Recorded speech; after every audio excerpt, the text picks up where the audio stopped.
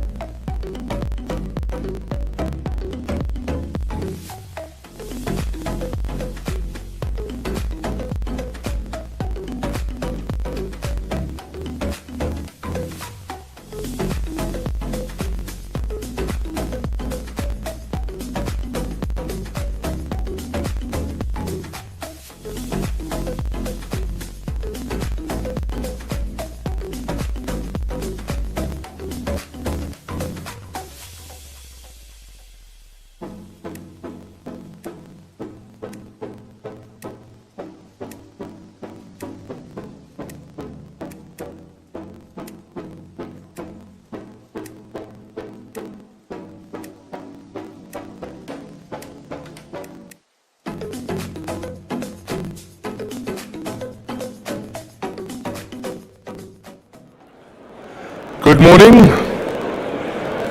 A very warm welcome to all of you to the 14th Oppenheimer Research Conference, this year themed Preserving Our Precious Planet. A special thank you to Nikki, Strilly, Jonathan and Carrie Oppenheimer for making this possible.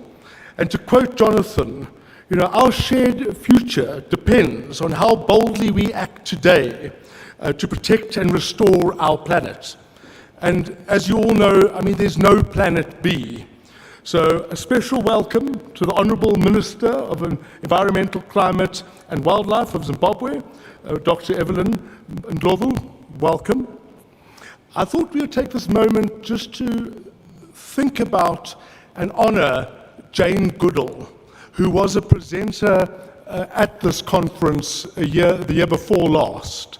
So just a moment to share a thought for her and the wonderful contribution that she made to science and our understanding of the animal world. Great. Before we carry on, a few house rules. Many of you would have downloaded the app already. We've got an email with the directions on how to download it. If you haven't, it's also in the App Store, ORC 25. You would have seen the emergency assembly point on the grass in front of the auditorium in the case, unlikely event of an emergency. There were also the medics, there's an ambulance as you walk in if anybody has any medical emergencies.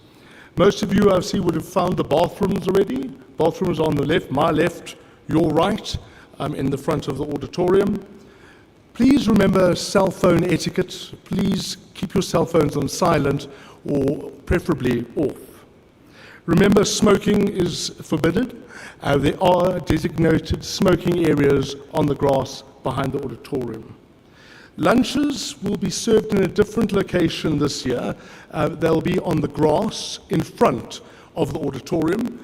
Please, you will note 3 exit points, 2 stairs going down onto the bottom, and then a ramp for those that need the ramp. Please use the recycling bins. We put a lot of effort to ensure that there's recycling from this conference, so please use those bins where possible. You will notice in your pack you were gifted with a mug. Please use that mug. You will see water stations at various locations along the auditorium. Please use the mug that's been gifted to you. Wi-Fi, those who need to connect, ORC 2025, and there's no password. Please do use the social media handles, Twitter, Facebook, LinkedIn. They're in the program. Please feel free to use them. As you know, this whole conference is live streamed, so please share that link with your friends who unfortunately could not be here. It's all on the Research and Conservation website, ogresearchconservation.org, and the whole program can be streamed from there. Just a reminder of the conference photograph at the normal place, just before lunch at 12:50, there from the pavilion on the grass in front of that. Presenters, please stick to time. We've asked that the chairs be very strict with time. We want to keep to a strict time schedule, and that all your presentations are loaded at the back before the session in which you are talking, and ensure that you are mic'd up, please, before that. You will also notice charge points at the back, so should you need to charge laptops, cell phones, please feel free. As I hand over to Nikki Oppenheimer for the introduction, I would like to express our gratitude and honor to Strilly Oppenheimer, who founded this conference in 2010. And many of you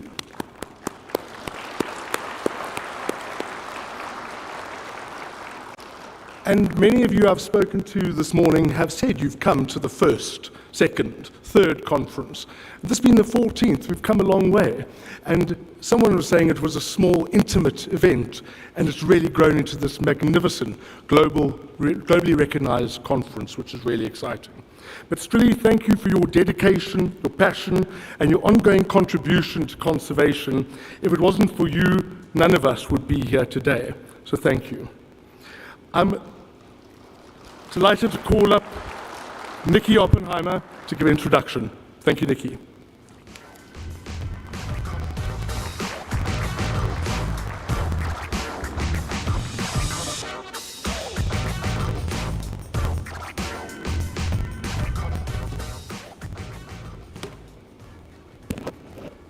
Well, ladies and gentlemen, can I echo Duncan's welcome on behalf of myself, Strill, who you heard about, Jonathan and Carrie, who are here with us as well.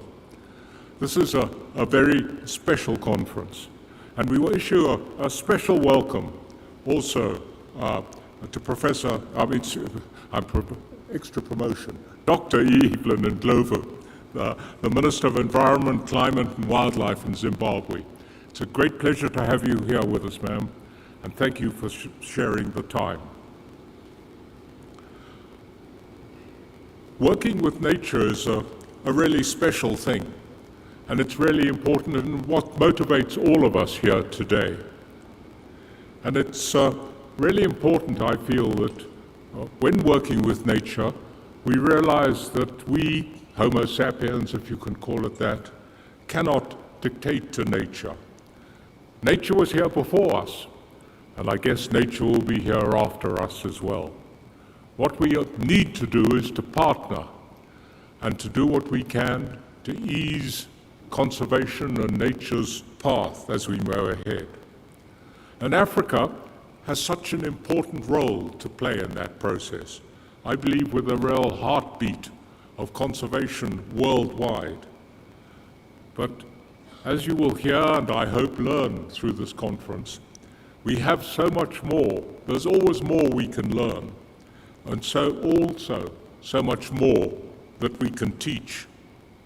And that becomes ever more important what we're doing, and particularly in the inexorable move to urbanization. People, when they move to towns from the country, forget about the country all too quickly. People in London think potatoes grow on trees. And it is incumbent on all of us who are committed conservationists to make certain that those people who now live in the concrete jungle, removed from nature, with their feet no longer on the grass, that we never let them forget that conservation of nature and nature itself is the most important thing in the world, and we must never forget that.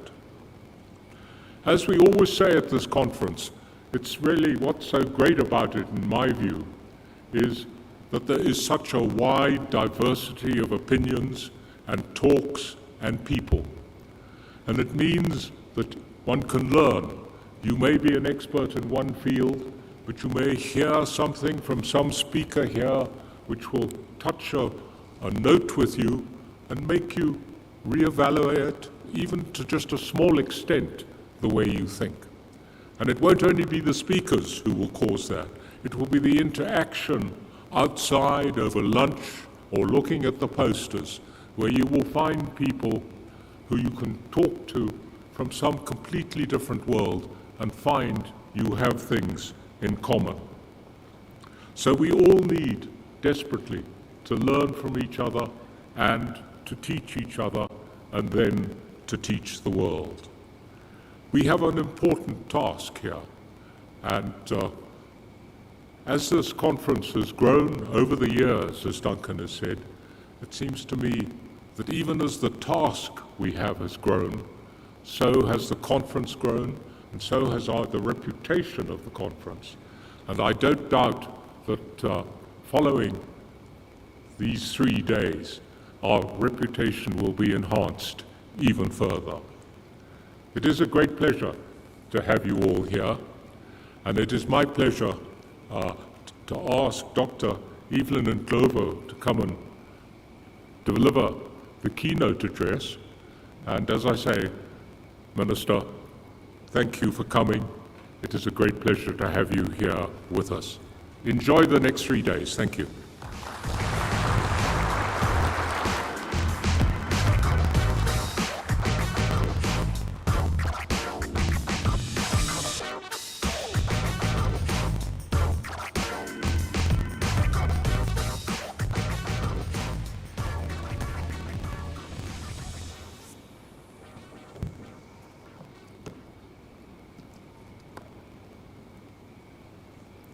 my God, I did not recognize that there are so many people here. A very good morning to you all. Distinguished host, Mr. Nikki and Mr. Jonathan Oppenheimer, distinguished scientists, colleague ministers here or online platforms, conservation leaders, friends,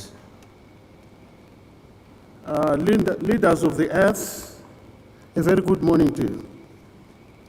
It is a privilege to be part of this 14th Oppenheimer Research Conference, a platform that continues to elevate Africa's science and Africa's solutions for global sustainability.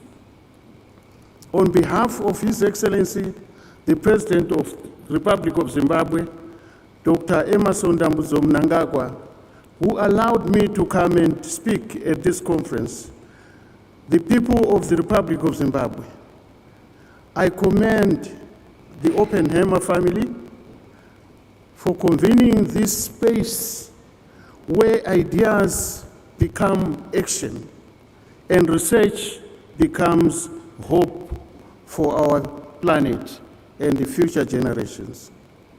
In Zimbabwe, we have long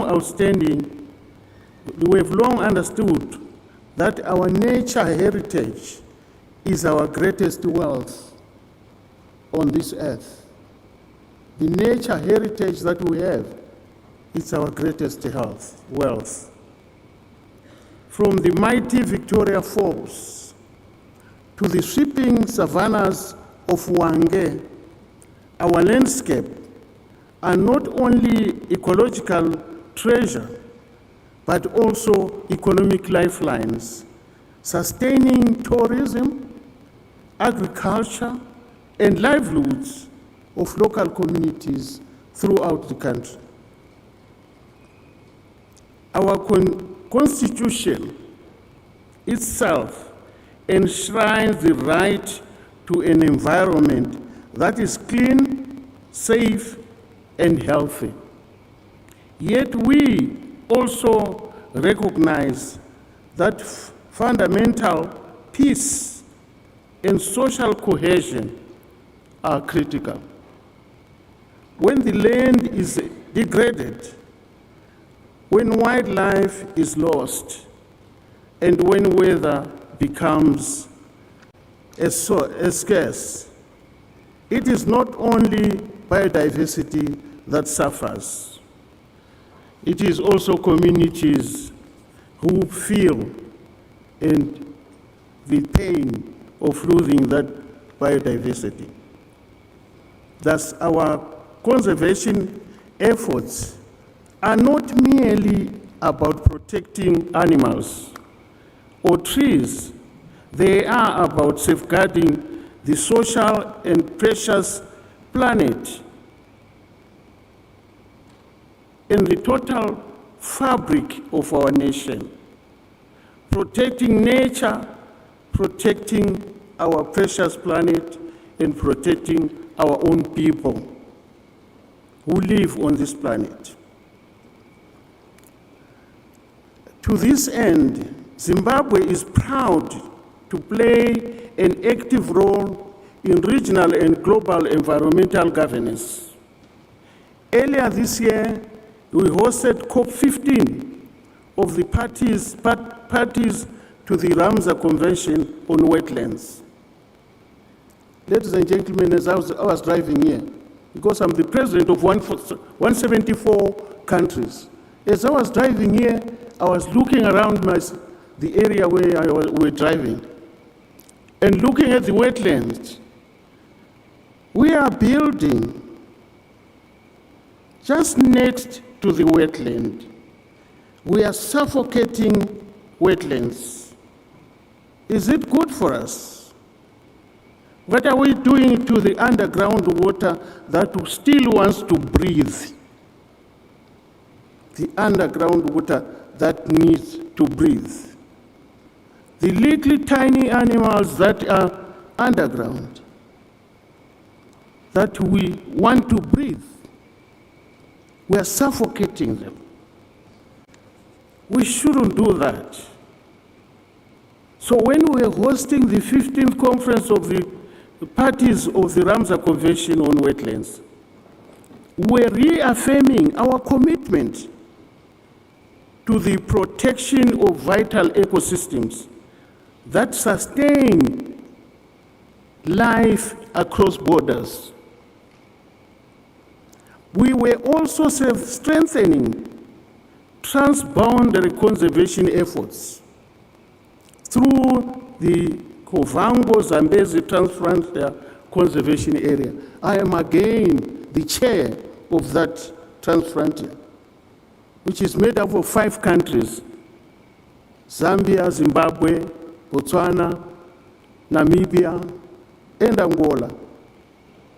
So we were reaffirming our commitment to preserve nature, to make sure that all living animals or species that are within that transfrontier have a free movement, have free access to water, access to food for their livelihood.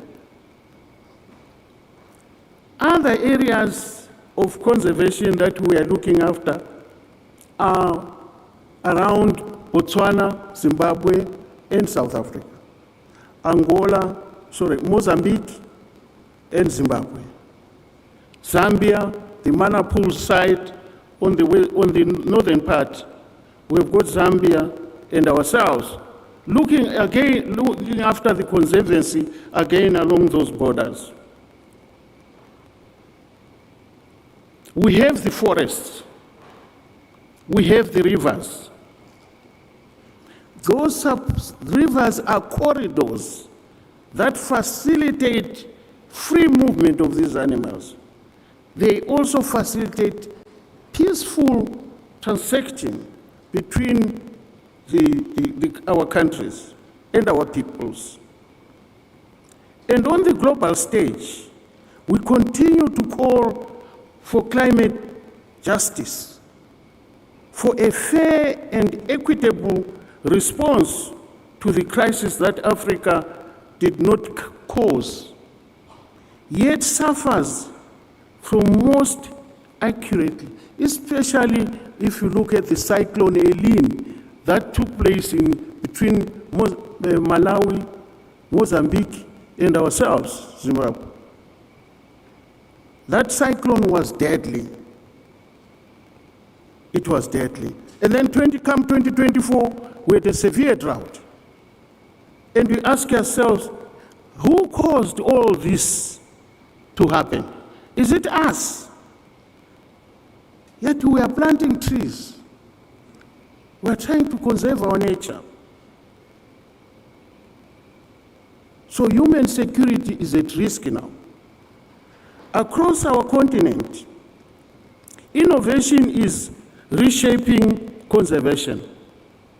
In Zimbabwe, we are combining traditional knowledge with cutting-edge technology to protect our ecosystem.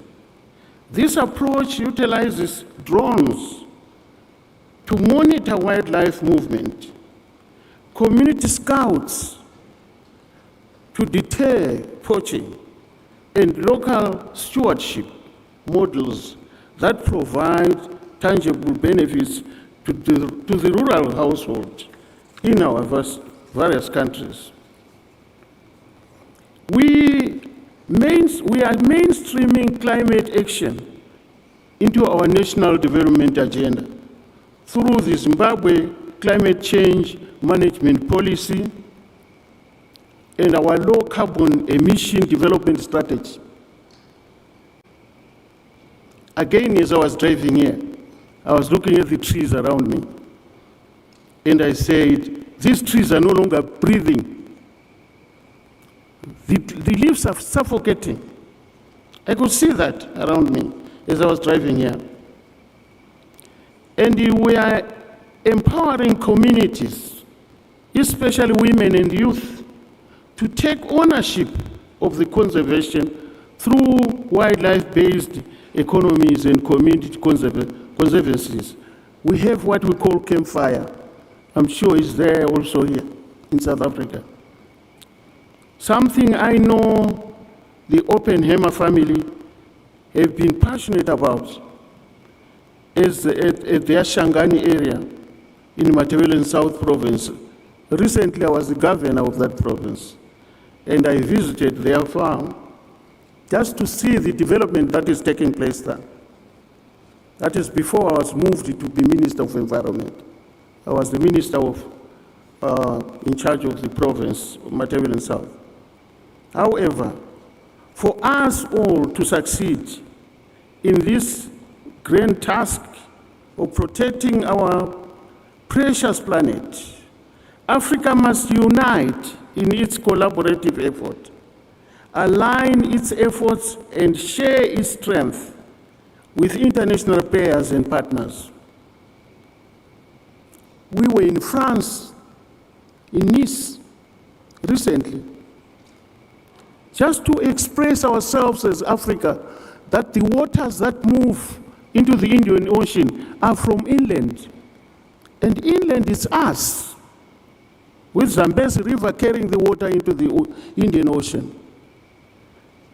It's us, with the Zambezi River getting water right from the Namibi Desert, moving right through Botswana into Zimbabwe, into Zambia, into Mozambique, into the Indian Ocean.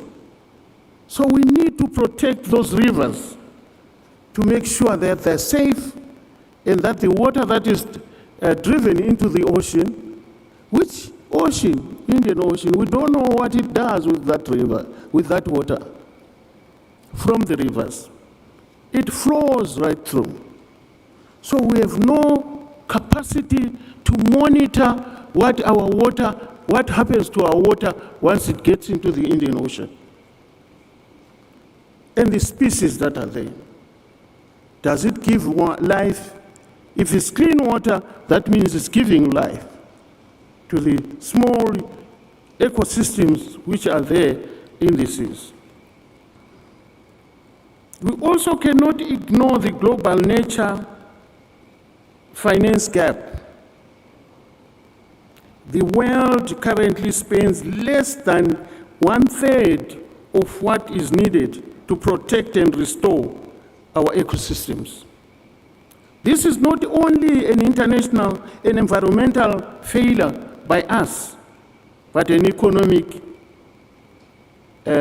miscalculation, because it will come back to us.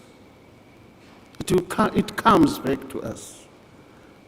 Without adequate financing, conservation becomes a form of charity rather than an investment, and progress will be fleeting if we don't become serious in terms of investment.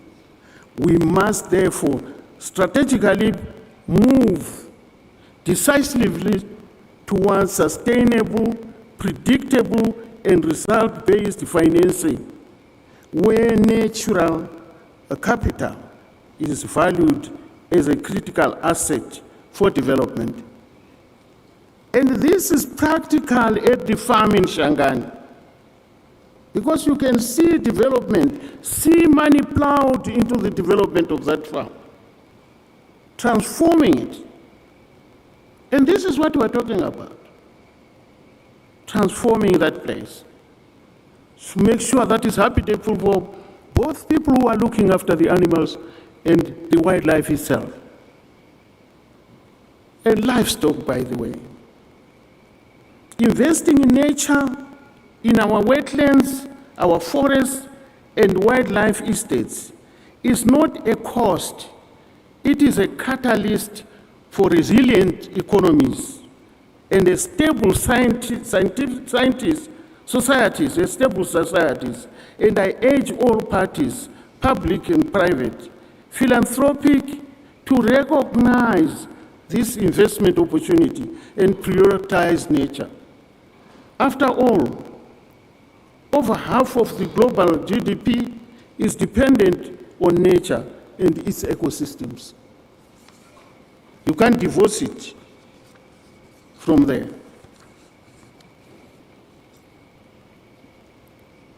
To us scientists, researchers gathered here, your work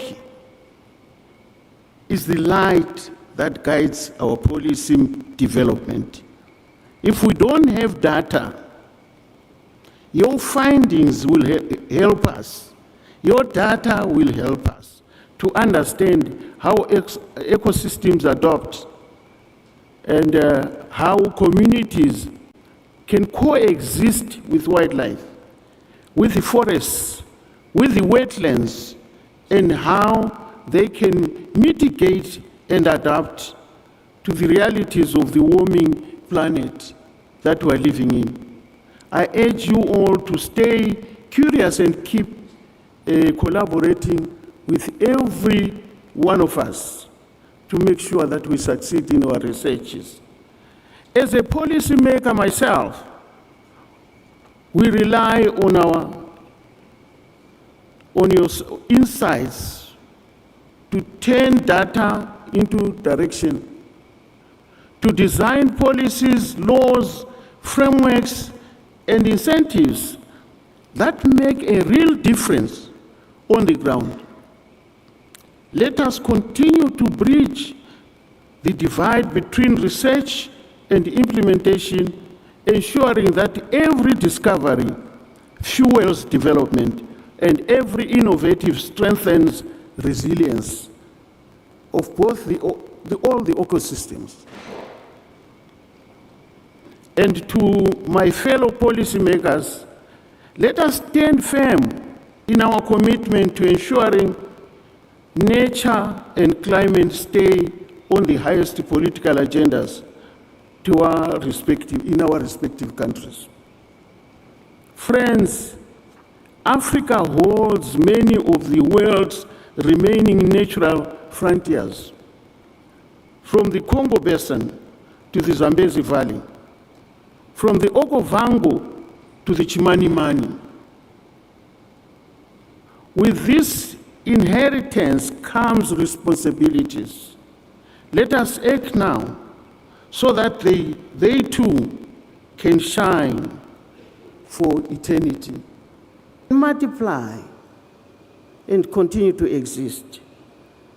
I thank Oppenheimer family, the research group that are doing a good job for us, the conservation I'm thanking them for research that they're in this particular conference that they're doing now,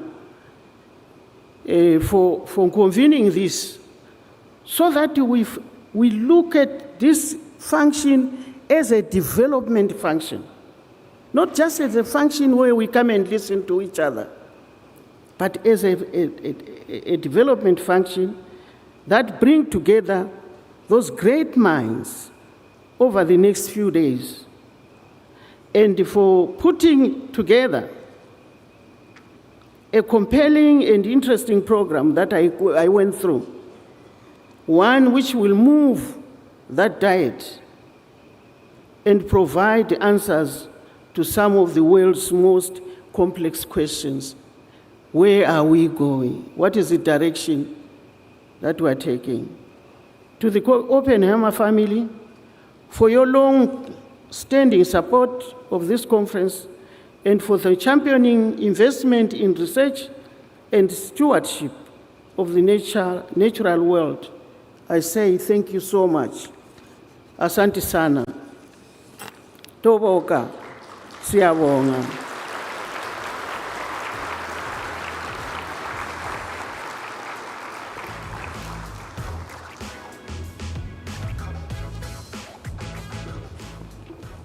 Thank you, Honourable Minister Ndlovu, for those inspiring words and that fantastic keynote address. It's my great pleasure to introduce our first plenary, Dr. Gladys Kalema-Sikasuka. She's the founder and CEO of Conservation Through Public Health. She's published over 60 articles and book chapters. In fact, 2 books. One is available outside. and that's called Walking with Gorillas, the Journey of an African Wildlife Vet. Her talk today, Integrating Health and People in Gorilla Conservation. Welcome, Gladys.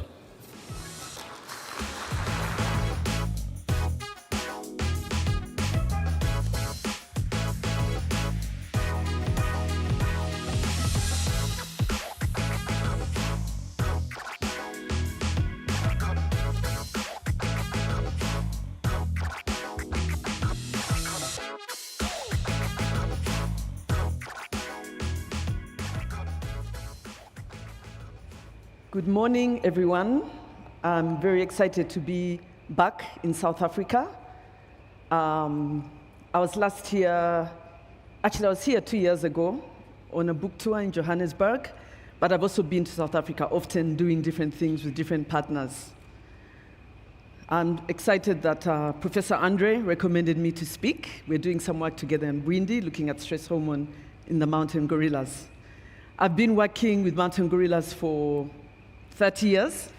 I started off as a vet student in 1994, and I'm going to talk about my journey, integrating health and then people in conservation. And because of our unique approach to conservation, we've been humbled to receive a number of awards, which are on the screen, and I'm happy to be a Nat Geo Explorer, and I know people from Nat Geo are here as well.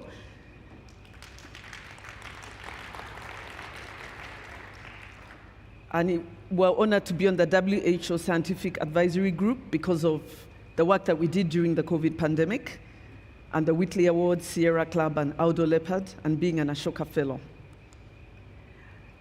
My presentation is a lot about my leadership journey. It's more of a personal story, and I hope you enjoy it. That's me. I think I was 5 months old, on my mom's shoulder. I was the last born in a family of 6. Which meant that I could do whatever I wanted, because by the time my parents had me, they said, oh, she can do what she wants, even if she doesn't earn enough money. Her older siblings can look after her. So I got to do this, and wildlife work doesn't really pay very well, as we know. But I've been fortunate that I come from such a family. My father was a government minister in the previous government, in the first government after independence. He became a minister in 1964. And he was asked by the then President Obote to lead delegations all over the world.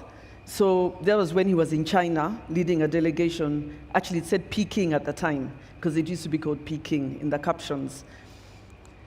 But sadly, he was one of the first people to be abducted by President Idi Amin in 1972. So that's one of the last family photos taken. And that's me as a baby. I was a baby in the photo. But we all grew up wanting to do something to continue our father's dream of a prosperous Uganda. Sadly, my mom passed on in August. She really encouraged us to follow our father's dream. She joined politics, and she supported me to follow my dreams.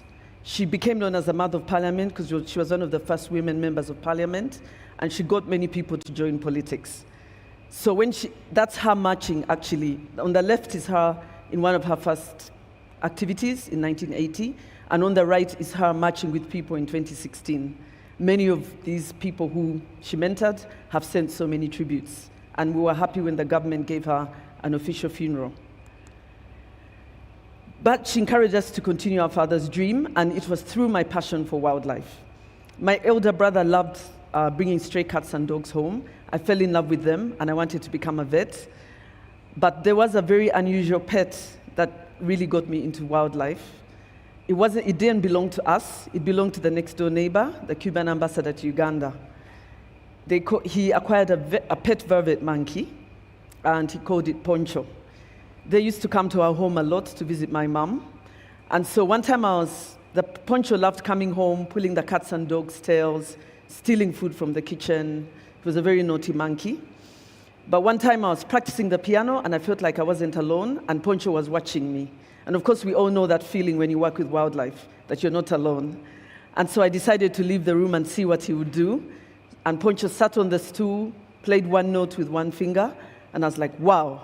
So not only do his fingers and fingernails look like mine, he can actually play the piano. So that's when I became really fascinated by primates. At the age of 18, I had the opportunity to revive the Wildlife Club in my high school in Uganda. This was a major turning point in my life.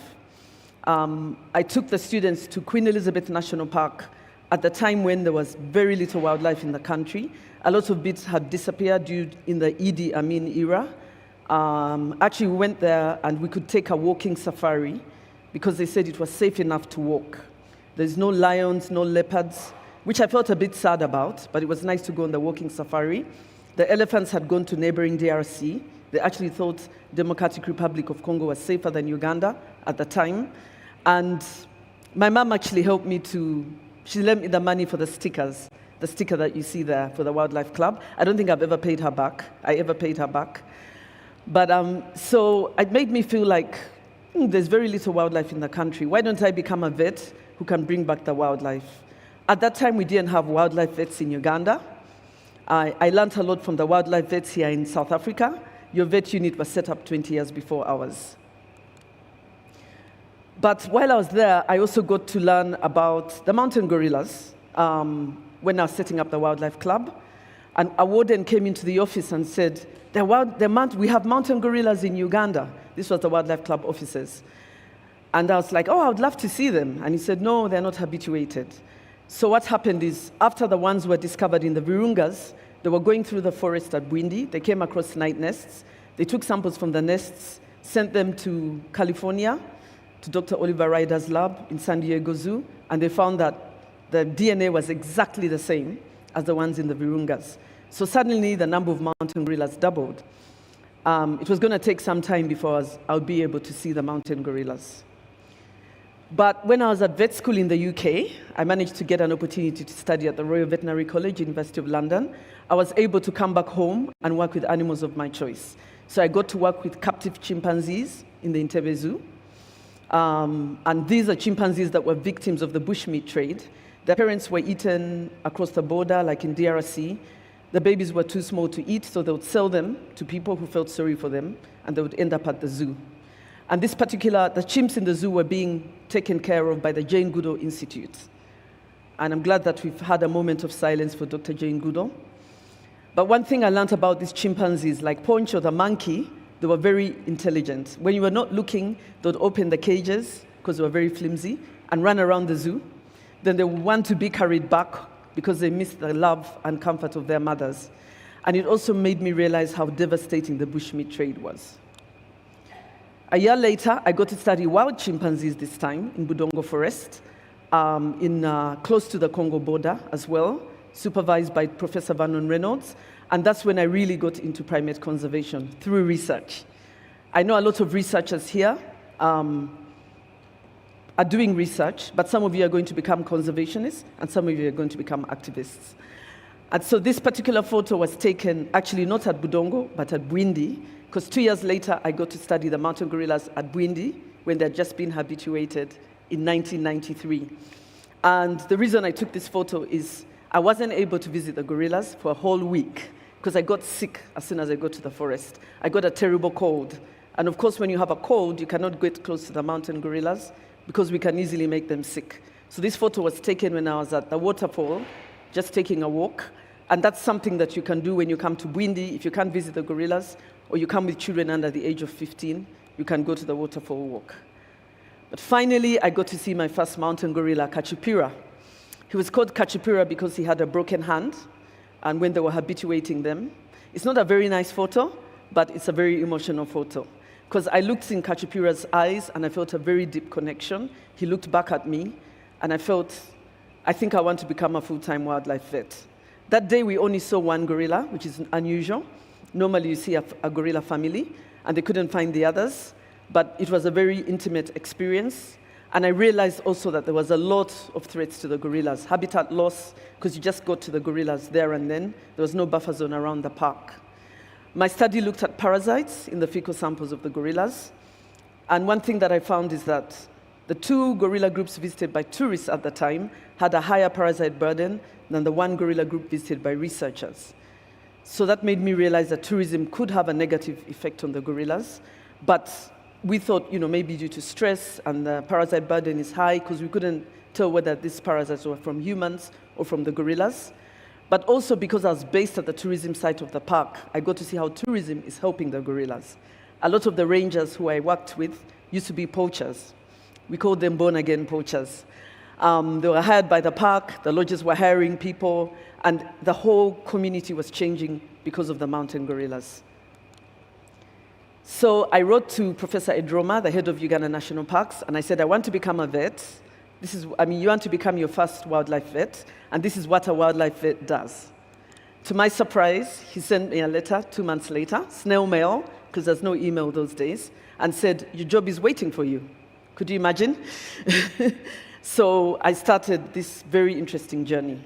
They had never had vets work treating wildlife in Uganda, so there was a lot of resistance whenever I tried to do an intervention, until we came to a conclusion with the conservationists and the wildlife managers that we will intervene with mountain gorillas if it's human-related or life-threatening. And so it was a whole journey of getting people to understand the importance of animal welfare within conservation and why we should intervene when it's human-related or life-threatening. And within 9 months of the job, the first case happened. It was a scabies outbreak. They reported to me that the gorillas were losing hair and developing white, scaly skin. So I contacted a human doctor friend of mine, who also went to school in the UK, and I asked her, what is the most common skin disease in people in Uganda? Because she had come back to Uganda. And she told me, it's scabies. And I was like, wow. She said, yes, because low-income groups of people in Uganda don't have inadequate hygiene, and they often have preventable diseases like scabies. So I took a bottle of ivermectin with me to Bwindi. It was a 10-hour drive. And we got there, and we went with Dr. Richard Koch from Kenya, who had come to help us to look at vet needs for the Wildlife Authority. It was being supported by World Bank. And we got there, and he had seen cheetahs in Masai Mara that were visited by very many vehicles having sarcoptic mange, or scabies, and those that were not were okay. So we thought if it's scabies, it could be due to stress. But we took the samples, the gorilla even was scratching even under the ketamine anesthetic, treated that particular gorilla with scabies, with ivermectin, and then the next day, the baby gorilla was dropped by the mother. And the baby gorilla died, but the mites were still alive, and was eventually traced to the people living around the park who have very little health care. We also had interesting cases like a rectal prolapse, and we weren't sure whether they picked up a human disease that caused the prolapse. Kahara recovered from the operation, and it made us really think, where could they be picking up these diseases? The gorillas once they get habituated for tourism, they spend a lot of the time outside the park because they're going to places they used to range before gorilla tourism began. And their habitat was cut. So they tend to go to people's gardens. They like to eat the banana plants. They actually like the moisture in the stem, so they destroy the whole stem, and which really upsets the people because this is their livelihood. And then they put out dirty clothing on scarecrows to chase away gorillas, baboons, and other wildlife. And that's probably how they picked up the scabies. And so that's when my One Health journey began. Being the only vet in the organization at the time, everyone turned to me and said I should start health education workshops in the local community to prevent the risk of human and disease transmission. So we developed these brochures with a designer from Kampala and went to the local communities to talk to over 1,000 people in 8 villages where gorillas are always coming out. And so we hosted a participatory rural appraisal workshop. I started off by telling them what the problem was, and I was about to tell them what the solution is, and the ranger touched my hand and said, let's hear what they have to say first. And of course, they had much better solutions than I was proposing for them. So that was a big learning experience for me as a young veterinarian who was used to solving people's problems. And a lot of what they proposed is what we used to start the NGO a few years later. A lot of people said that they wanted health services to be brought closer to them. If someone falls sick, they carry them over those steep hills to the nearest health center. There's hardly any transportation, and they have to drive 20 miles to get somewhere. They also wanted continuous health education, continuous being told. They wanted to have the same health education we did, and they wanted support to community volunteers who had gorillas away from community land At that time, we used to call them human and gorilla conflict resolution teams. These little boys were supposed to be in school, but they were herding goats outside the garden, just next to the gorillas. And as long as you have poor people, you wouldn't be, gorillas were always going to be compromised, and people were always going to suffer. So I did a zoo medicine residency in North Carolina, and I was able to work with captive gorillas in zoos, very sophisticated equipment. But I was also able to come back to Uganda and look at TB at the human-wildlife livestock interface. I actually worked with a vet from South Africa, Dr. Roy Benjis. While I was working as a first vet at the Wildlife Authority, we did a study, and then we went back and I did another study with students, and we found out that the cattle that were grazing next to buffalo had picked up TB, and then the buffalo had maintained the tuberculosis, and people were getting M. bovis by eating buffalo or drinking milk from cattle that graze with buffalo. We also found that in Bwindi Penetrable National Park, people had tuberculosis, but they were not getting proper treatment because the health services were not well set up, and some of them died during my study. And of course, if it spreads to the gorillas, you can't do very much. So all of these experiences led us to set up conservation through public health. The issue of habitat loss was always going to be there. That's Bwindi Forest. You get there and you find that the gorillas come out. People are only allowed to go in for tourism and research and multiple use. So that's one of the big threats. Poaching is another threat. Not so much for gorillas, because people in Bwindi don't eat gorillas. It's bad luck to look in the eyes of a gorilla, but they set snares for duiker and bush pig, and gorillas get caught in snares. This is one of my favorite gorillas. He was born the year that I started working at the Wildlife Authority. And this is a gorilla called Kanyonyi that grew up seeing tourists all his life. So when he became a big silverback, he used to like frightening them to see their reaction. And so it showed just how people and gorillas were really interacting. So we started CTPH in 2003, together with my husband, Lawrence Ziksoka, and another third founder member, Stephen Rubanga. We started CTPH to prevent disease transmission between people, gorillas, and other wildlife. And over here is the view that you get at our organization office. And inside here, you don't only have gorillas, but you have chimpanzees, elephants, pangolins, over 200 species of butterfly, 300 species of birds. And it's a very important water catchment area and climate modulator. We have 3 integrated programs: wildlife conservation with a focus on gorilla health, community health, One Health, looking at the health of people, animals, and the environment together. And later we started alternative livelihoods to support the coffee farmers around the park. So we train rangers to monitor the health of the gorillas. They collect fecal samples from the night nest every month from all habituated groups. Now, as I speak, there's 28 habituated gorilla groups in Uganda. We built a gorilla health and community conservation center with funding from TASC. The first photo shows the US ambassador when we built our first temporary gorilla research clinic. And Stephen, our third founder member, is training students from UK, looking at stress and parasites in the gorillas. This happens often. This is outside the park. They love to eat the bark of the trees that people are asked to plant, and so they also get upset about it. The gorillas share water sources with people and their livestock, so giardia can easily spread between people, gorillas, and wildlife, and the livestock, and we do a lot of comparative disease investigations. And what we find is that as people are getting healthier, gorillas are falling sick less often from diseases in the local communities. We also work with community animal health workers to do these studies, and we did find that the areas where we had community conservation health workers, there was less giardia, and we thought that this intervention was preventing disease transmission between people and gorillas. This was published in Frontiers for Public Health. But this is something that happens even now. As the human population growth increases and the mountain gorilla numbers increase, there's even more and more human-wildlife conflict. So these gorillas leaving the park to go into community land.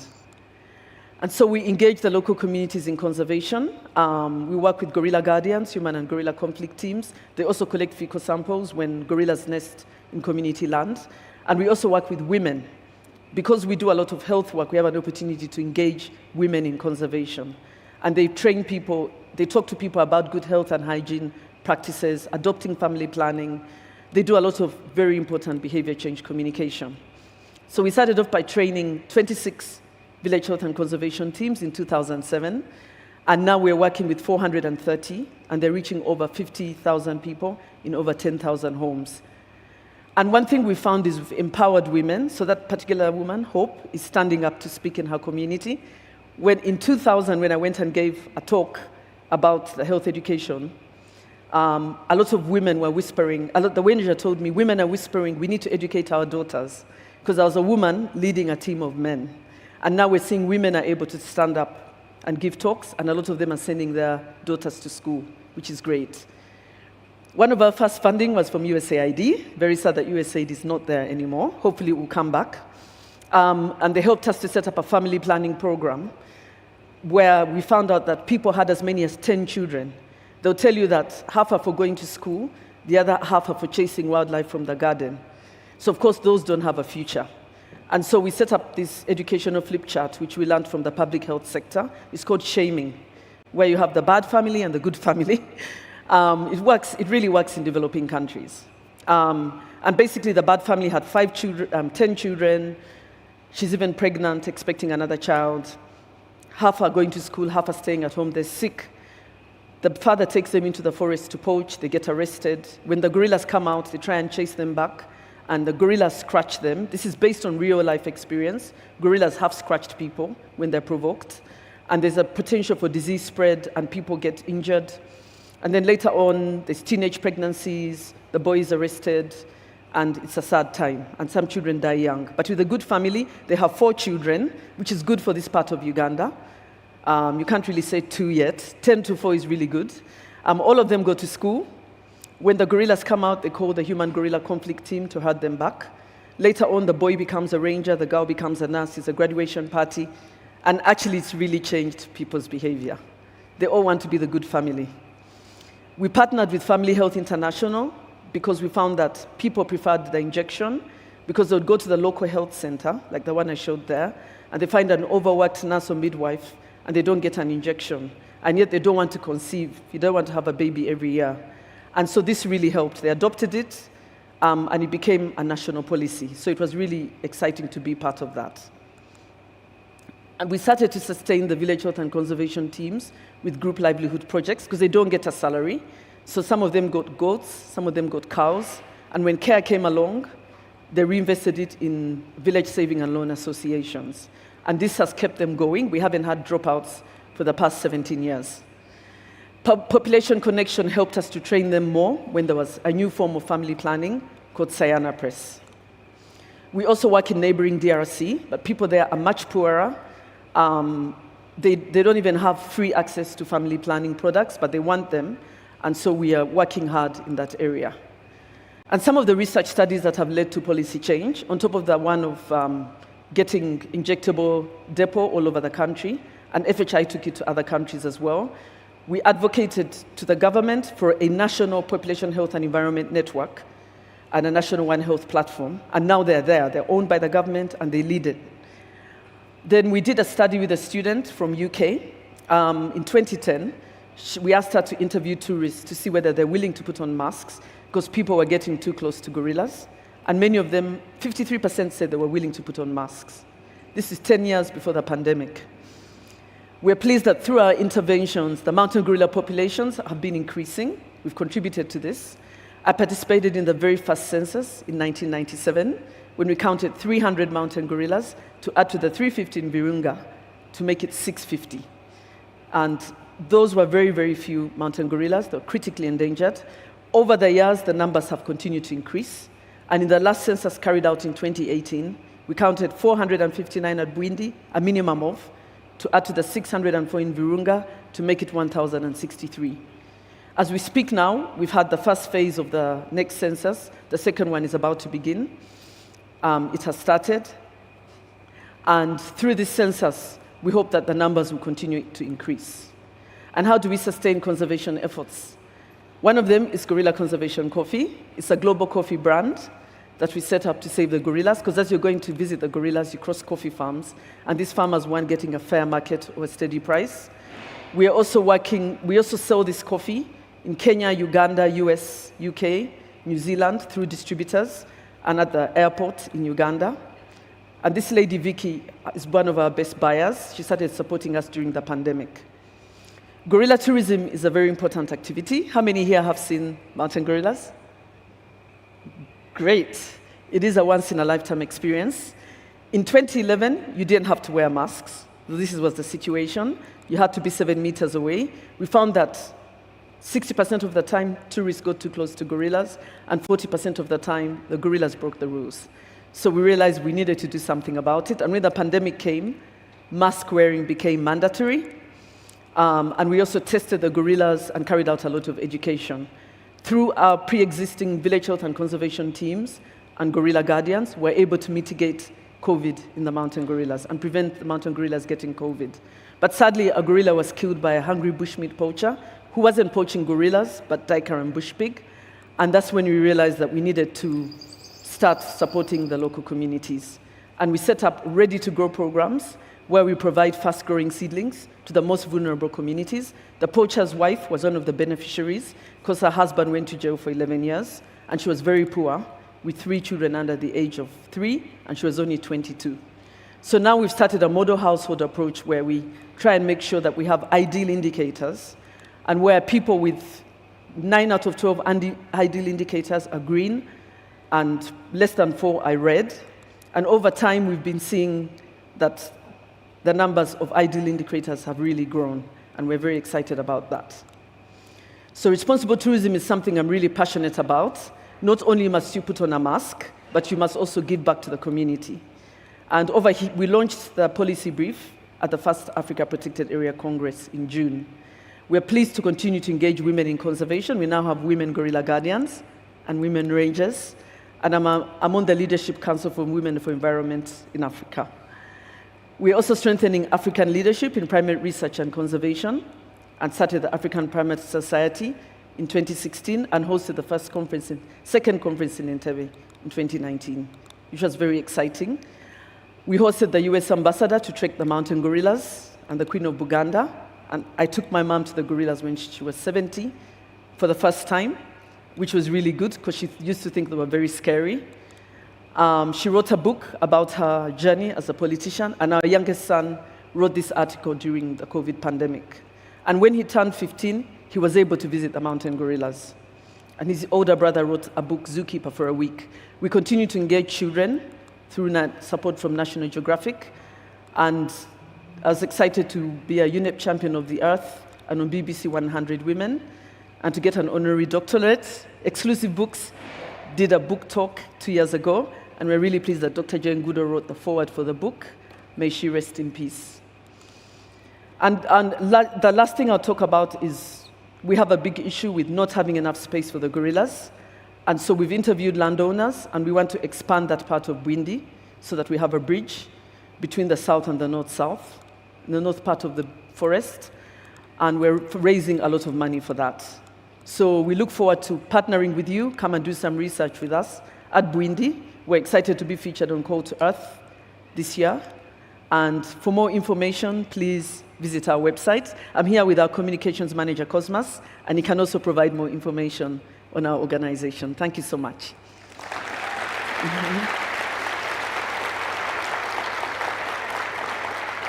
Thank you, Gladys. I think we have time for one quick question. Anyone? No? Well, thank you very much, Gladys. Fantastic presentation. Okay. Thank you. Thank you. Our next speaker is Professor Andrew McKechnie from the University of Pretoria's Department of Zoology. He's also the chair, Conservation Physiology Chair at SANBI, and his talk looking at climate change and birds. Thank you.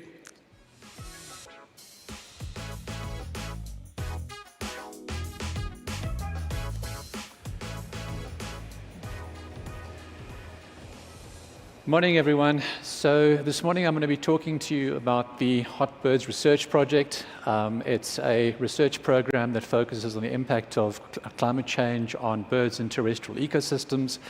It's one that I've been co-leading for the last 16 years with Susie Cunningham at the University of Cape Town. My goals today are really threefold. I want to give you a brief progress report for the last 16 years. I want to give you a sense of where we are currently and the current state of avian biodiversity in light of climate change, and then also give you a sense where we'll be going in the next couple of years in terms of the questions driving our research.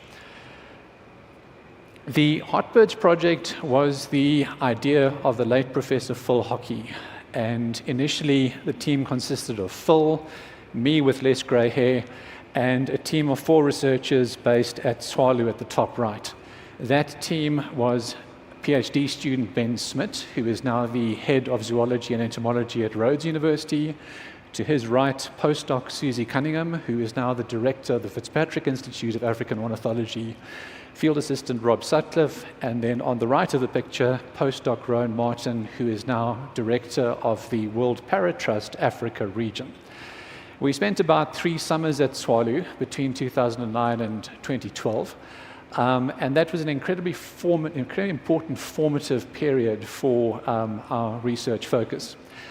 The reason we did not stay on at Tshwalu after 2012 was because it was not hot enough. Now, I do appreciate that's not a statement you hear very often, but the reality was that we needed a study site where air temperatures regularly exceeded 40 degrees, which is the approximate daytime body temperature of birds. And so we decided to move further west into a hotter and drier part of the Kalahari. But I will come back to Tshwalu at the very end of this talk. 16 years later, this is what the Hot Birds Project team looks like. This was a couple of weeks back when we had a workshop in the Lowveld, and this is the team as of October 2025. The way I'm going to structure this talk is by initially focusing on the 2 disciplines that form the basis or the foundations of the Hot Birds Project, behavior and physiology. I'll talk about those, how those have developed. Starting in about 2018, our work became increasingly interdisciplinary, thanks in large part to the work that Shannon Conradi has been doing, which you'll hear more about on Friday. And then at the end of the talk, in the second part of the talk, I'm going to try and tie this all together in the concept of landscapes of heat, which is really very much where our research is at the moment and where we see ourselves going in the next couple of years. Let's start on the behavior side. One of the very first lessons we learned was that hot weather negatively affects reproduction. Susie worked on southern fiscals in Tshwalu back in those early days, and one of the things that she found was that growth rates of fiscal nestlings early in their life was greatly reduced by hot weather. So this relationship that I've indicated with the red ellipse shows how growth rate in 6-day-old fiscal nestlings declines as a function of air temperature. In the upper 20s, they're averaging around 40% growth per day. By the time they get into the upper 30s, that's declining by, well, right down to about 10%. Now, the big problem, the older nestlings seem to be a bit more resilient. At the bottom here, you've got the dashed line for 10-day-old nestlings and the solid line for 14-day-old nestlings. So it's mainly during that early nestling stage that you see these negative effects of high temperature. One of the reasons this is a problem for the fiscals concerns nest predation. And the longer they're in the nest, the more likely they are to be eaten by nest predators, and the slower their growth, the more extended that vulnerable period in the nest becomes. So this was really our first major lesson about how hot weather affects reproduction in birds. Hot weather also influences offspring quality and the likelihood of offspring going on to become adults and successfully breed themselves. Just how severe those effects can be became apparent from work that Tanya van der Ven did for a PhD at Kuruman River Reserve, just west of Van Sailsrus. On this graph, you've got the fledgling body mass of hornbills, so young hornbills when they leave the nest on the y-axis, and on the x-axis, we have the average daily maximum temperature during their nesting period. And you can see there's a very strong effect on fledgling mass. Under cooler conditions in the lower 30s, they're leaving the nest weighing 210, 220 grams, so pretty similar to adult birds.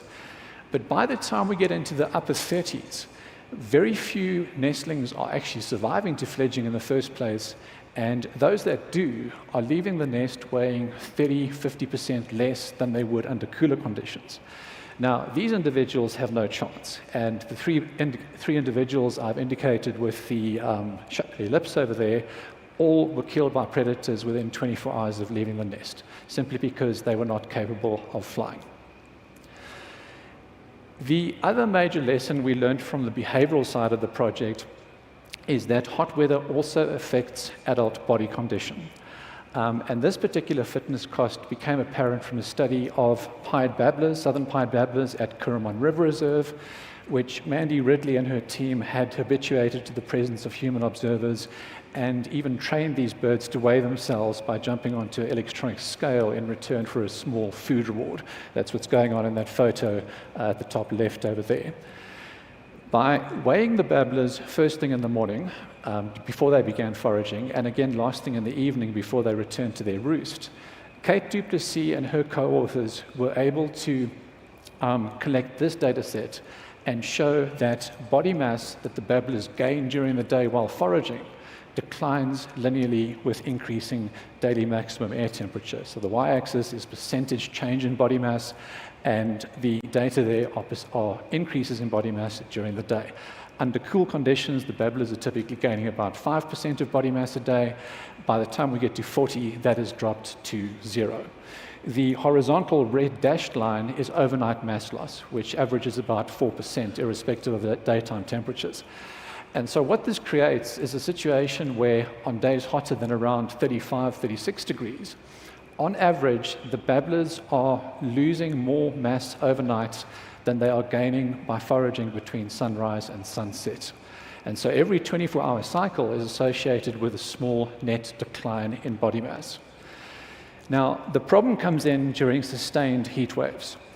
If a bird is losing 4% of body mass every day, it's not going to be that many days before it gets into serious trouble.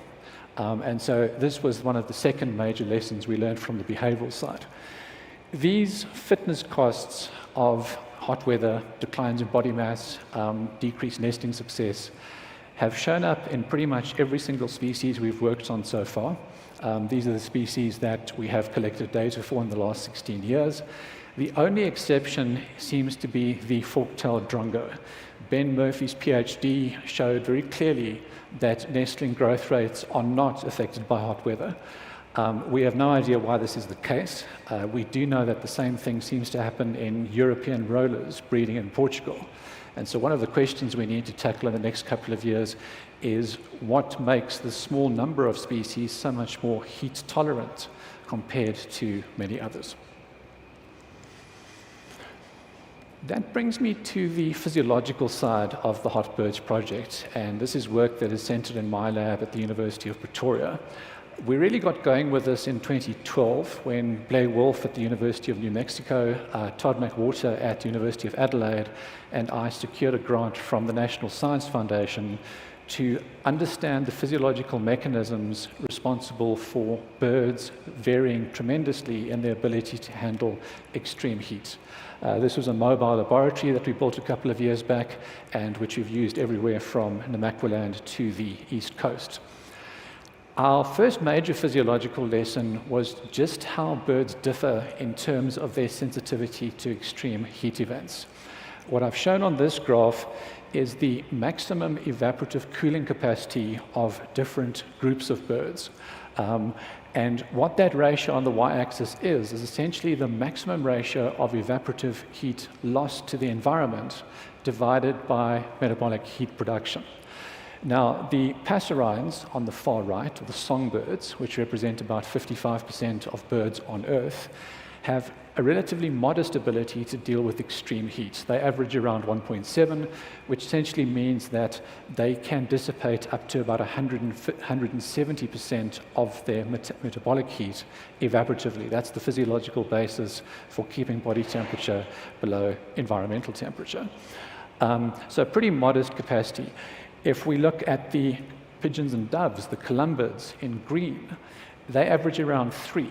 So they're much better equipped to deal with extreme heat than the passerines are.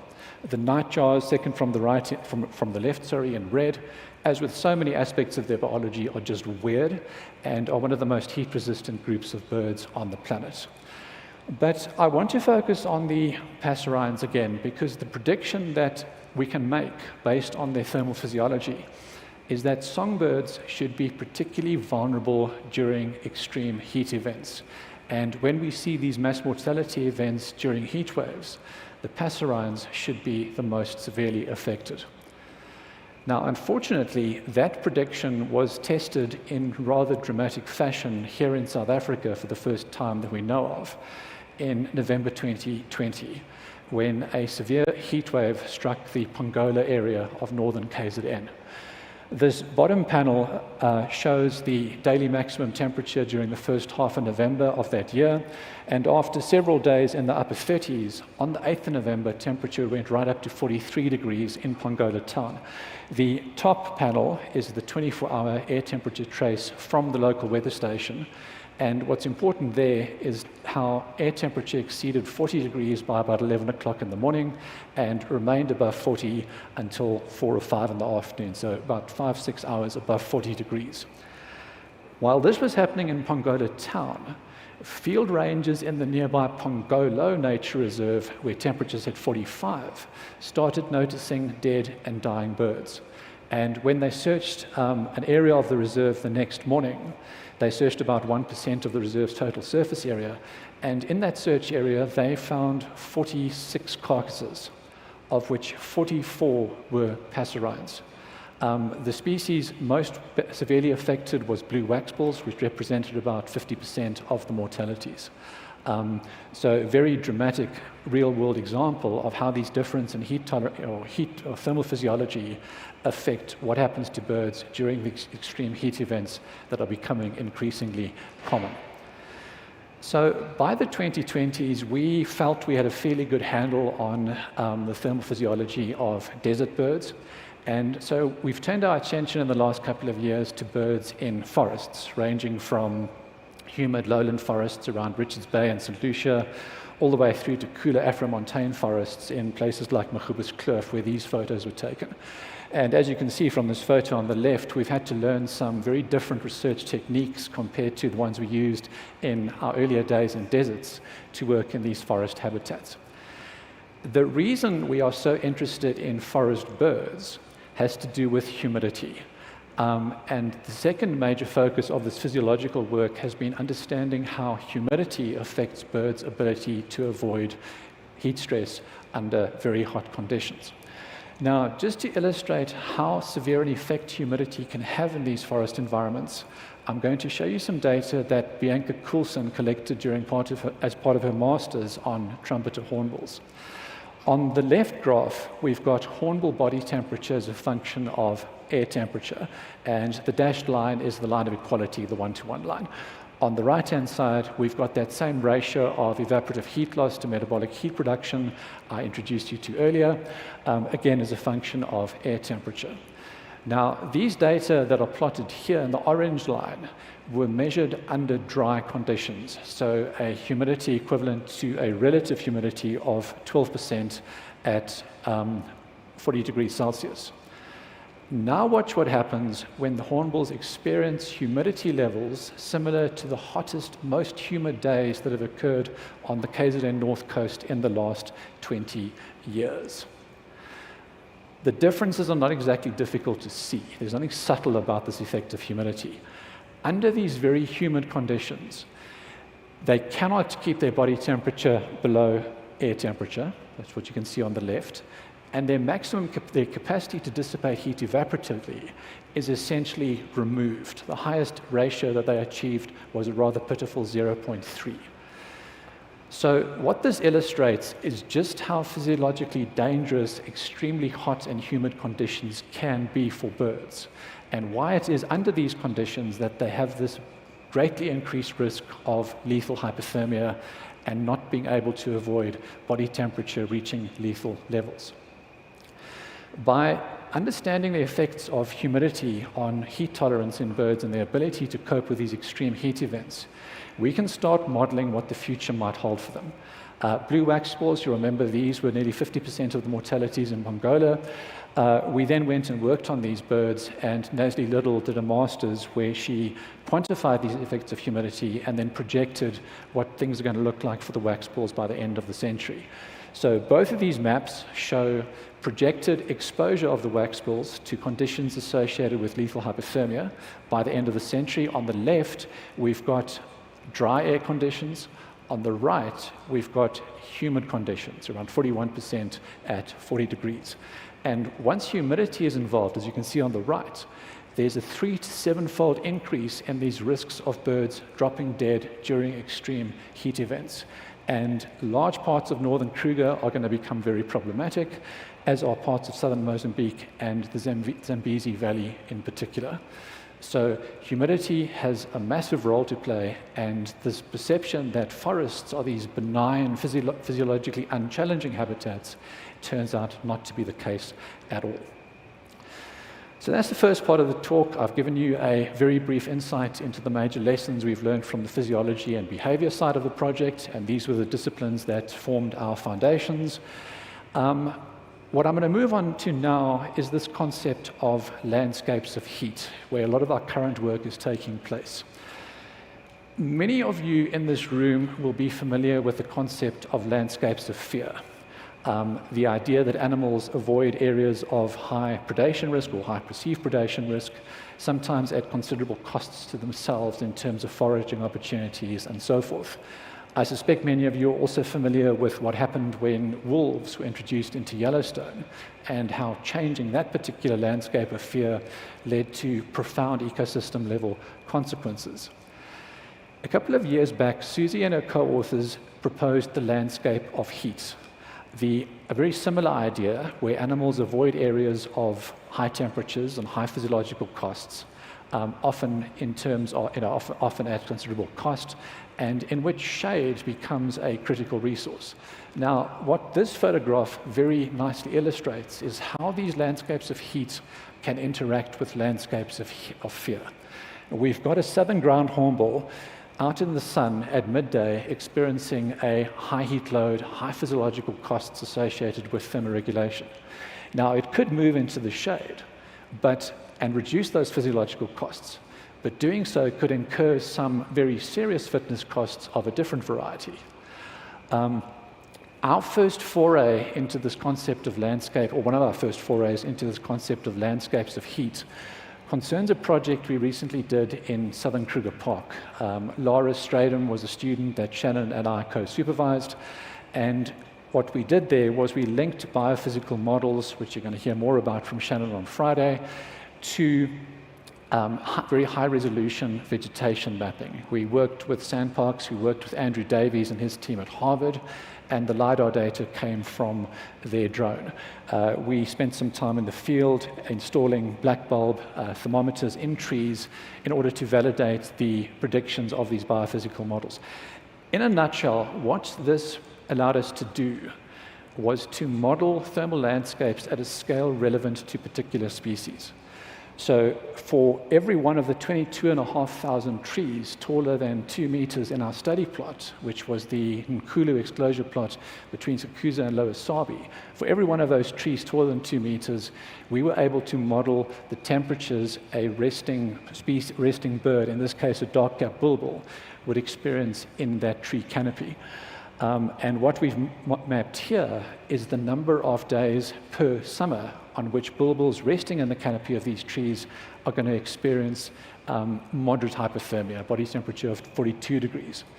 If you look at this inset, so the inset on the left, center one in the middle, you can just, on the far left of that, start to make out the individual trees that line the Sabi River, the big jackalberries, the big sausage trees, and so forth. And you can see how, under current conditions, the canopies of those trees are cool enough for the bulbuls to avoid moderate hypothermia on more than 3 or 4 days per year. During the study period, we estimated that 98% of the trees in this exclosure plot provide canopies cool enough for bulbuls to avoid hypothermia on more than 10 days per summer. When we reran this model for the end of the century, the picture changed dramatically. And that percentage of the trees that provide cool enough conditions for the bulbuls dropped from 98% to just 3% under a business as usual RCP 8.5 emission scenario. And so this work has probably been the biggest conceptual step forward we've taken in the last couple of years, because it's given us this ability to model landscapes at the scales relevant to particular species and analyze how those thermal landscapes, those landscapes of heat, are going to change going forward into a hotter climate. Now, these changes in landscapes of heat have the potential to drive fairly large-scale community restructuring and shifts in ecosystem function. I'll give you a very simple example. Let's imagine a system where you have a gabar goshawk that is preying on bulbuls and emerald-spotted wood doves. We know that passerines are very heat sensitive. We know that doves are very heat tolerant. So under current climate, we might have a situation where predation pressure on these two species is approximately equal. Under hotter future climates, however, where thermal landscapes have changed much more quickly for the bulbuls, and heat-sensitive species are being lost from landscapes, predation pressure on your remaining heat-tolerant species are going to be much higher. Of course, the thermal physiology of the predator is also going to be a big part of this. But the point I'm trying to make is that changes in thermal landscapes differ between species depending on their physiology, their behavior, and those differences are going to have some very profound implications for avian communities and other animals in coming decades. We have also been asking whether it is possible to modify thermal landscapes for highly threatened species. We've been working on red larks outside Aggeneys for the last couple of years, very threatened endemic lark species. They eke out an existence on these red sand dunes without ever drinking water. We know that they are one of the species in which high temperatures do drive these declines in body mass. And so late last year, an honest student in my group, Anton Schultz, went out to the site and deployed some very basic shaders, basically pieces of irrigation tubing that we'd cut into 1 meter sections, and asked the question, will red larks in this landscape use the high quality shade that we've provided in this way? The quality of this shade is much higher than you're going to find under the shrubs that make up the vegetation in this landscape. It took the red larks a while, but they did eventually start making use of the shade. This was one individual that began foraging in the shaders. Other species loved it. Fawn-colored larks were there very quickly. They would sometimes spend the entire day in the shade. And so this study, simple as it may seem, does at least support this idea of potentially manipulating thermal landscapes and buffering threatened species from the costs associated with very hot weather. The final take-home message I want to leave you with is that in terms of the impact of climate change on birds in South Africa and globally, things are getting real. At the very first of these conferences in 2010, I gave a talk on how increases of these heat-associated mortality events, how the risk of those mortality events was going to increase. And I remember someone coming up to me afterwards and telling me that I sounded like a prophet of doom. 15 years later, to be quite honest, I'm beginning to feel more like a chronicler of doom. We're seeing an increasing number of papers appearing with titles like these, reporting large declines in bird populations, even in intact habitats with a negligible human footprint, other, of course, than climate change. This paper at the bottom right came out within the last 2 months. The authors found declines of 25 to 30% in the populations of tropical birds that were attributable to intensification of extreme heat events. And what they also found was that passerines have been showing larger declines, more pronounced declines than many non-passerines, just emphasizing the importance of that physiological understanding for predicting global changes. To wrap up, I'm going to come all the way back to Tsalu, which, as you'll recall, was not quite hot enough for our liking back in the early days of the Hot Birds project. This was a conversation that part of a conversation that Ben Smith and I had in December last year, when Tsalu had several days above 40, reaching a highest of 43.4 degrees. And as Ben says, just imagine where we're going to be in another 15 years' time. On the right, at the same time, this was in December last year, these were the temperatures in the recorded maximum air temperatures in the Lowveld. If you can't see the numbers from the back of the room, Palabora was 45, and essentially all of northern Kruger was either 45 or 46 degrees. 25 years ago, I had to go to the Sonoran Desert in the US to experience temperatures like that. And with that, I will thank all of you for your attention, and I will thank the various organizations that have contributed in a multitude of ways to the success of the Hot Birds research project over the last 16 years. Thank you. Great, thanks, Andrew.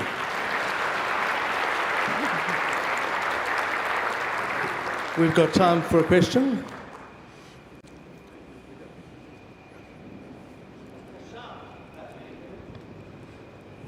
Hi, thanks, Andrew. Duan Beck's question, what's your sense, or have you thought about or modeled the inverse relationship between temperature and humidity that's well established? How would that play out in especially forest systems? Thank you. Okay, so a lot of areas are going to get drier. I mean, there's no question about that. But I think what you're going to see during the wet seasons is that humidity is going to increase as a consequence of air temperature getting higher.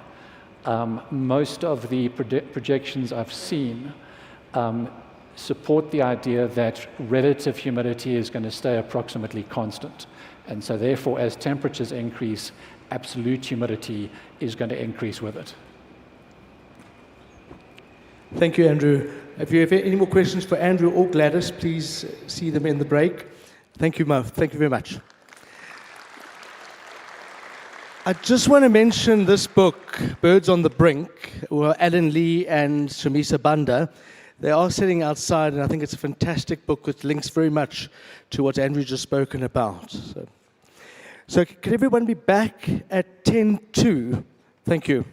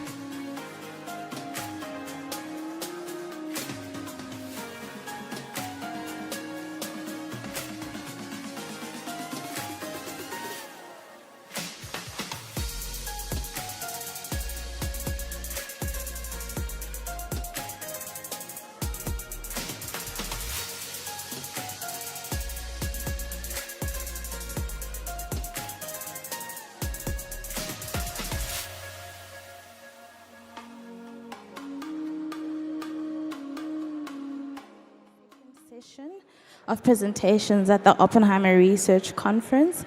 I'd like to ask everyone to settle down before we get going.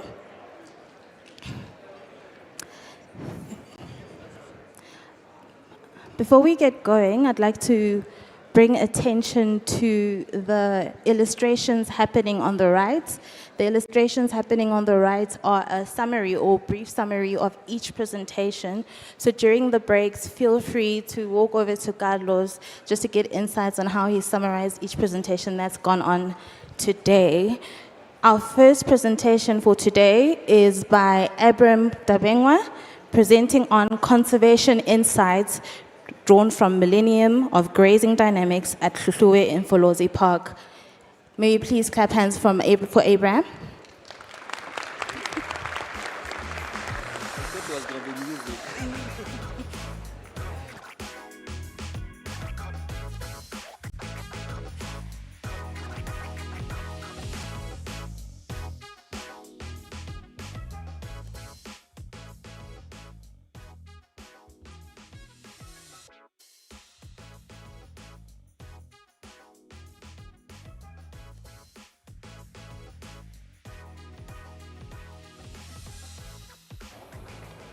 Good morning.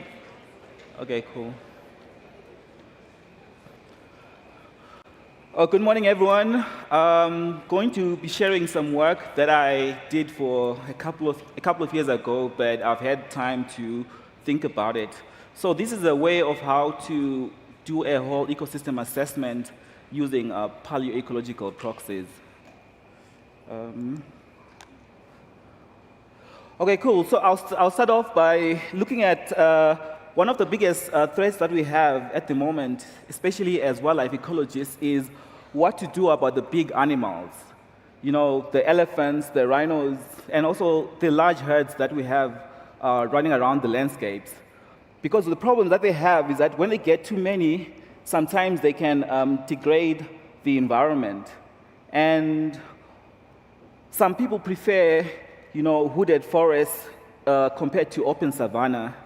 And the other threat that we have is that these animals are also being poached, especially the rhinos, the elephants, and also there's this wildlife snaring that's been going on. While we're at that, we still have the problem of climate change. And one of the current solutions that we have is like, how do we trap carbon from the atmosphere? And forests have been proposed as one of the solutions. So you see immediately that large animals are actually competing for ecological space, for solutions, and also for resources with us as we go into the future. So today I'll be focusing on Hluhluwe and Mfolozi Park, where we've got one of the healthiest surviving white rhino populations in the world. So in the map, you see at the bottom is the distribution of white rhinos in Southern Africa. We do have a population in East Africa, it's not shown in here.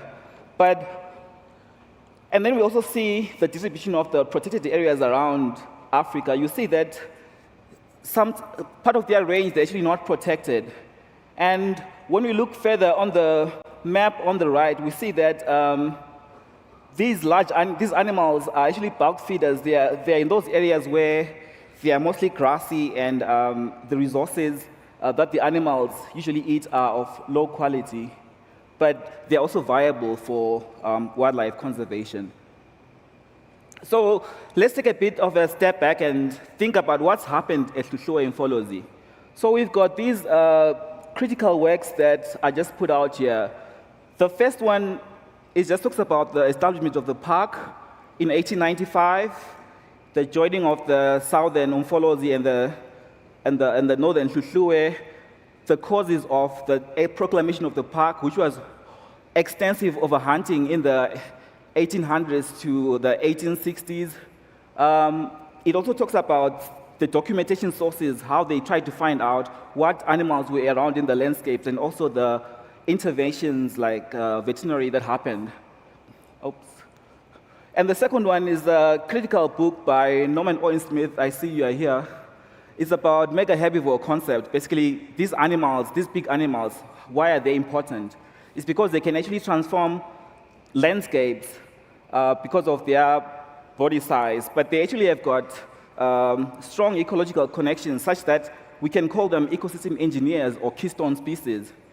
And the most critical thing that came out of this book was the idea that in the late Pleistocene, like we can think about maybe, let's say roughly about 80,000 to about maybe 12,000 years ago, we lost a lot of animals, like especially herbivores, but in other continents, but in Africa, there's an idea that we actually retained a lot of our animals because of these mega herbivores that managed to hold on and provide critical habitats for other animals. And then, of course, there is the recent, well, it's not the recent, but this integration of the work that's happened in Hluhluwe, which talks about the consumer ecology, like the role of fire, the role of herbivores in terms of controlling the ecosystems. They talk about the critical thing, grazing lawns, which are these heavily grazed parts of the landscape which support the herbivores. And also they talk about the functional ecology. But we also know that in Hluhluwe, there's also a history of Iron Age of human occupation since like AD 400. So there is this critical work by Martin Hall. But what I want to talk about here is like the connection between grazing lawns and white rhinos. Because we do not have a long history of, are these grazing lawns recent, or did they just develop recently at Hluhluwe? For that, we have to go into the past. And then we already talked that in the past, there's been evidence of extinctions of herbivores. So the current crisis that we have now, some of them have got parallels that go in the past, where human beings have been involved. And one of the critical things that's lost during these extinctions is the resources. In this case, if you think about the grazing resources, they can get severely degraded. And there is a paper that came out suggesting that even in landscapes with heavily grazed landscapes with white rhinos, they actually cannot have an impact on the ecosystem. But can we find more? So paleoecological proxies can allow us to actually go back in time to, to use like for instance, with microscopic sporomyela, we can find out about grazing intensity or herbivore biomass. With phytoliths, we can look about like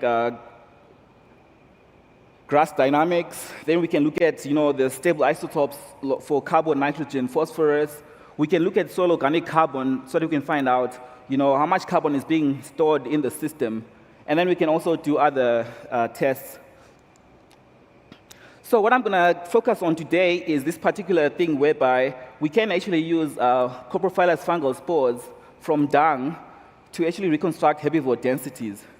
And how it works is that, we've got a suite of coprophilous fungal spores. Some of them are specific to grazers or herbivores, and some of them are not. They're just generalist, but they all co-occur and can be used.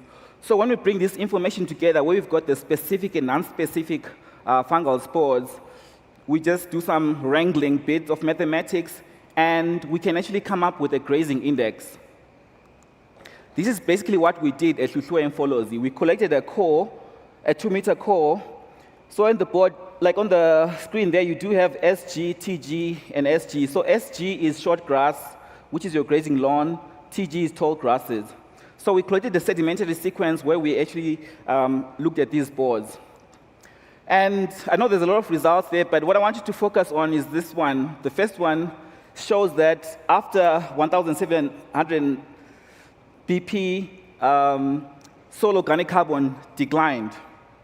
Next, we see that during that time of decline, carbon-nitrogen ratio was low, which means that the food might have been palatable. Critically, we see that soil erosion increased after that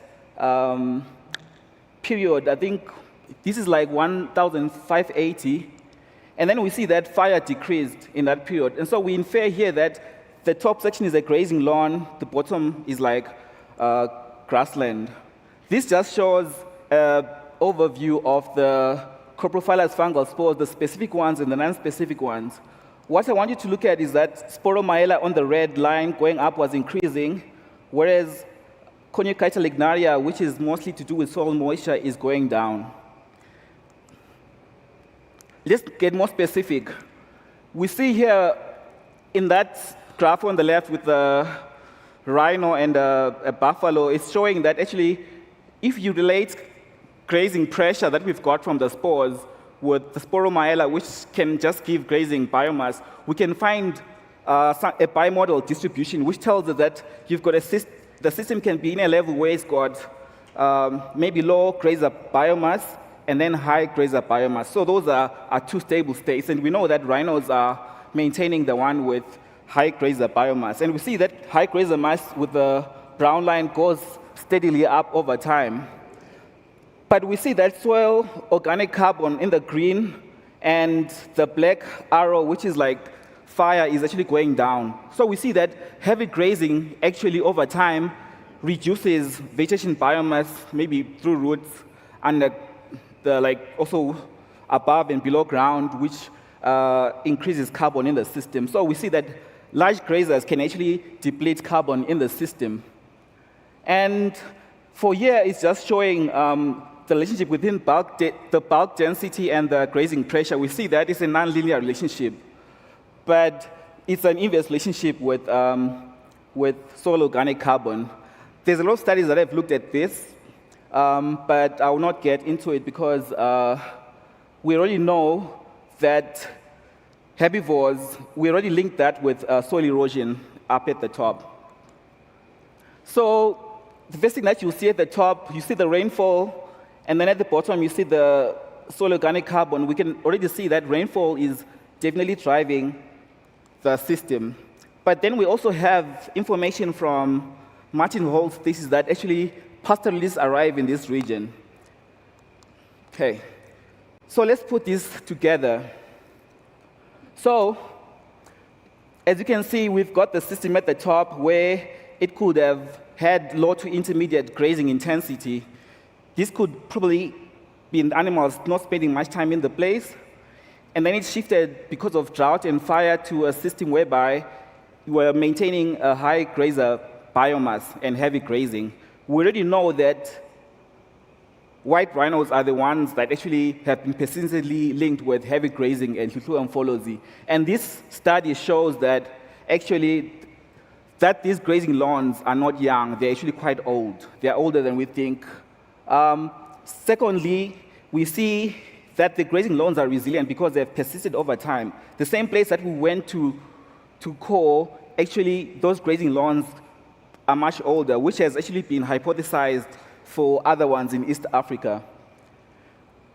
Although we are uncertain about, because one of the things with fungal spores is that we cannot differentiate between domestic grazers and wild ones, so it's still a bit iffy. So at the moment, this is where we are.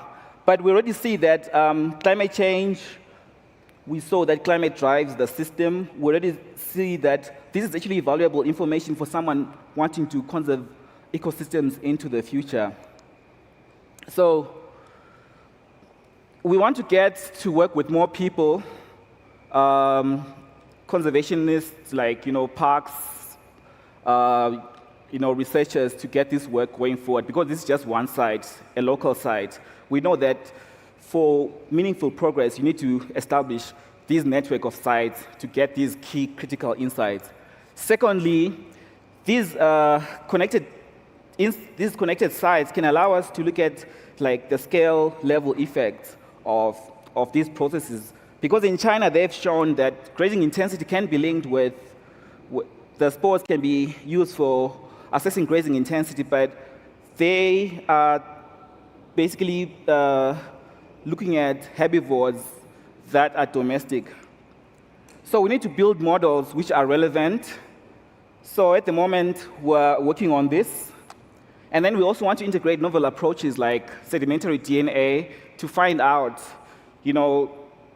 are these domestic or or wild herbivores? What are they? Are they mega herbivores or meso herbivores? With that, we'll get into, as more data becomes available, we'll get into machine learning. And finally, we hope that this can be used to guide meaningful conservation policies going into the future. So I'd like to thank people who have been critical in this work, my previous supervisors, a lot of our sponsors, and also thank you for giving me time to share my work.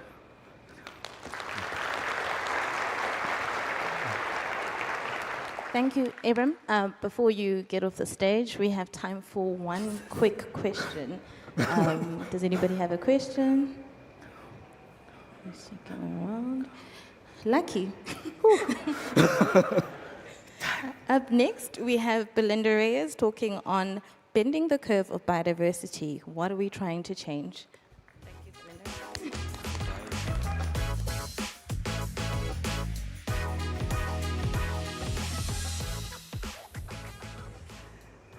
Morning, everyone. It's really lovely to be here today. Duncan, we were trying to remember when last we saw each other, and I think it might have been at one of the first of these conferences, but it's hard to remember that long ago. So thank you to you and to Rendani and your team and to the Oppenheimer family for the invitation and support to be here. So I'm going to be giving a slightly different talk, not a conventional research talk, but a talk that presents recent results that were highlighted by, oh, sorry, I see my timer hasn't started, so I'm just going to start my own timer. Give me a second. There we go. I don't want to blather on for too long. Any case, so there are these two big science policy practice assessments that have been published earlier this year, in which I was involved, that I think hold some interesting food for thought in terms of answering this question that's been bothering me over the last couple of years, which is this question of, in terms of biodiversity loss, what are we really trying to change? And the context behind these assessments and reviews, and also behind this question, is something I refer to as conservation's conundrum. Despite increasing and concerted efforts to conserve biodiversity, shown there on the left-hand panel in green, protected area coverage, funding for conservation, and national biodiversity strategies and action plans, we still continue to see worrying trends in biodiversity, which are actually accelerating in many cases, as shown there in the right, with the Living Planet Index, the Red List Index, and the Biodiversity Intactness Index.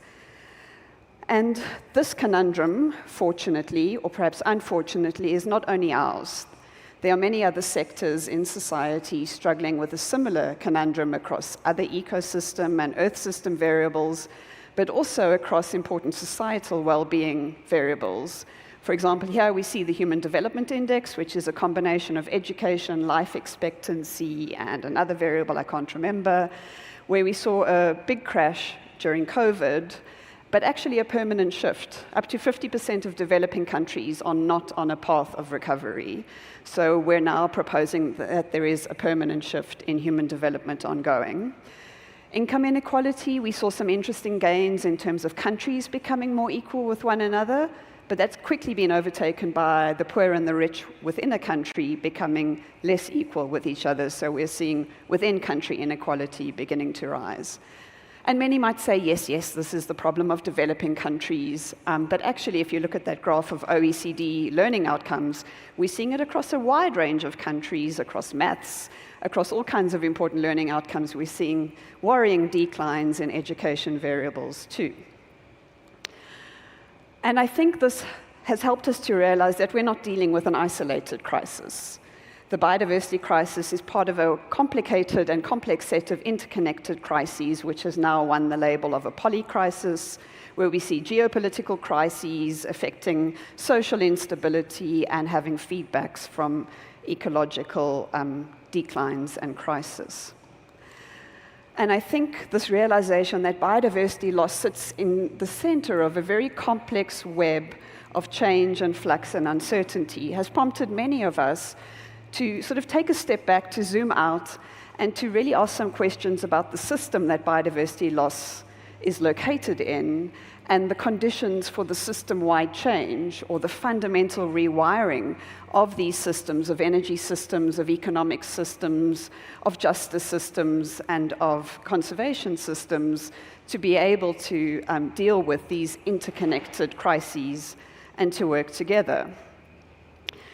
But before we become paralyzed by the multitude of interconnections that actually affect the work we do, fortunately for us, systems thinking and system approaches offer a lot of tools and methods which allow us to take advantage of these interconnections. Instead of zooming out, there's an opportunity to zoom deep. And this is one of the tools, a system change tree. It's often depicted as an iceberg, but I thought a tree would make more sense to an audience who hasn't probably seen an iceberg. And this tree encourages us to think below the symptoms. So the symptom of biodiversity loss, to start digging deeper and think about the relationships and structures that underpin this biodiversity loss, and to go even deeper to think about mindsets and heart sets that lie and are interconnected across these systems. And importantly, what we're learning is these deeper points actually have greater leverage. So small changes below surface can actually cause large changes that ripple around systems. And so using the systems tree or systems thinking approach to change, I really wanted to examine, what are we doing to move away just from this idea of managing the decline of biodiversity to, as Georgina Mace pointed out, to be more bold and to actually think of actions that can restore the abundance of nature to levels where both people and nature thrive. And this is a wonderful graphic that shows this idea of business as usual in gray, in yellow, what we're trying to do in terms of increased conservation efforts, and this green sort of hypothetical idea of not only making things less worse, but actually making things better. And of course, everyone has a hypothesis of what should be there where the green question marks are, and I'm going to advance some ideas of what those question marks might look like. So, in terms of thinking about that system tree and biodiversity loss, we know we have a lot of frameworks in the conservation sector for thinking about what causes biodiversity loss. And all of us are very familiar with the 5 main drivers of biodiversity loss: the land use change, the invasive alien species, pollution, etc. But I would argue those are also still symptoms, right? They sit above the surface of the real problems. And so some of us have ventured below this and started to think about economic systems and technology systems and trade systems and how those are perpetuating many of those drivers. And these have been labeled the indirect drivers. But more recently, people have thought, well, what actually is lying beneath these systems, the way the world and society are structured today? What are the underlying causes, the paradigms, the value systems, and the beliefs that have given us the world we have today and all the symptoms of crisis that exist? And so fortunately, this is one of the reviews. The Intergovernmental Science Policy Platform on Biodiversity and Ecosystem Services, which sort of rolls off the tongue, recently released their assessment of the underlying causes of biodiversity loss and determinants of transformative change. And in this, they find good evidence from a thorough review of the literature and of various sources that they found at least 3. The first is actually the one that Nikki Oppenheimer mentioned this morning, this disconnection and domination of nature and people. The second one was highlighted as the uneven distribution of power and wealth around the world. And then the third one is the prioritization of short-term individual and material gains, have been highlighted at this stage as the 3 main underlying causes of biodiversity loss. I'm only going to focus on the first one. At this stage, it falls more in my area of expertise and is one I think that might resonate with many of you here, because we're all worried about this increasing disconnection from nature. We're seeing it making newspaper headlines, a 60% decline in 200 years, says The Guardian.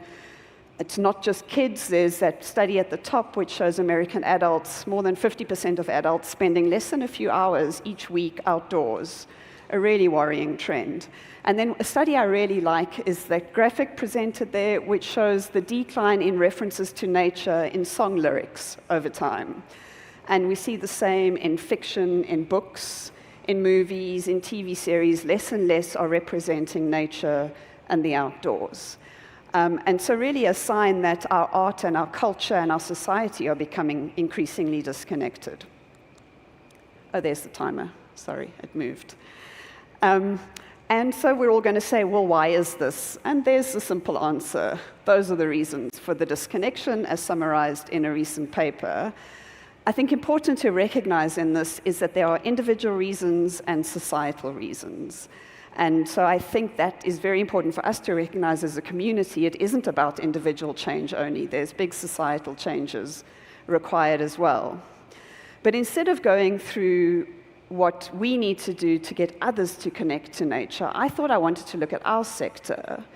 And this is the second review that I'm going to talk about, which is what does this disconnection look like in conservation science and practice? And fortunately for us, the late and very much missed Dame Professor Georgina Mace did this review in 2014 where she really asked this question of, we know that conservation has shifted over the decades in terms of its framing and its purpose, but she was asking the question of how has this caused us to change our perspective on the relationships between people and nature and that connection. And this is the framework that she came up with, showing the changes in conservation, global conservation science, from the 1960s to 2020, where she looks at how first conservation was conceived as nature for itself, the idea of wilderness and protected areas, and species conservation. This then changed in the 1980s as we see books like Silent Spring and the concern around pollution and the threats of humans to this idea of nature despite people, where we see a rising interest in extinctions and threats and threatened species and overexploitation. We then see another shift in the 1990s and early 2000s to this idea of ecosystem services, the fact that people need nature for provisioning, for goods, for culture, and for spiritual and recreational reasons. And she called this the nature for people. And then she proposed that there was this emerging framing that she was seeing in 2014 called the people and nature, where more and more our sector was starting to recognize that we need to be studying both, we need to be working across the disciplines, and we need to be bridging the social and the ecological sciences. And so I've just done a very simple depiction of how she summarizes what those views see for the relationship between people and nature. And so the first one, obviously, there's no people in that framing of conservation. The second one is people are there, but they are seen as the problem. The third one, we see nature and people are connected, but very much in an anthropocentric, natural resources, nature for people. And then the last one that she proposed really is interested in those interconnections and flows between nature and people. And I must say, these last 10 years, we've seen more and more of this framing emerging in the sector and in the science and in policy. And we've seen a very productive and effective conversation around people, nature, connections, new courses, new PhDs, new university schools, all bridging those disciplines and really starting to think about the bidirectional flows connecting people and nature. But interestingly, across these depictions, we're quite challenged by the fact that people and nature are still seen as separate and separable, right? There can still be circles around each. This is nature, this is people, and this is the arrows that connect them. And I think, a lot of our conservation training, a lot of the textbooks, a lot of the policy discussions, at the back of our minds is this paradigm that nature and people are separate, and even as 14th Oppenheimer was saying, man is dominant, that hierarchy there shows.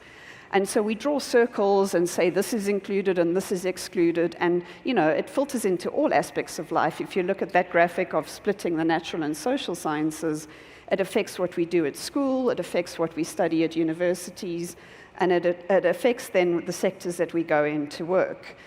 And this graphic actually comes from a study that was done of children that noted that up until the age of 5, children don't cluster knowledge into natural and societal. They cluster it in many different ways. And it's only as we start entering into formal education programs that we actually start to see the two as separate and separable.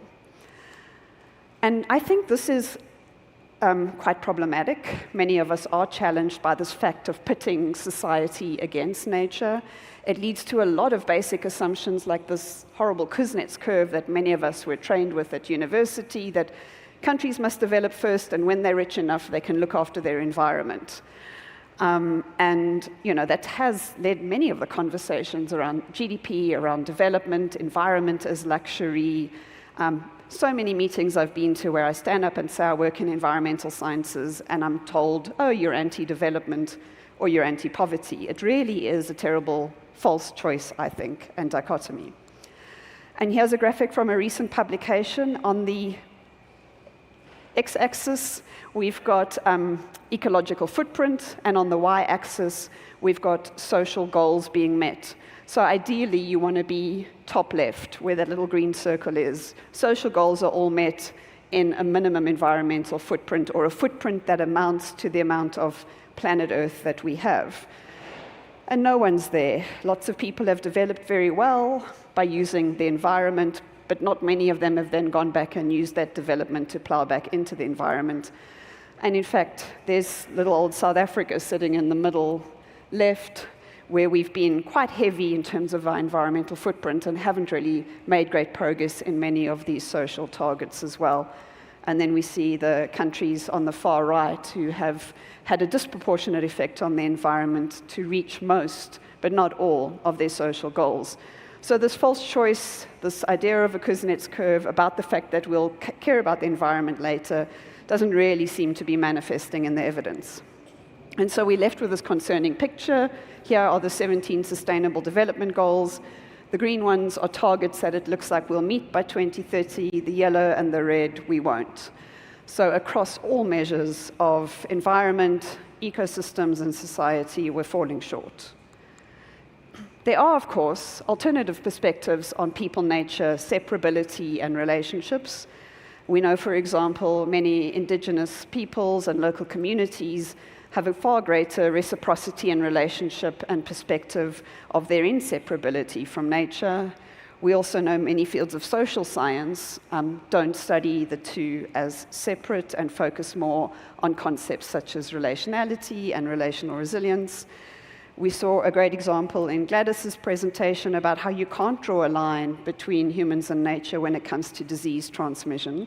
And similarly, our gut microbiome is nature, and it lives within us. So many of these are starting to elaborate on this challenge of the separation and the artificial and arbitrariness of drawing lines between the two. Now, I've been very lucky to have spent a lot of time with the Stockholm Resilience Center group in Sweden, where they have really been developing this idea of social ecological systems, where they've emphasized that we know that complex systems and their behaviors and properties are defined far more by their interactions between the parts than by the parts themselves. And this is that whole, the idiom that many of you are familiar with, that the whole is not the same as the sum of the parts. So really thinking about how we study systems as whole systems rather than trying to break them up in reductionist ways. The same intergovernmental panel has now done a wonderful review of all these alternative perspectives and is working hard on making sure that they come up in policy, so we see a greater connection between nature and people in the biodiversity policy arena. It is, however, important to note that some of the less anthropocentric are still rather marginalized and not necessarily much included in some of these conversations. And so we tend to see a dominant, the ideas of natural resources, of ecosystem services, and landscapes coming into these conversations. So here is that last piece of work. A colleague and I then went to go and revisit Georgina Mace's framework 10 years on to say, are we seeing more of these marginalized perspectives coming through in conservation science? And the answer is fortunately yes, as we see knowledge being mobilized in science from indigenous communities, from the global south, and from social sciences. We're seeing far more acknowledgement of these intertwined relationships between people and nature. And we've now proposed that we've moved into this fifth perspective, which we've called people with nature, a more collaborative and less competitive idea where we highlight the inextricably intertwined nature of people and nature, and really the need to shift our focus away from trying to understand the parts to trying to understand what connects the parts. I think, interestingly, in this perspective of people with nature, we see a much broader engagement with the disciplines. We see us moving out of university disciplines, out of just engagement with the social sciences, to engage with practitioner knowledge and policy knowledge as well. We also see a nice departure from this tension between the intrinsic values of nature, the fact that nature has value in and of itself, and the instrumental values of nature, that nature has value because we need it, to a new value system, which is more the relational value system. And so I think we're seeing a broadening and a diversifying and a greater inclusion in this final frame. And I think it's really important to know, as we do in this review, that all of these perspectives exist at the same time. In this room, we're all thinking from different perspectives in terms of that relationship between people and nature. And I think this argues for a greater flexibility and a greater awareness in our community to be able to deal with these multiple perspectives and to make sure we're not marginalizing those that see a deeper connection between humans and nature. I'm just going to finish then with a couple of advances and exciting areas and avenues that I see in this people with nature framing, which I think might be relevant to some of the conversations coming up. So the first one is we see a growing evidence base of how people with nature is actually fostering reversals in the loss of biodiversity. So this study on the left is from Amazonian carbon loss and differentiates in the first column between indigenous territories, the second column protected areas, and the fourth column are other lands. And we see how forest conversion is negligible in indigenous territories, and we see increasing levels of degradation and disturbance in those lands, but nothing compared to what we see in other areas. Similarly, we've seen this interesting study published which looked at France and Colombia and studied and quantified human-nature connectedness, and then studied the correlation with pro-environmental behaviors like volunteering or picking up litter or donating money. And the answer is quite obvious to many of us. The more we see that connectedness between humans and nature, the more pro-environmental behaviors become. And they found interesting results around age and the effect that age has on this, as well as distance from urban centers and how that affects our perceptions and experiences. There have been some really nice advances in terms of new approaches that are available to adopt this more intertwined and relational perspective. Biocultural diversity and biocultural approaches have been around for quite a while. Here's a nice review that was done a few years ago that shows how they're really picking up. And this is wonderful work that really emphasizes humans and culture and how those are intertwined with nature. A lot of these studies are more on the descriptive side than on the applied side, but I see a lot of potential here for moving this into application. And then right here in South Africa, we have the wonderful work of Jessica Coburn and her group, who are looking at how we can focus more strongly on relationships at a landscape level in conservation. And she has now depicted and piloted and tested this more relational approach to landscape stewardship across 6 different sites, I think, in South Africa. So lots of nice, exciting advances and approaches available. But I think Nikki Oppenheimer raised this point as well. We live in the 21st century. We're not all rural, we're not all local. We're very cross-scale, we're very connected. There is no local, isolated area on the world that doesn't get impacted by the changes. We're hyper-connected, and we're rapidly urbanizing. This graph shows that the urban population has overtaken the rural population and will continue to do so. So what does human-nature connectedness, relational approaches, biocultural diversity, landscape approaches, what do they look like in this hyper-connected and urbanizing world? And I think this is a real challenge for us as a sector and a society, is to start answering and taking on some of these challenges of applying these approaches and adapting them to these kinds of contexts. And I'm going to end off with some opportunities that I see. it's very easy in these kinds of talks to get quite depressed about the hopelessness of the challenges ahead. But I feel far more enabled and empowered to do my job now that I have partners that I'm not in competition with. For so many years, I was the sole voice saying, but what about nature?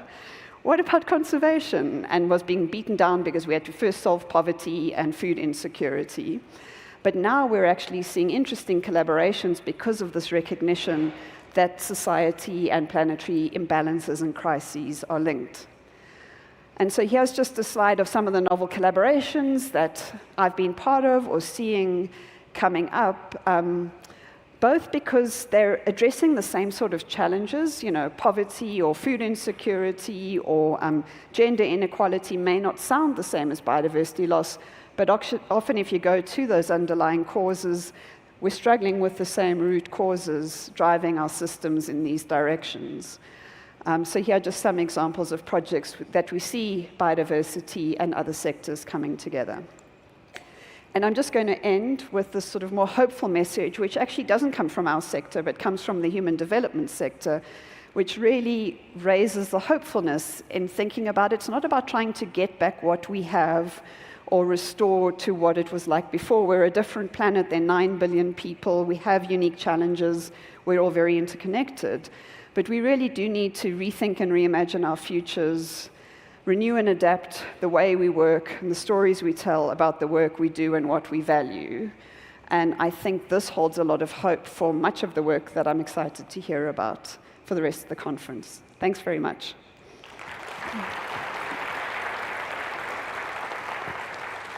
Thank you, Belinda. We can take a few questions. Do we have any questions? Duncan. Belinda, thanks so much for a great presentation. I was just interested with this new sand parks in a Vision 2040, what your views are, because I think that's going to change the conventional view on conservation a lot.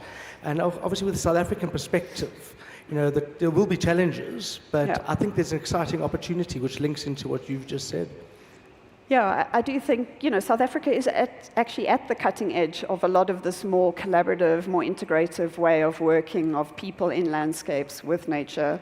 And Sandparks has been championing a lot of that as well. And I think in these, are you referring to the protected area expansion? Yeah, I think that we're going to move ahead seeing protected areas being conceptualized in very different ways from the nature without people or the nature despite people kind of ways that they were originally set up. So I agree, loads of challenges, but also I do think this is sort of an innovation hub going on in Southern Africa for these kinds of new approaches. Thank you, Belinda. We can take one more question. Do we have any other questions? Ricky?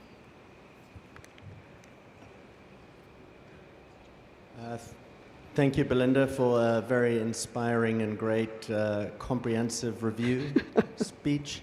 Question, what is your sense of the opportunities we're facing, considering that the most powerful country in the world, the United States, the federal government has turned their back on global environmental and social development issues, and actually in the European Union, the reduction of to biodiversity environmental funding is more than 50%, as I understand, over the past 12 months. What are the opportunities for us sitting here in Africa? Well, thank you, Duan, for that very easy question. I'm happy to discuss it more with a drink in my hand, because I think it requires alcohol. I mean, I think we're seeing a lot of examples being set of what not to do. I showed that graphic of conservation funding, and actually over the last 2 years, we've seen it start to reverse on that. But we're also seeing conservation financing picking up, climate financing picking up. So I'm not sure I see opportunities in those two examples other than to not go there.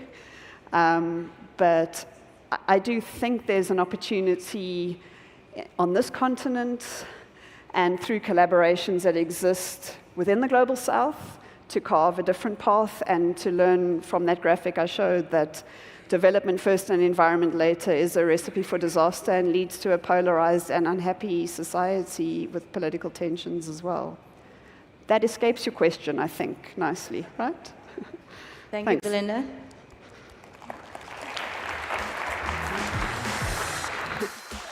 Up next, we have Marilyn Nomsankomo speaking on navigating the green dilemma.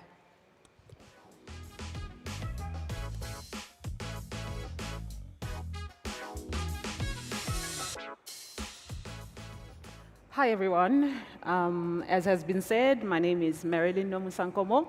I will be talking to you about the green dilemma. This is some work I've been doing for my PhD. But as a reflection, this is my third ORC. The first one, I was just an undergraduate, and now I'm presenting my PhD work. A lot of growth, and I'm grateful for. So, we've been told about the climate crisis by prophets of doom, but what happens when something that is desirable, like climate action, is at odds with biodiversity conservation? Sorry. So South Africa is leading the charge in Africa in terms of decarbonizing the economy. We've got about 34 wind farms producing upwards of 3.5 gigawatts of energy. And unfortunately, renewable energy is contributing quite less than we would hope for. Wind energy is producing 9%, as opposed to coal, that is over 80% still. We're planning and trying to work towards that being up to 25% by 2030. That is a tall ask, but at present, we have about 21 projects that have been approved, and those 21 contribute about 2.5.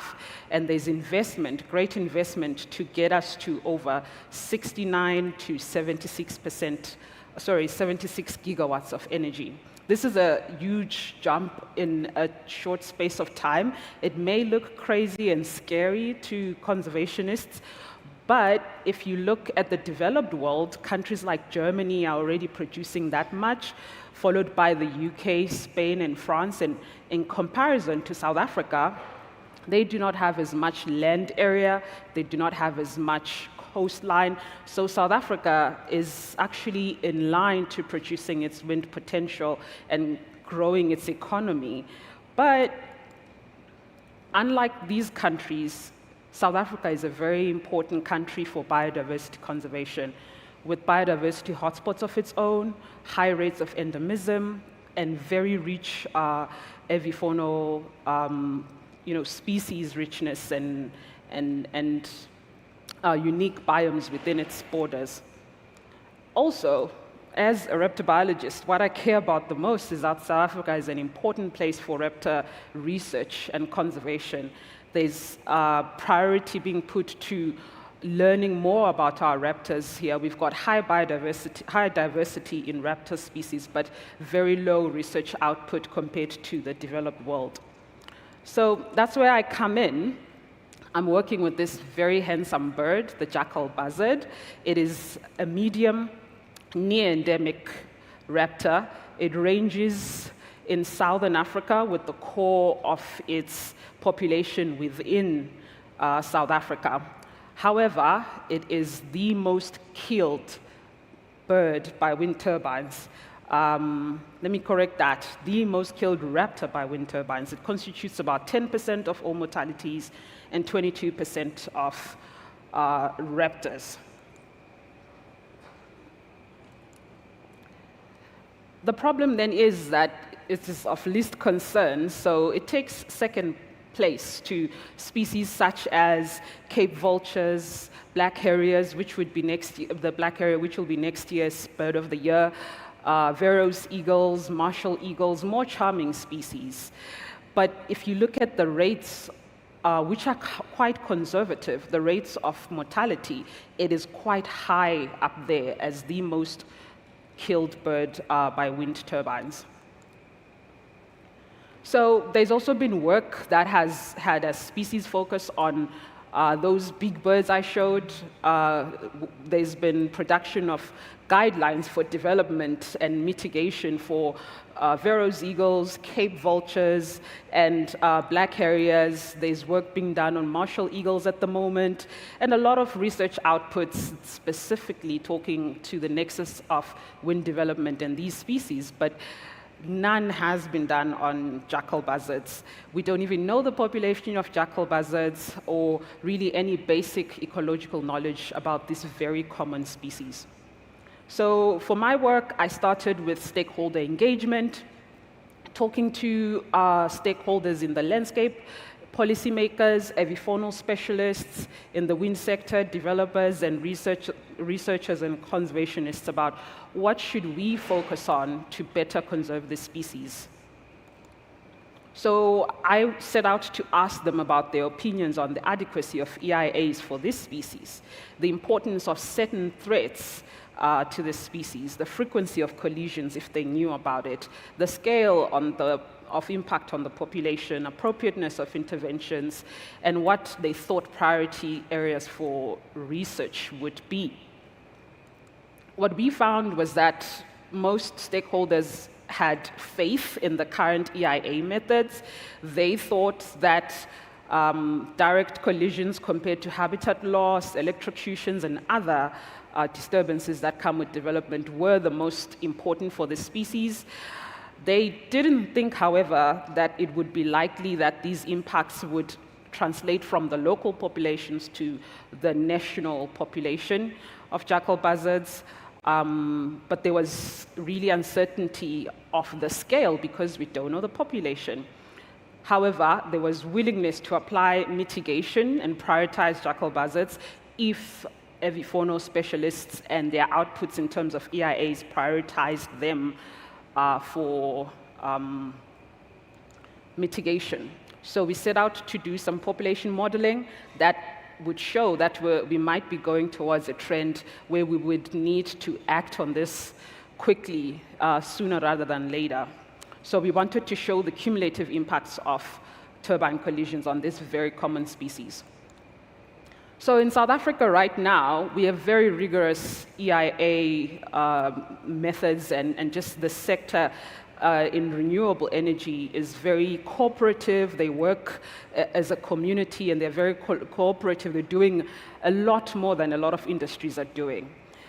What they do, however, in terms of how to mitigate for impacts is they have an EIA done by avifaunal specialists, which demarcates what priority species are, and then also what target species would be.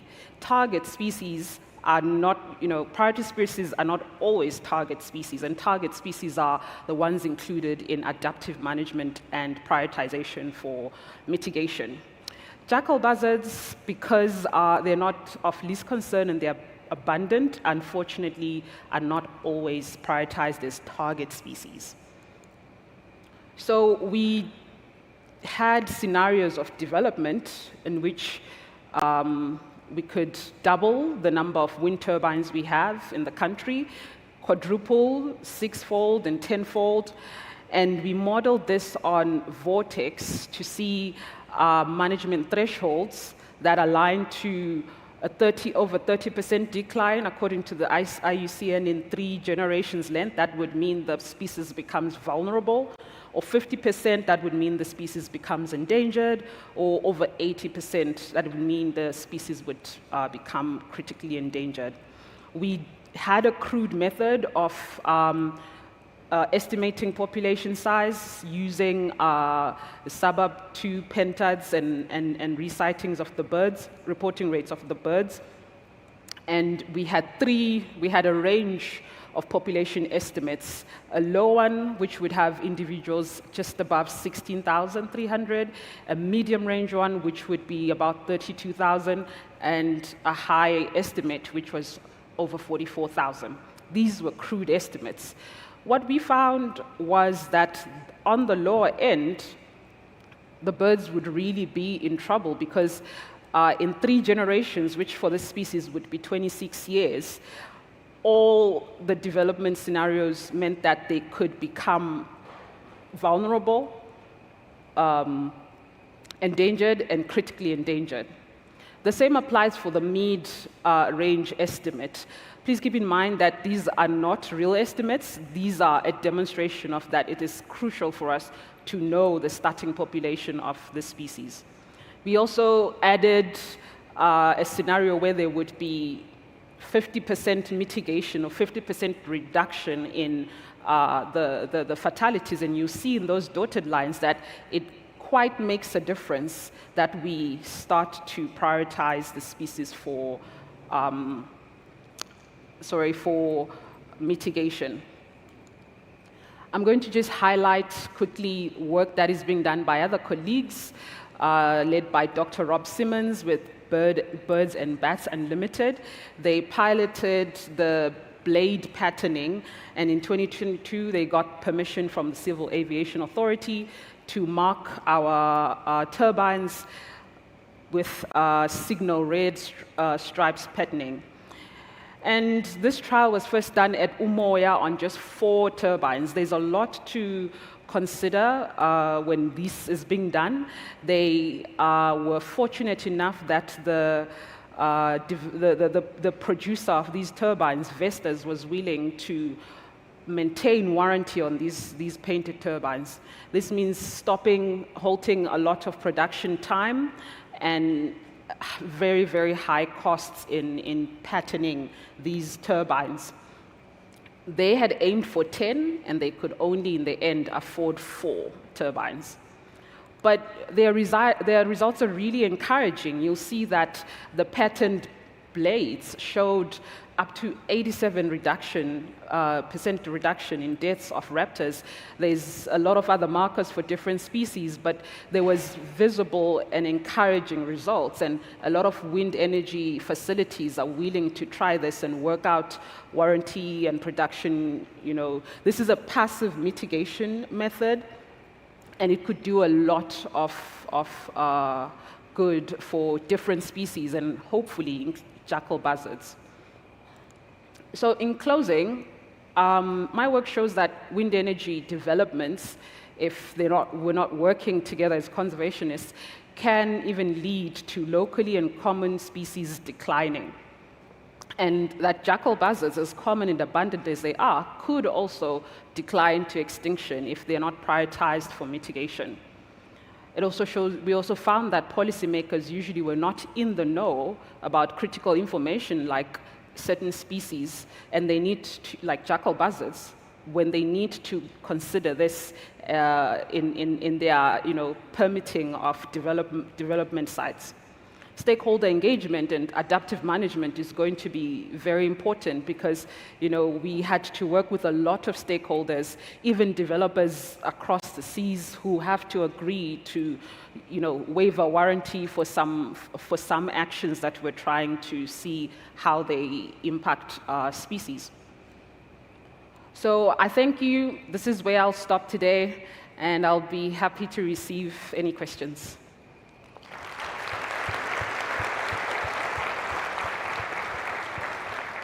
Thank you, Marilyn. Do we have any questions for Marilyn? No questions? Thank you. Thank you, Marilyn. Well done.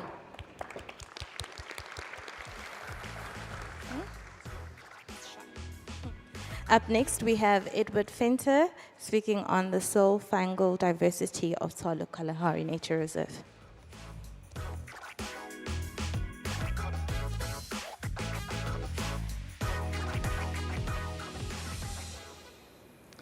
Good morning, everyone, and thank you very much for inviting us to present some of our research that we're doing in Tsalo Nature Reserve. Obviously, this is not work that I'm doing by myself. We have quite a few collaborators at the University of Pretoria, as well as some collaborators from Australia. You all know fungi, most probably as that green furry thing at the back of your fridge, or something that you have with your braai or in your pasta, but obviously, they are quite a big part of our ecosystems. For instance, the biggest problem that we face is with food spoilage. And as you can see on the maize, it is quite a huge problem that we face. If we look at the bottom there, you can see also quite a bit of human medicine is produced from this. For instance, antibiotics that we all know. But that specific instance is Parkinson's medication. And then some of the other things is biopesticides. This is quite a huge market, especially in the European Union, because of chemical bans. So all in all, it makes up a huge part of our lives. What we're currently studying is the fungal biodiversity for South Africa. And the problem that we face here is that a lot of work is being done for agriculture, but not specifically just to determine the baseline of fungal spread within South Africa itself. So to this end, we've started with the grassland biome, because that's where 90% of the agricultural activities takes place. And we've looked at all of the nature reserves that are found there, because we're interested in soils with low anthropogenic disturbance. We've expanded that to the Kalahari and the Karoo, but specifically in the Kalahari, we're focused on Swalu Nature Reserve. The techniques that we're using is, zoologist calls it environmental DNA, but we've been calling it a longer time as metabarcoding and metagenomics, which we try to establish what's the total spread or distribution of fungi or microbes within soil. We're using both these high-tech throughput technologies, but also classical isolation, because we're interested in the specific genus, the Fusarium, or genus Fusarium, which is one of the biggest plant pathogens in the world. They also produce mycotoxins, which affect us. For instance, it causes esophageal cancer. Oh, sorry, that's fine. Okay. When we went through Swalu, we were really interested to get in-depth sampling. So we sampled from a north-south as well as a east-west, and we obtained about 50 sampling points. The samplings that we do is on a 15-meter transect. Maybe if I add the arrow, that will show it a bit better, where we sample at the tops and the two sides of the arrows, as well as in the center. So we get a composite sample of about 5 samples per 15 square meters.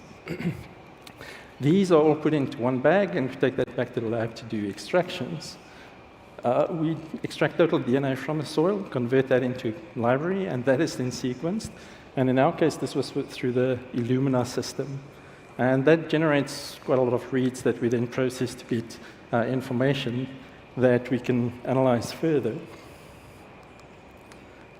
So looking at the phyla that occurs within Swalu, if you look at that image, it's dominated by the red, which is the Ascomycotina. Those are the ones that you usually see in your fridge or in fruit that they colonize. But you'll also see lesions on plant leaves quite extensively, and that's about the macrostructures that they make. In yellow, the second largest group, those are the basidiomycetes. These are the mushrooms, bracket fungi that you see on trees, but also rusts, which is the predominant problem in South Africa for wheat production. These are obligate pathogens of cereals, for instance. And then there's a couple of other ones that I'm not going to talk to you about today. So how does the Swalu data fit in with the grassland work that we've done?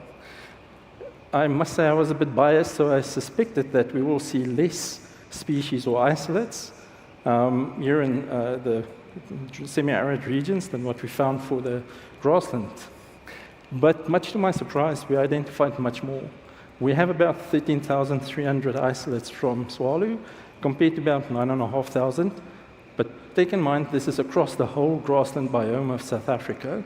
So Swalu's richness is much higher than that whole largest biome that we have. If we further look at the data, excuse me, the data is analyzed against databases, and unfortunately, the database has a lot of unknowns in them. And if we look at the Swalu data, you can see about 25% of the data we generate is unknown. We don't know what they are, we just know they are fungi, and up to about family level. For the grassland isolate, that was about 18.8%. So even there's this discrepancy. Semi-arid regions have a lot more unknowns than what we find for grasslands. But it sort of stands to reason, because grasslands have been studied a lot more. People either focus on something they want to study because of its economical value, or something that's very extreme because of its nature. It's interesting to find out what is occurring there. If we focus a bit more on the biodiversity within these samples, you can see that we have very high biodiversity at each sampling site, with the majority of our index showing that it's above 0.9 or 90%, meaning that the diversity is very high, except for a couple of samples that you can see there.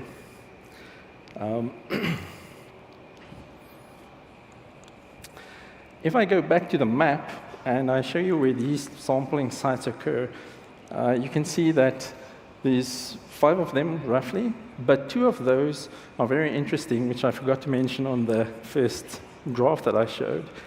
The one of those is dominated by ascomycetes. So not a lot of other diversity. Everything we find in there, or probably about 95% of the samples that we got back, comes from the ascomycetina. The other one there on the left was about a 50-50 split between Basidiomycetina and the ascomycetina, which is also very interesting, because if you think back to that slide, the Basidiomycetina was not that a dominant presence within any of these samples. So that's really an interesting observation, which we're looking into a bit more.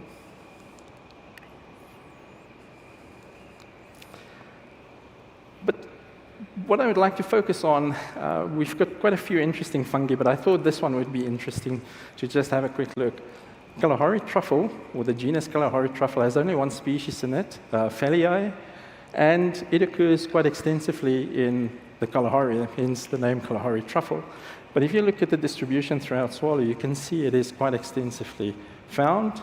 It's not the most dominant species, obviously, that we found, and that would explain some of the discrepancies where you see some sampling sites don't have the specific isolate represented. So this speaks to some of the limits of the techniques on sensitivity. Depending on what technique you use and what specific region that you focus on, you will get better and worse results. But overall, you can see we're picking up the majority of these. I want to just now take you a bit back to classical mycology. And the reason for that is even in fungi, we can show some cute pictures. But first, I have to show you this. The soil that we streak out onto standard medium, you can't do anything with. It's completely overgrown, and there's absolutely not too much that you can do with. So we add some chemicals to specifically enrich for specific genera of fungi, and in this case, we were looking at Fusarium.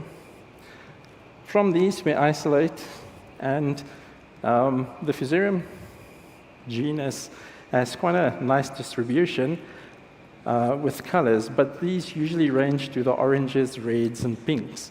But when you look under the microscope, you can also see they have very beautiful spores and structures there. What is really good characteristic of them, on the right-hand side of the image at the bottom, you can see these banana-shaped spores. And that's a very classic Fusarium shape for that. In the middle panel, you see chlamydospores. These are survival structures. If you, for instance, have a pathogen from the Fusarium genus in soil, it can stay there for decades. And an example of this is the banana industry in the world. Fusarium oxysporum cubensi is currently decimating banana production. Even here in South Africa, we're struggling with it. And the reason for that is those chlamydospores. Once the pathogen is introduced into a region or into a farm, it stays there. You can get rid of your bananas, plant something else, because you will never get the fungus out again.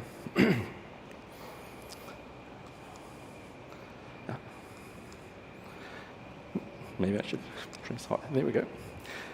The last thing I want to share with you is Fusarium serpentinum. This is a bit of an anomaly in the mycological world because it was described from a single species identified here in South Africa, but we don't know from where it was. When we sampled through Swallow from just 7 of the sites that we did look at, we found an additional 5 or 10 isolates of this. So we can now give a distribution for it. It must be semi-arid linked.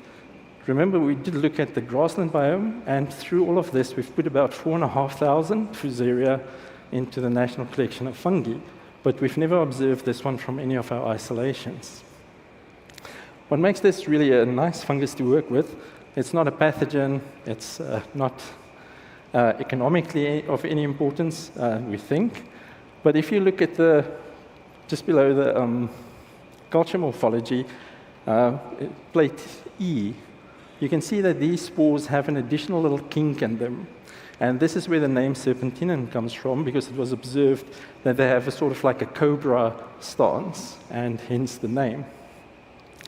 This is the work done by one of our students, Maggie Manyatsa, that's in the audience. So if you want to find out a bit more about this, please speak with her on the work that she's doing.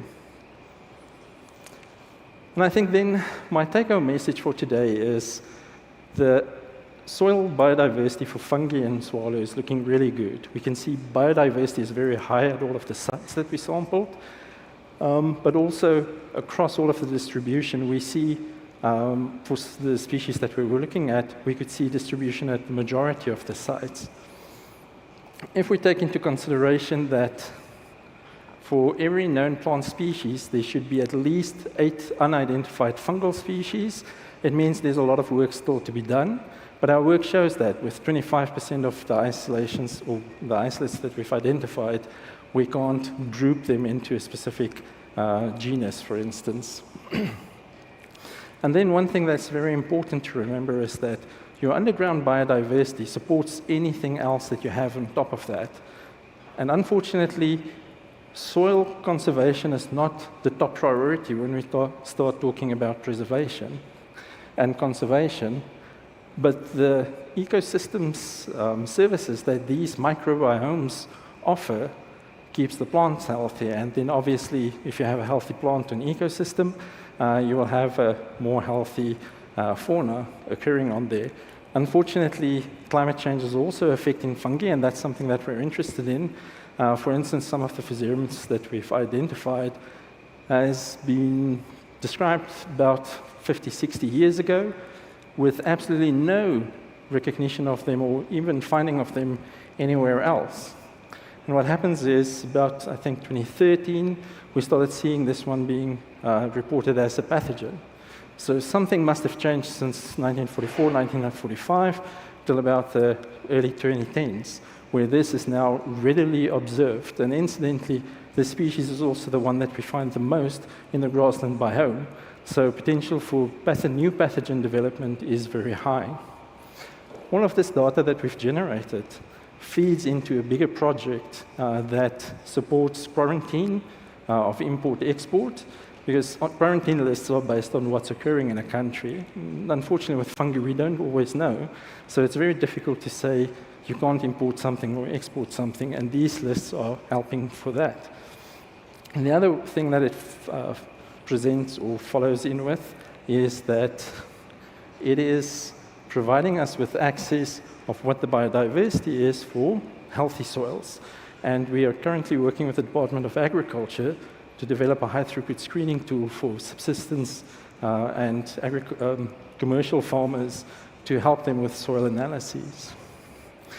And with that, I would just like to thank everyone, especially the research and conservation from Oppenheimer Generations for allowing us to work on swallow and some of the other properties, and then also the various other instances or institutes for funding. And then lastly, I have to point out 2 collaborators. The one is Rian Pierneef, he's the bioinformatician and does a lot of the downstream data analysis, as well as Maggie Manyatsa, because you saw those images, they were really at a very high level, so thank you for that.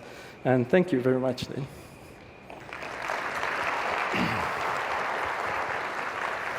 Thank you, Edward. We unfortunately don't have any time for questions. Fine. If you do have questions for Edward, please reach out to him during the lunch. Up next, we have Ara Monogem speaking on why taxonomy and baseline biodiversity surveys still matter. Thank you.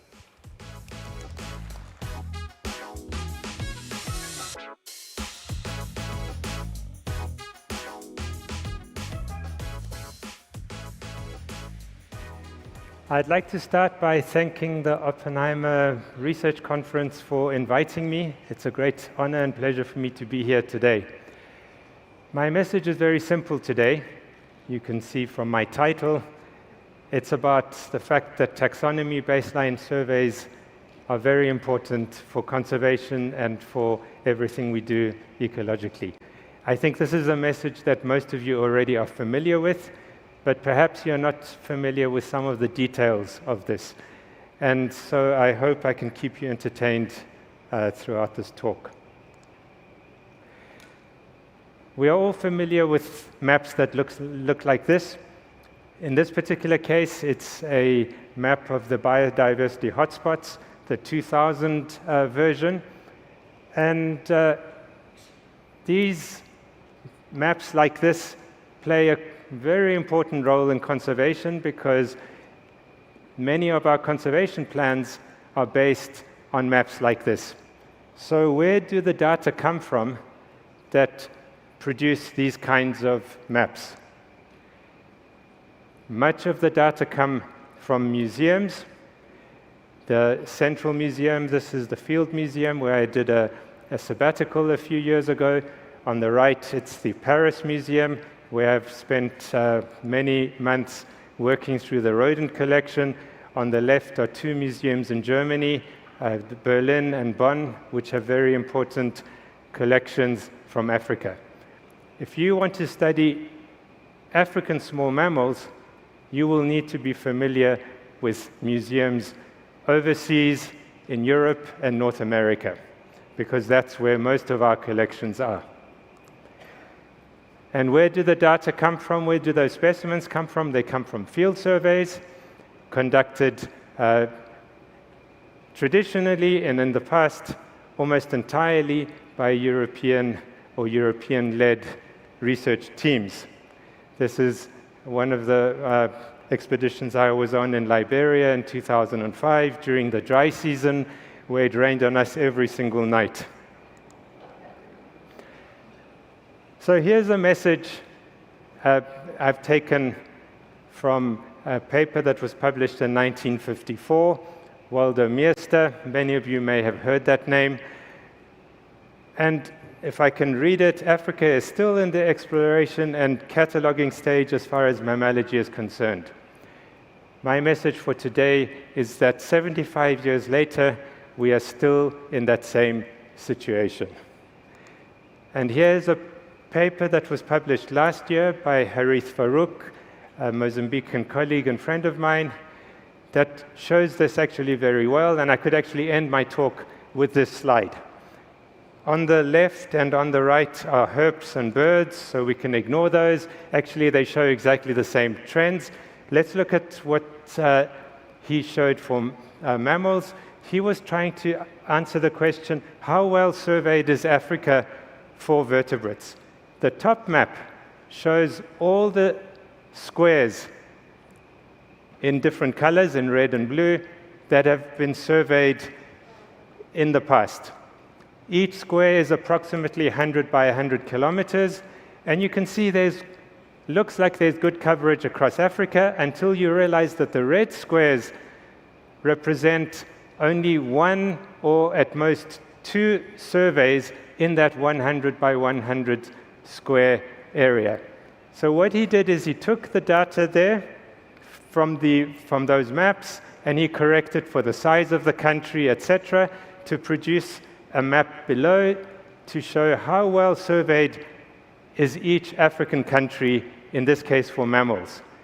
And if the color is yellow or brown, it means you basically have not been surveyed at all. And you can see that there are only two countries, Benin and Rwanda, that show up blue, which is relatively well surveyed for the size of the country. So why are we not investing in field surveys? One of the reasons is maybe not that obvious, but these field surveys are tough. You've got to work in sweaty, hot conditions. That was my mammalogy lab on the left, where you can just make out the sleeping quarters behind, where there were 50 people sleeping, trying to sleep while I was doing work on bats. On the right, that was a trip a few years ago to Angola. I didn't even have a tent there. I had to sleep out in the open. You struggle to find water and food, and you struggle to find means of disposing of said water and food. So it could be that we don't want to do these field trips. They're just too tough. But there's more important reasons as well. As a scientist employed to do science, the kind of work that the sort of publications you produce with field surveys, such as this RAP Bulletin of Biological Assessment, and I've published many such papers, they don't count for anything as a scientist. You can't even put them in your promotion package, and they are not rated at all. And I was told from a long time ago, stop, as an ecologist, because I'm not a taxonomist, I'm an ecologist, my ecologist colleagues told me, stop doing these surveys and start publishing proper ecological papers. And it's not that I don't agree with them, but this work, somebody has to do this work. So taxonomically orientated papers are not recognized by the scientific field. There's less and less money for this kind of work. If I were to say community engagement plus this plus that, you can get millions, but if you say to go and survey for biodiversity, you get nothing. And then there are all these more and more regulations coming out which are not preventing poachers and illegal harvesters from taking what they want, but they're regulating more and more the zoologists that need to do the work.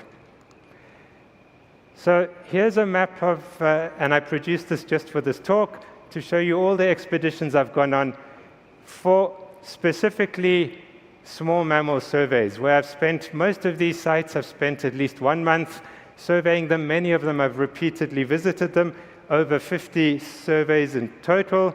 And you can see literally I have surveyed my home country of Eswatini off the map entirely. And these are the animals that I study. Bats. I also work on rodents and shrews, but for this talk I want to focus on the bats. All the photos you see in this talk are my own. If I could take a decent photograph, imagine how beautiful these animals would really look. They are absolutely fantastic creatures to work with. And what is more important is that we're discovering new species at an accelerated rate in the in the last 2 decades. The black line shows the accumulation of species total of bats that we know from Africa. But if you look at the bars below, you can see that for most of the 20th century, there were hardly any new species being described. But in the last 2 decades, those bars have started to increase quite radically. So in practice, what does this look like? This is the sites I've surveyed in West Africa. And in particular, what you need to know is that the West African forests fall under the Upper Guinea rainforest zone. It's a biodiversity hotspot. But I want to focus on the borderlands between Liberia and Guinea.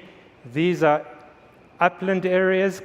Most of West Africa is flat and lowland, but here we've got some low mountains, high hills, low mountains with incredible diversity. And stunning landscapes. There is rainforest, there is grassland mountains, clear flowing streams.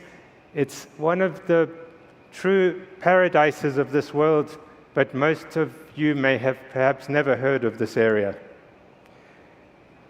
And what have we discovered here? From surveys that I have done, 1 new species, 2nd new species, 3rd, 4 new species based on a single survey from 1 family of bats, the Vespertilionid bats. These are the equivalents of the passerines when we talk about birds. On the right, I'm showing a phylogeny only for you to see that these 4 species have very deep genetic divergence. It's not a matter of, oh, let's split this from another one that's close. It's not like that. There are 10 species of Vespa bats all living together in that same zone and all easily identifiable both in the hand as well as genetically. And then a 5th species from a different family, the Miniopteridae, the bent-wing bats, bringing the total to 5 new species from a single, well, it was actually 2 different surveys, but from a single site.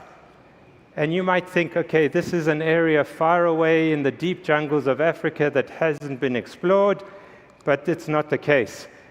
Mount Nimba, where this work was done, was very well surveyed in the 1960s and the 1970s, as well as in the 1980s, for bats. And to the extent that André Brosset in 1984 could write this, for those of you that don't read French, it says, the bats of Mount Nimba are among the best studied in Africa. And it was a true statement. Imagine what we're going to find in areas that have not been well surveyed. Okay, so we found a whole lot of new species. So what? Well, there are conservation implications for this. This is the lowland tropical rainforest zone of Africa, the Congo Basin, to the west, the Lower Guinea rainforests, and then the Upper Guinea rainforests of West Africa. The Upper Guinea rainforest, as I mentioned before, is a biodiversity hotspot. It spans a broad area, approximately 1,600 kilometers. So how do you conserve such a large area? Compare this to the upland zone where I am focusing on here, where the sites that I've surveyed, or I've been part of teams that have surveyed, are barely 100 kilometers apart. In the Upper Guinea rainforest, there are 12 species of bats that are endemic to the Upper Guinea. Of those 12, 9 of them are endemic to the upland zone of Upper Guinea. I don't even know what to call it because it doesn't have a name. It hasn't been recognized as a bioregion or as any other kind of region. But here's an area that's hyper-diverse, not just for bats. It's also diverse for reptiles. It's also diverse for frogs, for plants. But it has been overlooked in part because it hadn't been studied properly. And here's to show those 9 endemic species from this upland zone. 6 of those species were described since the year 2000, and 5 of them based on the surveys that I was involved in. So this, I hope, shows you the importance of continuing doing baseline survey work with correct taxonomic work alongside it. I want to show you a slightly different angle now to this whole story, and that is what I've called here the disappearance of Hippocydrus lamotti. This is a bat that was described from Mount Nimba, absolutely gorgeous part of the world that has vanished. It was described in 1984. It was never seen again. The site at which it was described is in a mining zone on the Guinea side of the mountain, and the mining company employed an EIA that employed a bat expert that the sole purpose was to tell them, does this bat occur within the mining area? The bat expert couldn't make any sense of it and hired me to come and tell them, does Hippocydrus lamotti actually occur on this mountain where they're going to mine? So I did a survey there and found 7 species of the family Hippocydrus, the leaf-nosed bats, 6 of them clearly defined, and we know what they are, even though the two at the top don't have actual names yet.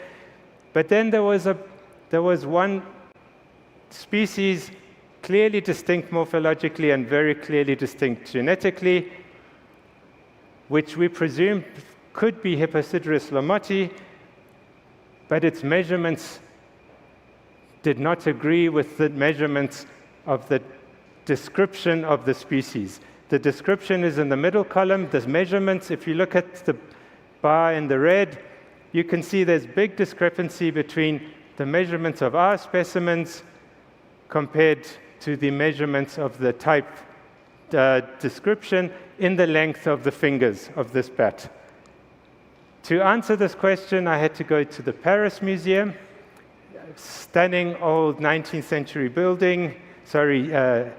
century old building with beautiful gardens. But that's not where the mammal collection is. The mammal collection is on 55 Rue de Buffon on the side, and it looks like it was taken straight after the World War, this photograph, but I took this quite recently. Thankfully, the building is being renovated now, so hopefully it will look better in the near future. And this is where the type specimen of Hipposideros lamotti is. That's its type, that's its specimen number. And when I measured this, I remeasured the type specimen and look at the discrepancy between my measurements and the original measurements. The remeasuring of the specimen allowed me to make the conclusion that the original describer of the species had measured this animal, and that indeed we do have Hipposideros lamotti on that mountain. That single statement in that report unlocked hundreds of thousands of dollars for mitigation for bat conservation. So taxonomy really can be vitally important for conservation. What about ecology, biogeography? I want to move away now a bit from that to see what else can we learn from having good survey data and doing good taxonomy. I want to focus on the montane regions of Africa for this next section, and they can be roughly divided into these mountain regions, at least from the perspective of mammals, although many other groups will follow the same line here. And if we take all of these areas in red, and we look at what species of bats occur in these areas, and then try to compare them in terms of, from a species composition point of view, how do these sites compare? I can do an NMDS analysis like this, which will mean nothing to anybody. So I will take this and I'll map it back onto that original map. What I want to just mention here is each of these circles is one of those mountain zones, and you can see clearly 3 mountain zones are spread away. If the dots are close together, it means species composition is similar. If it's far away, it means they're different. Let's map this back onto the map of African highlands, and you can see that there's a whole lot of areas in gray that share similar species composition, but the Drakensberg area is quite unique and different from it. And quite amazingly, the Albertine Rift and the Cameroon volcanic line are very similar and very different from the East African mountain systems. So in terms of species composition, the Albertine Rift shares affinities with the Cameroon volcanic line rather than with the adjacent East African mountains. What about the Angolan highlands? Until a few years ago, we had no data on this, but in 2022, I was on an expedition there where we worked the Kumbira forest and the Namba Mountains and the Number Forest. It's an absolutely stunning area of the world. The Number Forest, you can just see it on the far left of the map, and this is the largest remaining Afromontane forest in this Angolan escarpment. And in that short survey of 2 weeks, there are 5 new species to science. There they are over there. And what can they tell us about biogeographical relationships? Well, of those 5 species, the 2 Rhinolophus species, the 2 horseshoe bats, share affinities with further south, with South Africa, Namibia. The Hipposideros, the leaf-nosed bat, shares affinities with the Congo Basin. And the Miniopterus shares affinities with the East African highlands. These are all new species to science, but their closest relatives come from very different parts. So to understand where this unique Western Angolan highlands community comes from, we need this kind of taxonomic information. Then I'd like to move on to the other side now and look at a new bioregion that we described that was led by Julian Bayliss, the Siama, or the Southeast African Montane Archipelago. These are a series of low mountains. In fact, they're probably just nice hills. But on the left, you can see that's Mount Mabu, blanketed in rainforest, medium elevation rainforest, 7,000 hectares of it, which is the biggest rainforest that we have in Southern Africa, if you include Mount Mabu in Southern Africa. But around all of these mountains is lowland hot savannas with baobabs dominating the landscape. So it's not surprising that the small mammals in these Afromontane zones are strikingly different from those in the savannas surrounding the mountains. It's not even that there's differences in species. At a genus level, the community of rodents is completely different in the forest compared to the savannas surrounding them. This is what it looks like if we were to survey, which we have done, the small mammals in the savannas around Mabu and the Mount Mabu itself. There are 6 species of rodents that live on the mountain. There's actually more than 6 species that live in the savannas, but 6 that are right on the edge of the forest in the savannas, and none that cross that forest-savanna divide. But when we look at the bats, that's not the case. There are 9 species of bats that occur all the way up this mountain, from savanna into rainforest. And so you might say, okay, bats, they have wings, they can fly, and therefore they ignore habitat differences. But maybe this is not the case. There are 2 species of bats here.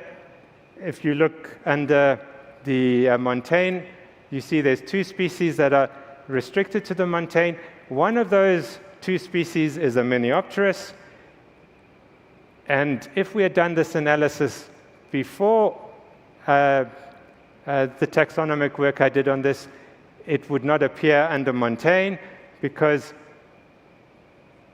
until very recently, we thought there was only 1 species of Miniopterus in Mozambique, Miniopterus natalensis, that occurs across the whole region. But based on survey work that I've done in Mozambique over the years, we showed that there's a lowland species, Miniopterus mozambicus, that occurs very widespread in the lowlands of Mozambique, and there's a very different species, Miniopterus wilsoni, which we named after E.O. Wilson, that in fact put a lot of effort and raised a lot of money for Mount Gorongosa, where this bat was described from.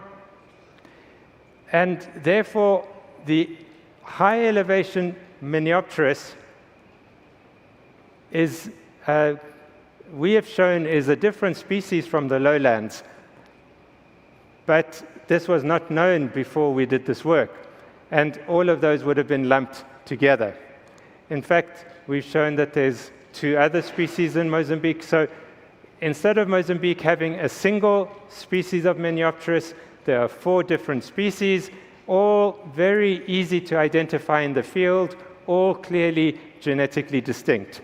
So again, this is not about splitting and saying, oh no, I think this way or that way or whatever. So even for ecology and biogeography, such taxonomic work, it becomes important. I'd like to just end off to say, if you're interested in small mammals, please look up some of my books and help me raise more money for my work. In the last 15 years, I've been paid, I think, 5,000 Rand because of the sales of my books. That's, I'm not so good at maths. What is that? 5,000 divided by 15 years, it doesn't come out to very much per year. I'd like to also say a big thank you. I have so many people to thank that it's very difficult to do this meaningfully because every expedition has been with different people.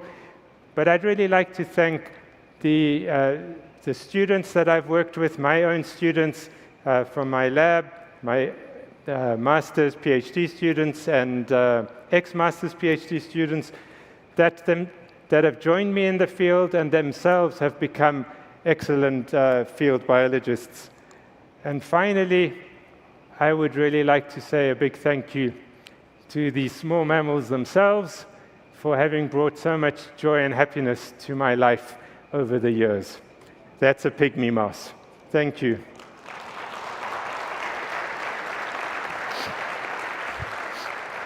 Thank you, Ara. Do we have any questions for Ara? Oh, we have one at the back there. Sorry. Hi. Yeah, it's not so much a question, but it's relevant because, Ara, your presentation may end up being one of the most important ones of this conference. Fieldwork is flippin' hard. And I sense, well, in my experience, I'm relating this now to the farming community around the Eastern Karoo where I work. There are no youngsters coming in because work is, it's hard and it's much easier on TikTok and it smells very different in person. So it's kind of an appeal. There will always be funding for community work because communities vote in elections. If we don't fund this kind of stuff here, to get this field work on, keep it ongoing, there's going to be nothing for our scientists to look back at in 20 or 30 or 40 years' time. So from that point, thank you, and thank you for all those adorable, cute little flying mouses that you found. Thank you. I'd just like to just add to that.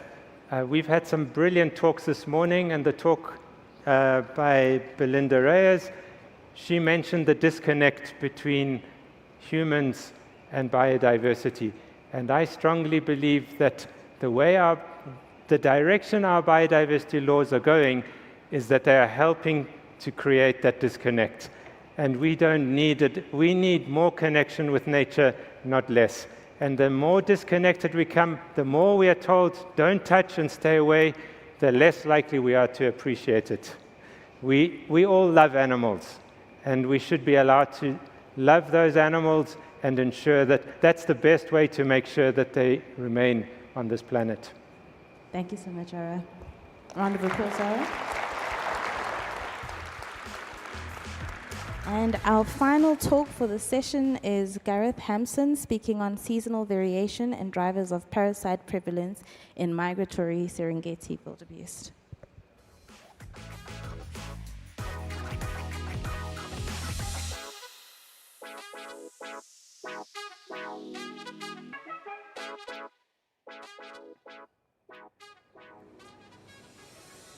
Okay. Cool. Hello, everyone. Just to start off with, firstly, a very big thank you to the Oppenheimer family for the opportunity to be here. It's my first time and really appreciate it. It's lovely to be here. Secondly, just to say the work that I'm presenting represents the efforts of a whole big crew of co-authors and collaborators, and everyone's played really important roles in producing this work. Okay, so today I'm going to take us to the Serengeti in Tanzania, and I'm going to be talking about wildebeest and their parasites. Okay, so one of the key features of the Serengeti wildebeest population is their movement. So they're renowned for the migration that they undertake, and it's really the sort of standout feature of the population. But why do animals move? So one obvious important reason is to access forage. Okay. So these are the shortgrass plains, and that's where the wildebeest spend most of the wet season. There's a lot of high-quality forage available there. But in the dry season, this forage doesn't regrow, and there's not enough food to support the animals. So they all migrate up to the north of the system, to the Mara region, and in these areas there's reserve forage that then sustains the population. There's also drinking water, which is critical to the population persistence. Another good reason to move is to escape predators. So predators have territories, their young are usually quite weak and they can't follow you, so by moving you can often get away from predators. And then something that we see in the Serengeti then is that the shortgrass plains themselves are essentially predator-free zones because, well, low predation, because there's just no prey-based sustained predators out there during the dry season. So now you've got lots of food, so you're able to smooth your food resource through the year by migrating. You're escaping predation to some degree. And the consequence of that is that you're able to build up these very high population sizes. So with high population sizes, you get dense aggregations of animals, and these are conditions that are ripe for pathogen spread and disease spread. And so this is where we enter the story, and we're starting to ask, well, what's going on with parasites in this population? You know, you've got this really abundant population. How are they shaping the ecology of Serengeti wildebeest? Okay, so for the work I've done, the stars of the show are these GPS-collared wildebeest. I've had the privilege of spending a large chunk of 2 years out in the field in Serengeti. I was there from October through to December, 22 to 24 there. Worked on 54 different GPS-collared wildebeest over that time. So those GPS collars provide us with a wealth of data. Obviously, they tell us, they give us information on animal movement, so we know how fast they're moving, where they're moving, so those real sort of patterns of movement. But they also provide, those locations that those animals are using. So we can use those locations to understand, to characterize the habitats that they use. And then from that, we can then use, say, remote sensing products to understand something about tree cover or rainfall or fire. And so we can extract those variables that characterize habitats.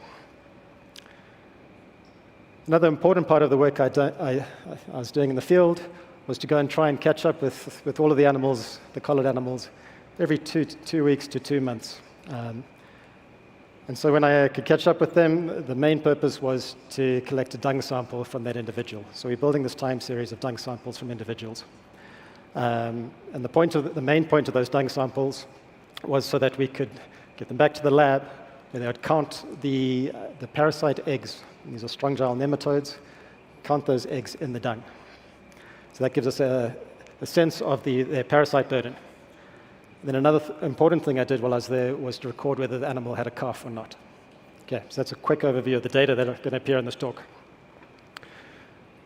The next thing to say then is to give you a bit of a background on these gastrointestinal nematodes that I've been studying. And so when I talk about parasites today, I'm talking about these nematodes. So hopefully you can see just from the figure there, just to give you a sense of their life cycle. You've got an adult worm that's in the gut of the wildebeest in this case. It's producing eggs. Those eggs are released in the dung. They hatch in the dung. They go through about 3 larval stages in the grass layer. And the L3s, the third life stage, then crawl up the grass, and they get eaten by the wildebeest, and then they mature to adults, and the cycle continues. Okay, so there's a free living stage and an internal stage. Okay. Whoops, this one. Don't be scared. Okay, so this leads us to the point then to ask, like, what drives variation in these parasite burdens in Serengeti wildebeest? Okay, so that's our first question that we're going to tackle. So we've got those fecal egg counts, but it turns out that they're a very noisy approximation of what the actual worm burden is inside the adult wildebeest. Okay? So to that end, you've had a preview of this, we put together a state-space model. So this model has been developed largely by Juan Morales, a colleague of mine, and I'm going to walk you through it. This kind of thing usually scares me. I'm getting the hang of this one. And I think something important to note here is that there's that top part, that hidden process, those are all things that are going on inside the wildebeest. These are things we cannot observe. And so those are things we're modeling. And then the data that we've got at the bottom there, you see there's an FEC. That's the fecal egg count. These are from the dung samples. Okay, so that's an observed process at the bottom. Are we moving on? Right, and so to start breaking this down a bit, there's this top component, that first equation, that tells us something about the ingestion of larvae by the wildebeest. The next part is looking at the maturation of those larvae inside the wildebeest to become adult worms. Then we look at the population dynamics of those adult worms, like what determines how many they are. And then the last part looks at their fecundity, so how many eggs they're producing. And that would then link to those fecal egg counts that we make. Okay, so I'm going to walk through the model in more detail and show you the results at the same time. So now we're looking at this larval ingestion by the wildebeest. So the first thing to think about is how much dung is landing in that landscape, because the eggs are in the dung, so we should think that if you've got more wildebeest in an area, more dung, more eggs on average, and then if you go forage in that area, there should be more larvae. Model suggests that there's a slight positive effect of wildebeest densities on larval ingestion. It's not convincingly different from zero. Different formulations of the model, you get stronger, weaker effects, but it's not a strong, clear effect at this point. The next part then is that, so these larvae are in the grass layer. They've hatched, and now they need to actually survive there. And so the better they survive, the more you're likely to consume. And so the microclimate is important. So things that matter are things like tree cover, which provides shade, keeps it cooler. Rainfall keeps conditions moist, which promotes larval survival. And then something like fire kills larvae. The estimates our model is producing suggest that there's no effective tree cover, no effective fire, and rainfall, similarly, nothing convincing. In the right direction, but not a convincing effect of rainfall. I just want to add, though, that all of these things, we've studied them experimentally at local scale, and we have seen clear effects of each of these variables, but not coming out in the model we're fitting at the moment. Okay. The next part that's going to influence how many larvae you ingest is your appetite. And something that has a big effect on your appetite is your reproductive status. So in the last stages of pregnancy and during peak lactation, the energetic demands of female wildebeest is much higher. So they need to eat more food to meet those demands, and they're likely to ingest more larvae. And in this model, we see a very strong support for that kind of effect. Our adult females with calves would seem to eat a lot more and therefore ingest many more of these L3 larvae. Okay. The next stage, this is a bit of housekeeping. It allows some maturation time for the larvae to become adults.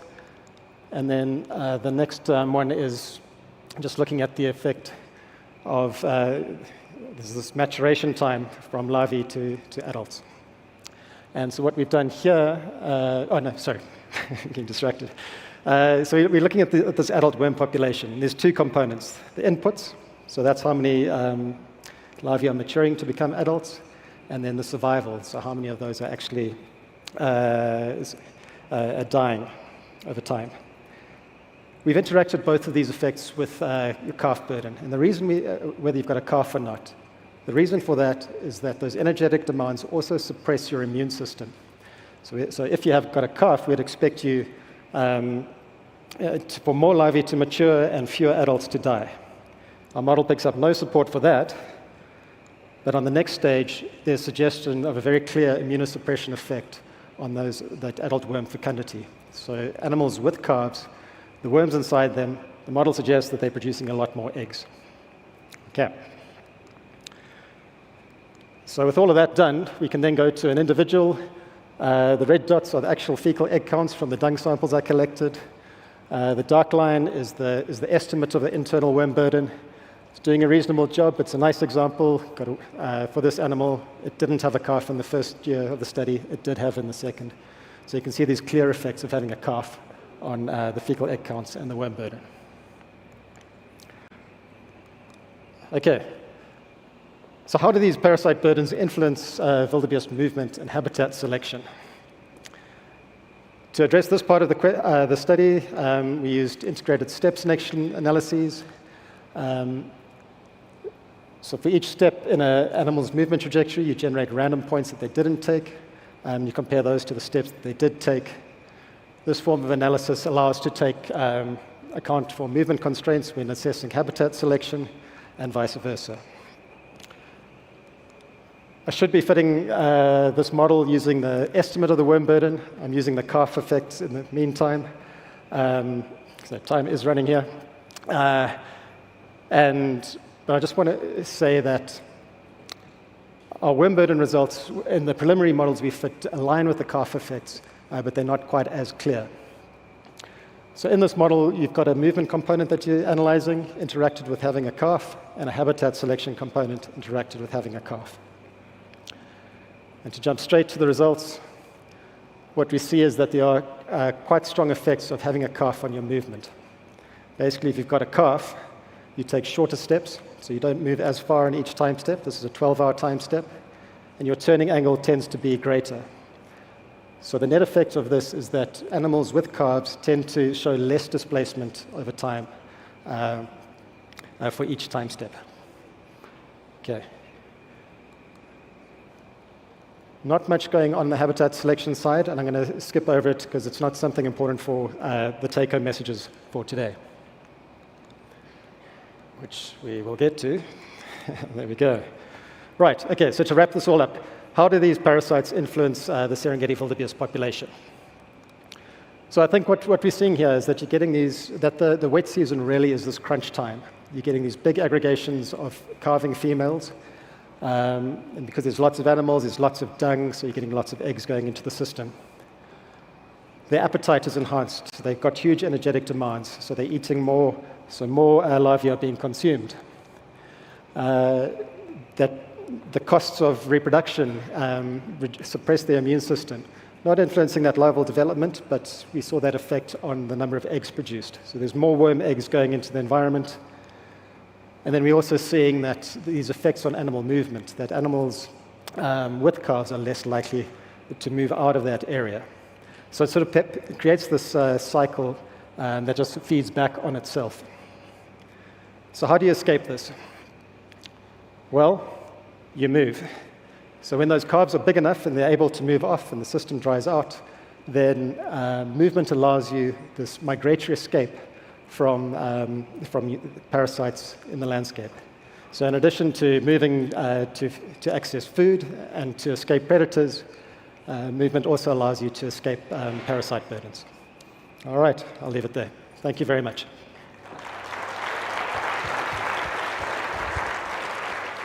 Thank you, Gareth. We can take one quick question. We have one towards the back. Is there a mic? Towards the back. Yeah.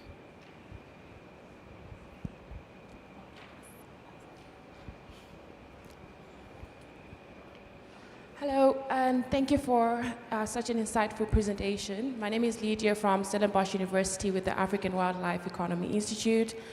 And I just wanted to ask a question on, you mentioned something around the parasites affecting the body condition, and I wanted to find out from you if this means that there's any implication for disease transmission potential for other zoonotic diseases in these herds? Struggling here a little bit, but so are parasites having, like, if they leading to declines in body condition, that these could have knock-on effects for other zoonotic diseases? Was that your question? Yes, so I wanted to find out if since it affects their body condition, does that mean that there's any implications for disease transmission for other zoonotic diseases within these herds? Like, have you noticed any other potential or implications around that? We haven't looked at other things specifically. I'd imagine that those effects would exist. Something that's perhaps quite a jump is just we've been looking at the implications of flushing livestock with parasites that are not resistant to anthelmintics.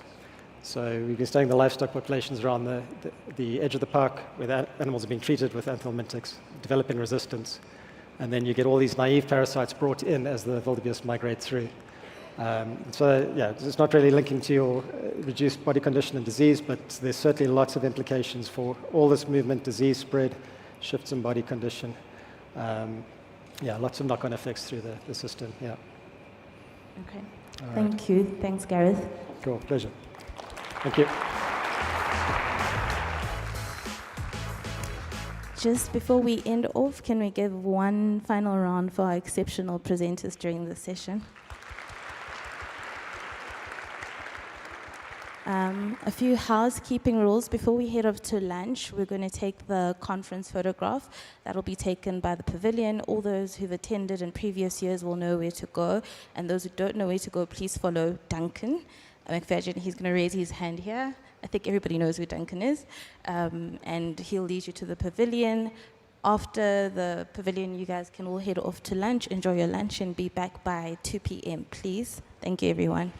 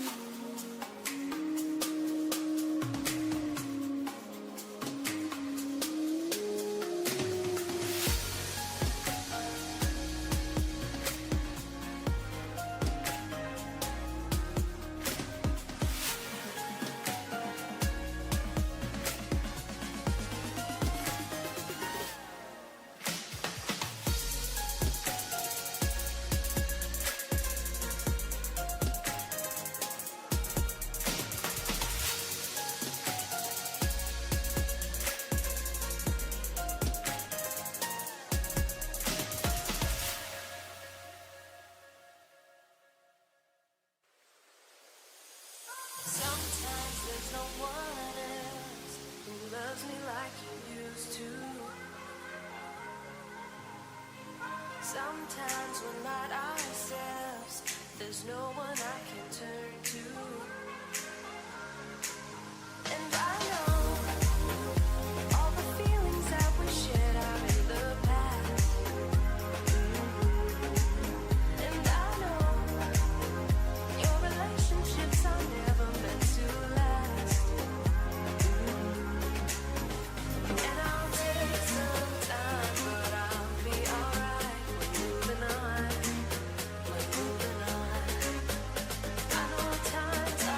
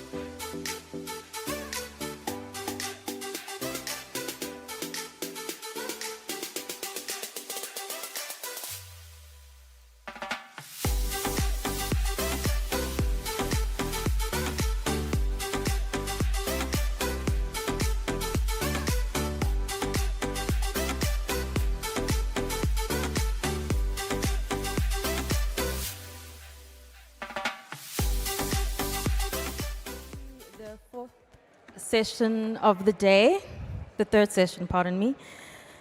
I'd like to please welcome our first speaker for this session, Thulani Makhalanyane, who will be speaking to us on the role of microbial communities in advancing One Health.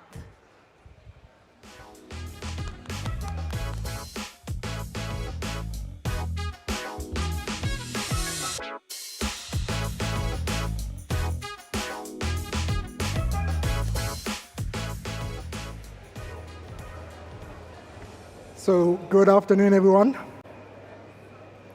Good afternoon, everyone. Thank you. So about a couple of weeks ago, I was talking with Matthew Hutter, who is the journalist who kind of wrote all the profiles.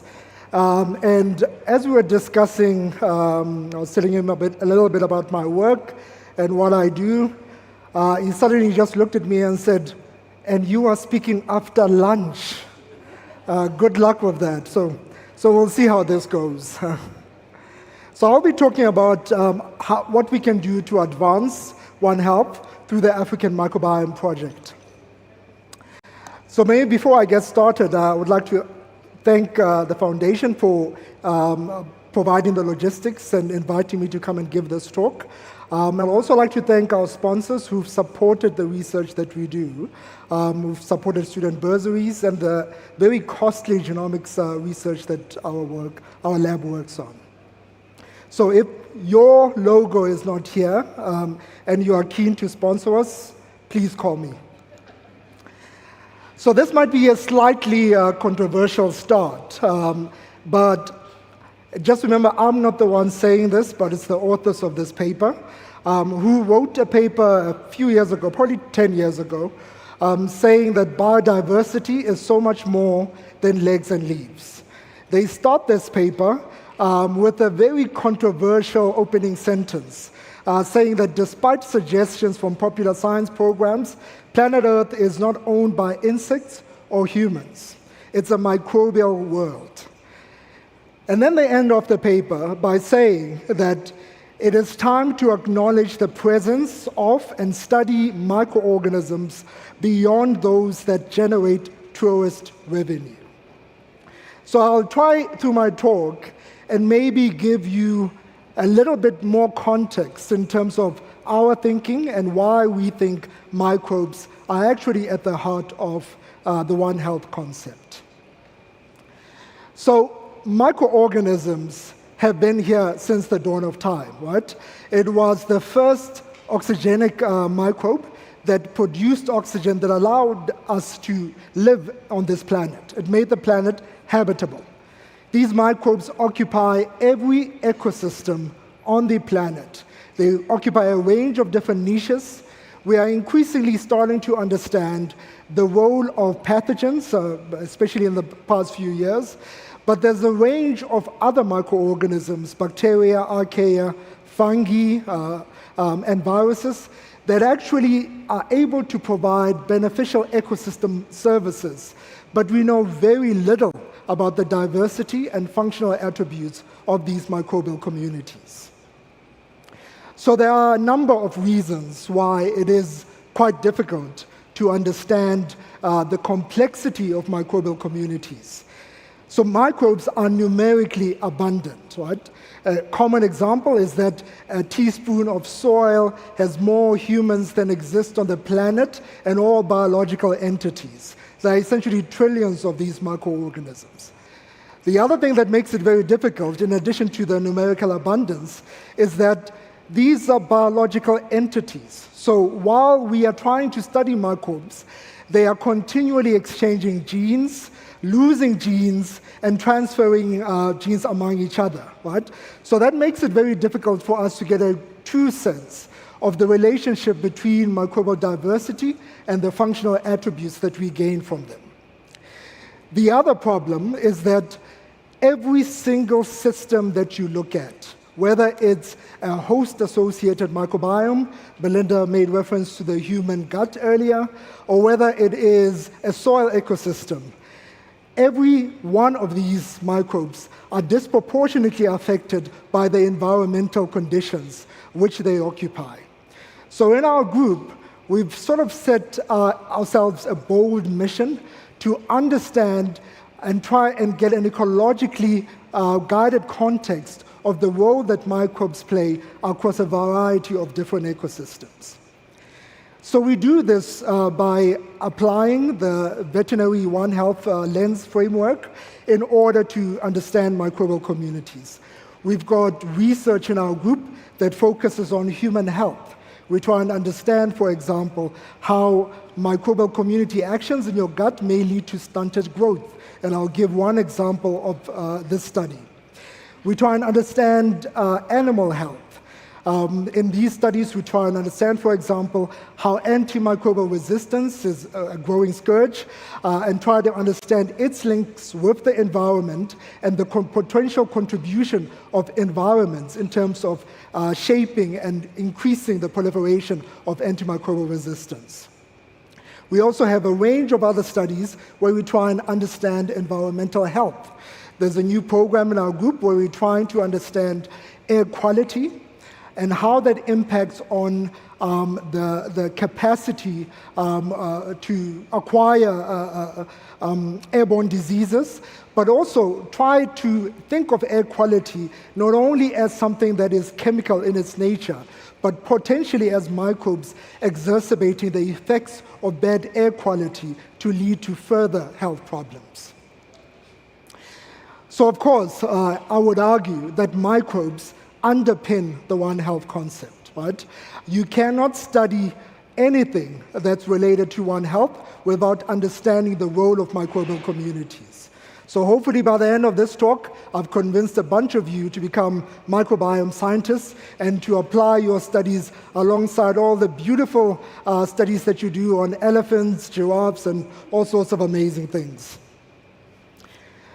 So, as I said, microbes underpin the One Health, right? Microbial communities play an important role in climate change. We know, for example, that microbial communities in the oceans are responsible for taking up a large proportion of carbon dioxide that is produced through anthropogenic activities. I'll give an example of one study later on where we're trying to understand how changing environmental conditions might actually impact or exacerbate the effects of climatic changes. So microbial communities, of course, have an important role in infectious disease. I won't talk a lot about this because I'm sure you look like you're old enough to have lived through the COVID pandemic. So microbial communities are also important because the latest research shows how microbes can actually play a role in chronic disease. There's an increasing amount of literature that shows the role that microbes play in, for example, mental health. And what you actually eat could exacerbate or worsen feelings of depression in some individuals. But we don't quite understand the precise mechanisms that microbes use for this. Of course, microbes are important in terms of food production, and I've already talked about their role in pollutants. So there is no single one of the SDGs that is not in some way related to microbial community actions, right? I will not go through each and every one of them, but for example, the consumption of microbial products is quite core to SDG 1. We know that microbes are important in terms of fostering a biotech startup, and so they could be a solution, especially in our country, towards the development of startups that can employ the vast majority of graduates that are currently unemployed. As I've said, I can argue about the role and importance of microbes in every single one of the UN Sustainable Development Goals. So, of course, all of us know now, if I didn't mention the words AI, I would be very unfashionable. But there is a lot of research that's shown the importance of microbial communities and how we can apply machine learning algorithms, whether it's in terms of finding potentially new enzymes or bioproducts, or whether it's in terms of finding potentially novel probiotics that can be used for human health.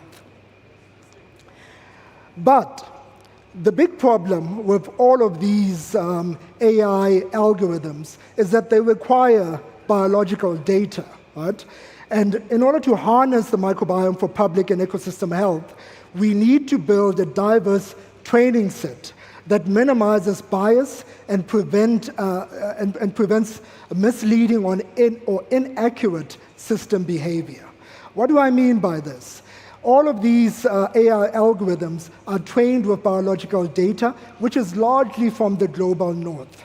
There's very few data sets from the African continent, and I don't need to convince all of you that we live in the most biologically diverse continent, and of course it would make sense to include microbial data sets in any kind of AI development tools.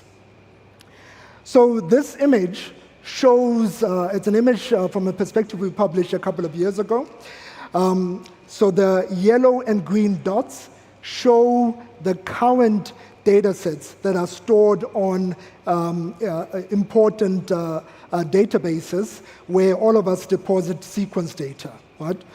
So what you can obviously see is that when you look at our continent, there is a lack of biological data sets that are linked to metagenomic data. And when you look, most of them will be yellow because that has been largely driven by researchers in the US who have used microbiome data sets primarily from the Hadza populations in Tanzania as a potential comparative tool to understand what early colonization microbiomes looked like. And there is a lack of data sets from the vast parts of the African continent. And this is something that we are working with others to try and close this gap. We need data that speaks to understanding the role of microbes in engineered environments. We need data that focuses on environmental microbiomes. And we also need data that also focuses on human health or animal health in terms of looking at host-associated microbiomes. So with a few others, we ambitiously called for the establishment of the African Microbiome Project, where we would like to sequence 10 million samples in the next 10 years. We specifically would like to sequence samples of clinical and environmental importance. And as I've said, these data sets are important in terms of any kind of development of artificial intelligence models that use microbiome data sets. So we've done this, and we called for this very ambitious project with very little support, using the Field of Dreams quote that I like very much, that if you build it, they will come. And by they, I'm talking to any of you who've got good checkbooks that would like to support any of our efforts. And so one of the things that we've started to think about is what kind of infrastructure or ecosystem do we need to develop microbiome research on the African continent? We know, for example, that there is a lack of coordinated groups of researchers that study environmental microbes, right? A vast majority of microbiology that's done on the continent focuses on culture-dependent work that tries to elucidate the taxonomy and structure of microbial communities by growing them in the lab. There's very little metagenomic work that's done throughout the continent. And we've worked with a few international societies to try and think about how we can establish coordinated networks to try and work on questions related to the microbiome. We've also started to think about what kind of policy interventions are required to allow us to have the framework to be able to undertake microbiome studies throughout the continent. The other thing that's quite important is because a lot of this depends on us being able to undertake large amounts of genomic sequencing, we try to think about whether it would be possible to establish different genomic hubs throughout the continent in order to support the development of microbiome research on the continent. And as we do this, we've also started to think about exactly how this research should be done. I'm pretty sure most of you here have worked with people working in the conservation space, where most of the intellectual programs are led by researchers in the global north, and African individuals often serve as people who provide the samples, who enable people to come in and actually do the work. But there is very little intellectual involvement within the projects that are done on the continent. The same problem persists in African microbiome research. And we've outlined here in Nature Medicine a framework of how we should collaborative in order to allow for equitable microbiome research. So as I've said, I'll give you 3 examples of how our group has started to close the knowledge deficit related to microbiome studies on the African continent. I'll talk a little bit about one of the projects that's linked to environmental health, human health, and also animal health. So I'm showing this picture because, I had a little bit of FOMO because everyone has their pretty images. And unfortunately, because we don't grow these microbes in the lab, we don't have anything as photogenic, but please enjoy. This is an image of a research cruise that I went on, where we tried to study microbes in coastal marine ecosystems throughout the continent. This is a program that was supported by the European Union, and it allowed us to understand how the influx of waters from African rivers into the Atlantic Oceans shapes the structure of the Atlantic Ocean and influence biogeochemical recycling in this very important marine ecosystem. So as I said, the first story is related to the role of microbes in climate change and how they may potentially exacerbate the effect of climatic change. So I'll try and explain each of these images. So in this work, which Maibonge Buthelezi carried out, we are quite interested in understanding how microbes that are at the interface of sea ice and sea water, how those ecosystems will change with the increase in temperatures. So we use sea ice, we collected sea ice cores, and also seawater. And we specifically try to understand how one volatile compound, DMSP, it's got a pretty long name which I can't say very well, but it's a sulfur-related compound that is related to the sulfur recycling in marine ecosystems. So the important thing about this DMSP is that it produces DMS, which is a volatile gas that has been shown to contribute towards increasing the greenhouse effect in different ecosystems.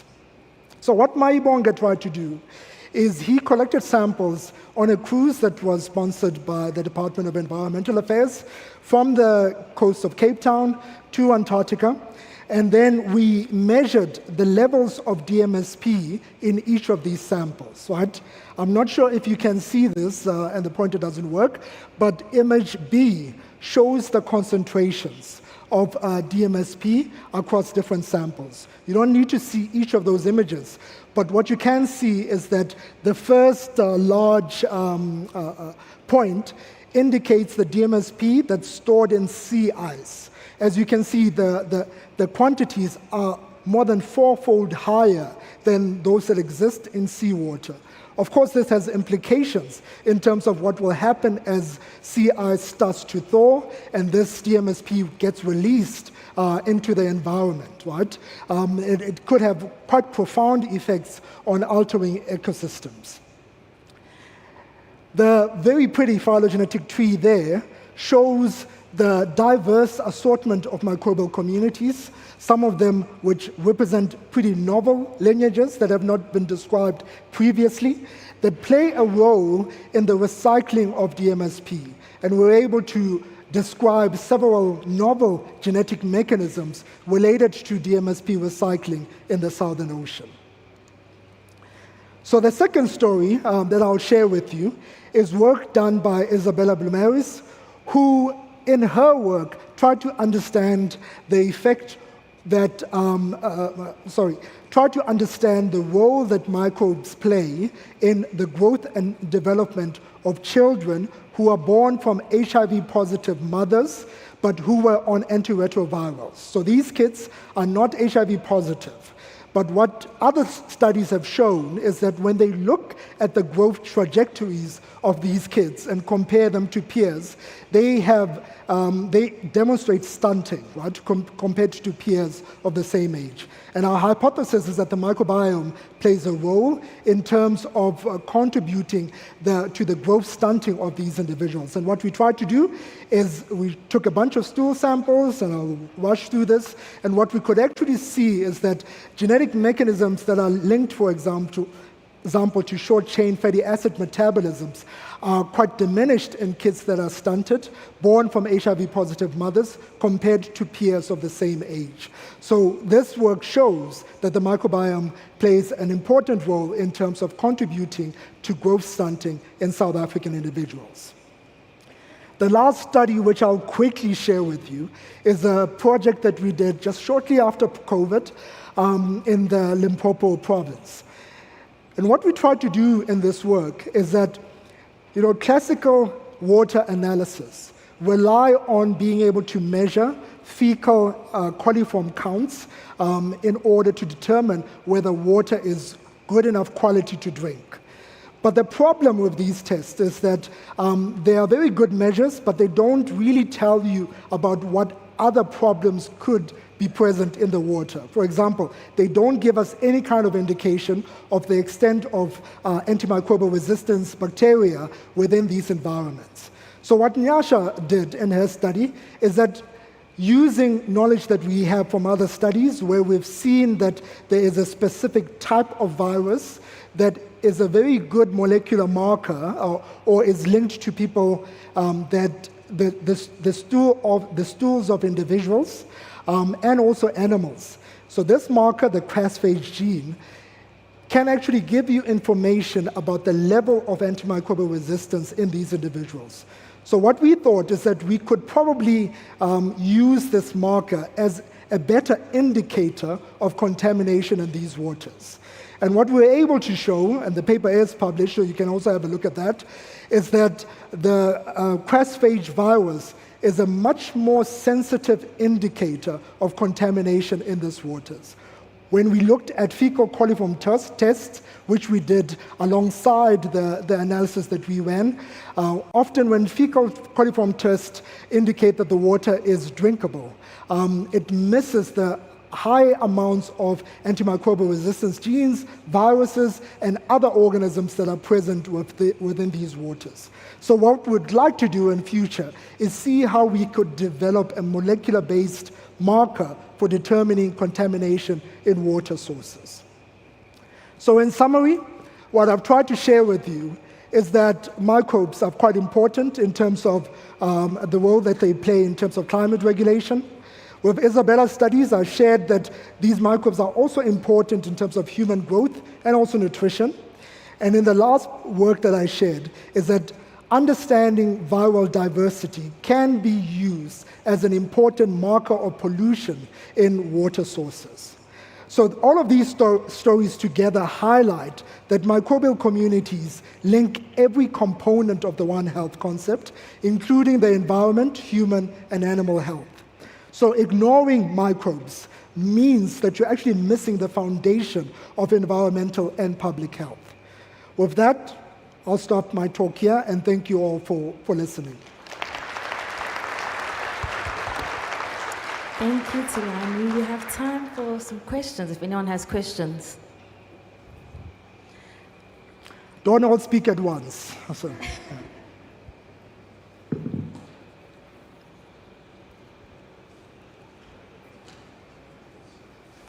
Please give your name and affiliation. Thank you very much for the presentation.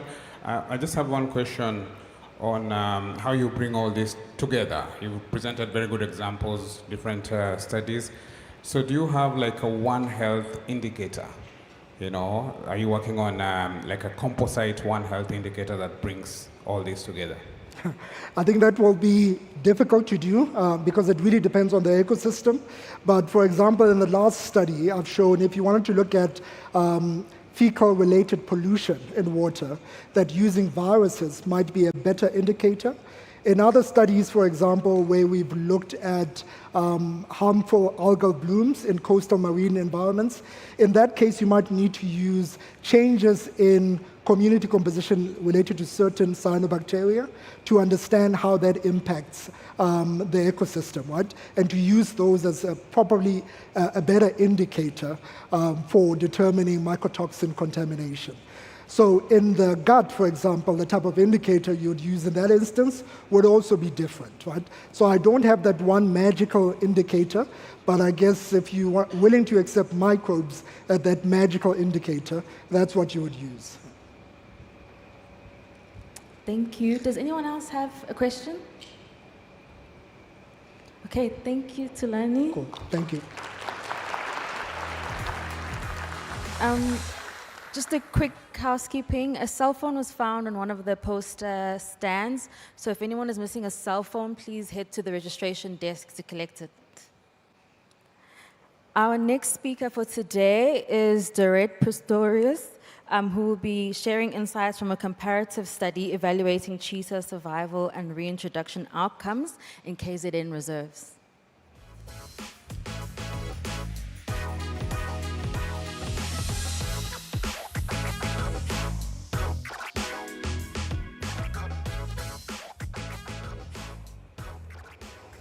Wow, this is not intimidating at all. Good afternoon, ladies and gentlemen. Thank you, Madam Chair, and also thank you to the Oppenheimer Research Conference for allowing me to come and present some of my results for my master's project. So I did my master's through Tshwane University of Technology, and I basically looked at the evaluating survival and reintroduction success of cheetah in 2 northern KwaZulu-Natal reserves. So as we know, cheetahs face various threats, but even though they are classified as vulnerable by the IUCN, the global population is still declining, with only about 7,000 mature individuals left worldwide. Southern Africa holds the largest remaining population, with about 4,500 mature individuals. And it's sad to say, but cheetahs only occur in about 10% of their historical range.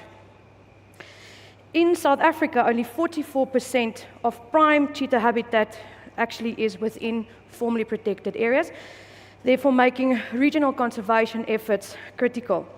But to mitigate the population declines, reintroduction programs have been widely implemented. So just quickly, the cheetahs in South Africa or Southern Africa are managed as a cheetah meta-population through coordinated translocations. And the core strategy of this is just basically to maintain genetic diversity, to provide demographic stability, and to reduce the risk of local extinction, and also to support reintroductions into historical ranges. In South Africa, a network of more than 67 fenced reserves and more than 460 cheetah form part of this cheetah meta-population program. However, despite national strategies, the reintroduction success is variable, even though there is national strategies. So each reserve has a unique ecology, prey and predator dynamics, making standardized outcomes really difficult. My 2 study areas, northern KwaZulu-Natal, Soshanguve and Mfolozi Park, as outlined in red, and Munyawana Conservancy, as outlined in green. Now, in terms of size, the 2 properties is quite different, but the environmental factors are very similar. Therefore, I could actually compare these 2 reserves in terms of the cheetah reintroductions. Soshanguve and Mfolozi Park is a state-owned and managed reserve. They focus on process-based management, basically conserving multiple species and community survival, although some species are prioritized for their conservation value, and at this stage it's only the black and white rhino and also the African wild dog. Munyawana Conservancy is a communal and privately owned and managed reserve, and they focus on their operational management is basically driven by high-end tourism and they focus on landscape level biodiversity with certain priority species, so therefore protecting important catchment areas, threatened rare and endemic species. So just quickly, I want you to focus here. In 1966, the first cheetah introduction were done in Sicily-Mfolozi Park, and up to 2023, there was 113 cheetahs that were reintroduced. And within that same time frame, only one cheetah got translocated from Sicily-Mfolozi Park. In Munyawana Conservancy, the first cheetah reintroduction was done in 1992, and up to 2023, 45 cheetahs were reintroduced, and in that same time period, 81 cheetahs were translocated from Munyawana Conservancy. So basically, it's the continued introductions from Sicily-Mfolozi Park, yet no outward translocations. So it seems like Sicily-Mfolozi Park is acting as a sink population. And this discrepancy raises important management, ethical, and resource allocation concerns. So I basically tried to assess if continued introductions are justifiable, and I basically done that by determining the current, or also to determine if the current introduction strategies align with broader conservation objectives. And I've done this by investigating survival patterns, mortality causes, and also introduction effectiveness. I use Kaplan-Meier estimators, which is a non-parametric step function, which basically records the lifetime data at different points. And also, I developed a novel short-term assessment model to assess these reintroductions. Just very quickly, I'm not going to spend too much time on this, but there's just some figures of the amount of cheetahs that underwent the survival analysis. At the population of the start of the study in Munyawana Conservancy were 15 and Sicily-Mfolozi Park 14. And at the end of the study, 31 individuals, cheetahs for Sicily-Mfolozi Park and 28 at Munyawana Conservancy. The total deaths are quite strong in Sicily-Mfolozi Park at 61 and Munyawana Conservancy 113. Right, so here we have the first set of results for my survival analysis. The graph on the left-hand side compare the two reserves. You see the median survival is basically identical, so that means that both parks lose half of their population in about the same time frame. So that means that the survival challenges is quite equal in both of these reserves. The crude survival percentage is also very similar with 35 and 34%. On the right-hand side, I have done the survival curve for introduced individuals at Sicily-Mfolozi Park and also at Munyawana Conservancy. Again, no statistical difference in terms of the median survival time, but the survival percentage also quite similar, 45 and 50%. Here I have actually done survival curves for all the females and males combined in the reserves. There's no statistical difference in terms of the median survival time. 65% survival rate for males and 33% survival rate for females. So females fare, in terms of crude survival percentage, they've got a clear survival disadvantage. And here I've actually split it up. I've done Munyawana Conservancy separate and also Sicily-Mfolozi Park. Again, even though there's no statistical difference for the median survival times, crude survival percentage is actually quite different, and this is what we as managers, reserve managers, really want to look at, because that will influence our management strategies. So here the female cheetah undergone the survivability percentage much lower, regardless of the park, and this is not an isolated issue, but it is a systematic challenge facing cheetah conservation. Here I have compared the survival rates of reintroduced cheetah with those that had previous encounters with leopards, lion, and hyenas, and those that came from reserves without those specific apex predators. Again, no survival, median survival time did not show any statistical difference, but the crude survival percentage was quite significant. So experienced cheetahs, or experienced predator-savvy cheetahs rather, is likely to survive 4 times longer than those without any experience. Here we look at the relationship between age at introduction and also the post-release survival. There is a moderate statistical significant difference at the age of what the cheetahs were introduced at. So the older cheetahs at introduction survived for longer periods than those that were introduced at a much younger age.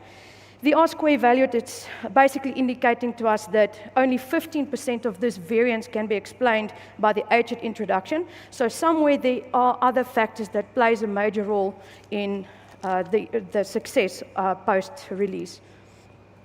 Just quickly, the mortality here, the causes of mortality. I would like to point out that on the right graph, that cream-colored bar, that indicates the unknown mortalities in Sisulu and Filosi Park. That was about 70%. So it's quite high in terms of uncertainty what causing these cheetahs to die.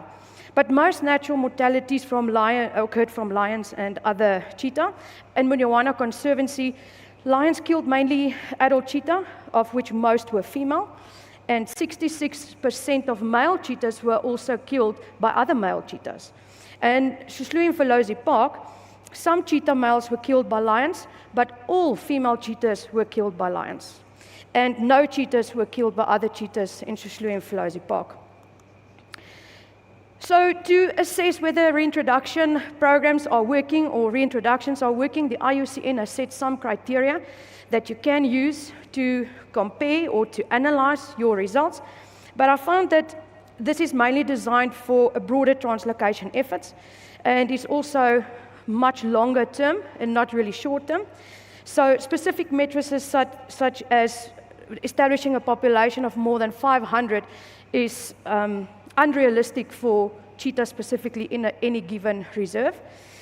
Also, the IUCN criteria focus on population level outcomes and not really looking at the individual success.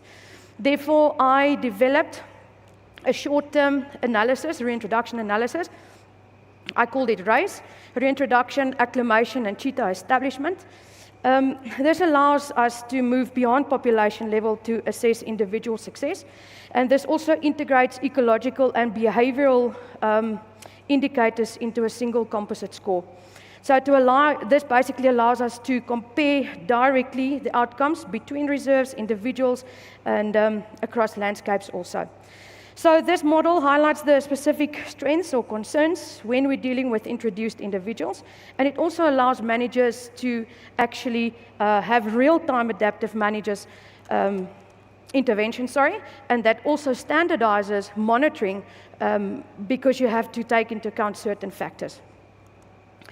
This is just an excerpt of the model that I have developed.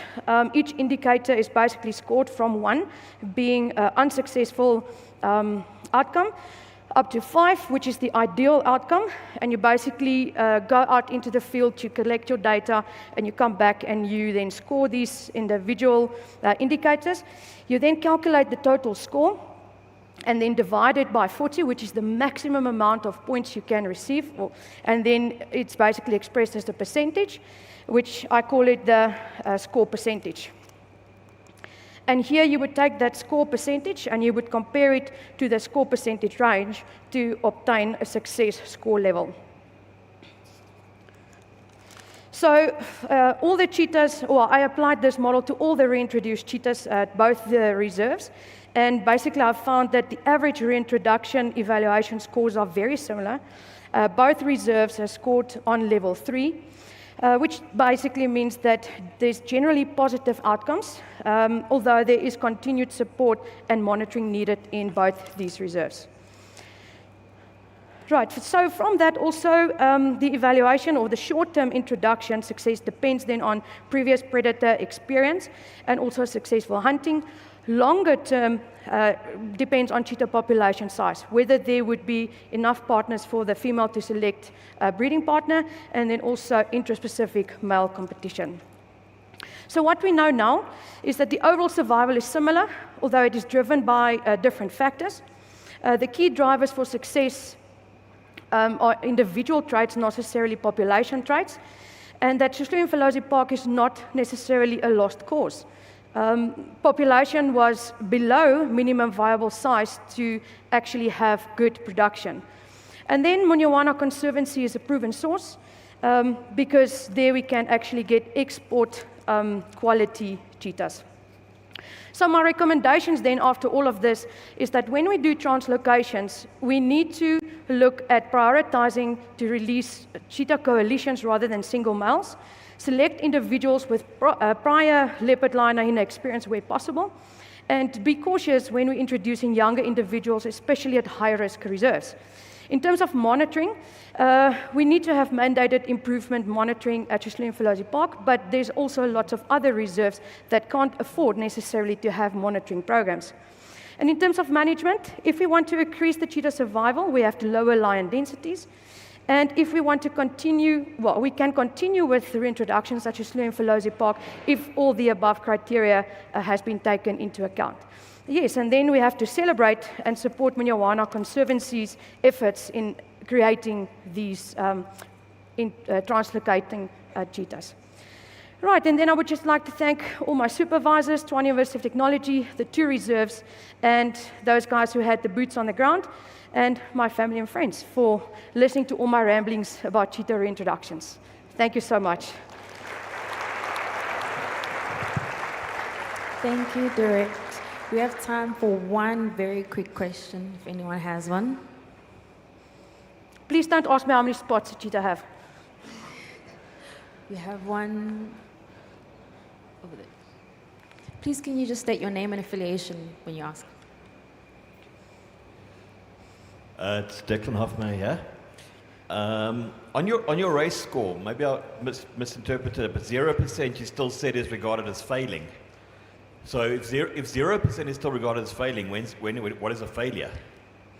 So if you look at all those individual scores that have been allocated, if most of them have scored either 1 or, basically 1. So that model, I think at this stage, looking back at it now, I need to adjust it a little bit to actually account for smaller how can I say, indices, so that there's a clear, not because there's only 4 criteria at the moment, I would like to actually have it more precise. But it's basically failing on all of those factors like settlement, hunting, breeding, and also not being able to defend themselves against other predators. Because the managers like me like a nice line where we can say, okay, it's time to make a decision. And if everything just says failing the whole time. And then, sorry, one other question, because this is something that I'm actually involved with at the moment with the introduction. What is the lion density? Can you say what the lion density is that favors cheetah female survival? Well, in those specific reserves, it was quite different because of the large size of Schutzlin Park and Munyawana Conservancy. But because of the smaller size of Munyawana Conservancy, the lion density were much larger. So if I can remember correctly, it was about, at one stage they had more than 100 lions. If I can remember correctly, I think it was 1 lion for every 25 hectares. Thank you. Thanks, Dorette. Thank you. Our next speaker is Gabriela Kaita, who will be sharing her study evaluating the success of conservation corridors for dragonflies within plantation landscapes.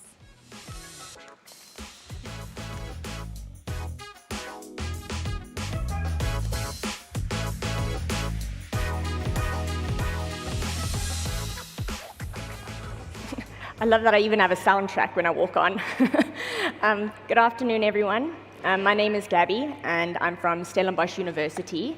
I'm currently in the biomaths department, where I'm busy with a postdoc, and I'm going to be presenting a paper that we currently have being reviewed based on using zeta diversity, which is a novel framework used to assess biodiversity patterns and looking at conservation corridors in plantation forestry in KwaZulu-Natal, and using dragonflies as indicators of corridor success.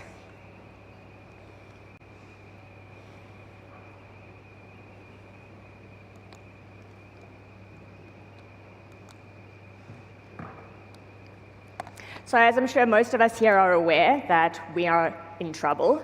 We are currently facing the 6th mass extinction, And this is caused by anthropogenic causes, such as land use, agriculture, including forestry. And with our population ever growing, the more people we have, the more resources we need. And there's a need for immediate conservation action in a way that we can try and meet that balance between human needs and ecosystem preservation. So the focus of our paper was on plantation forestry in KZN, and this is one of the biggest, well, in KZN, it's one of the main causes of landscape degradation. Almost 40% of the natural landscape has been transformed into forestry plantations. But I mean, we all need paper, we all need toilet paper, so we have to find a way to reach a balance where we can somehow try and conserve the natural ecosystems that we still have.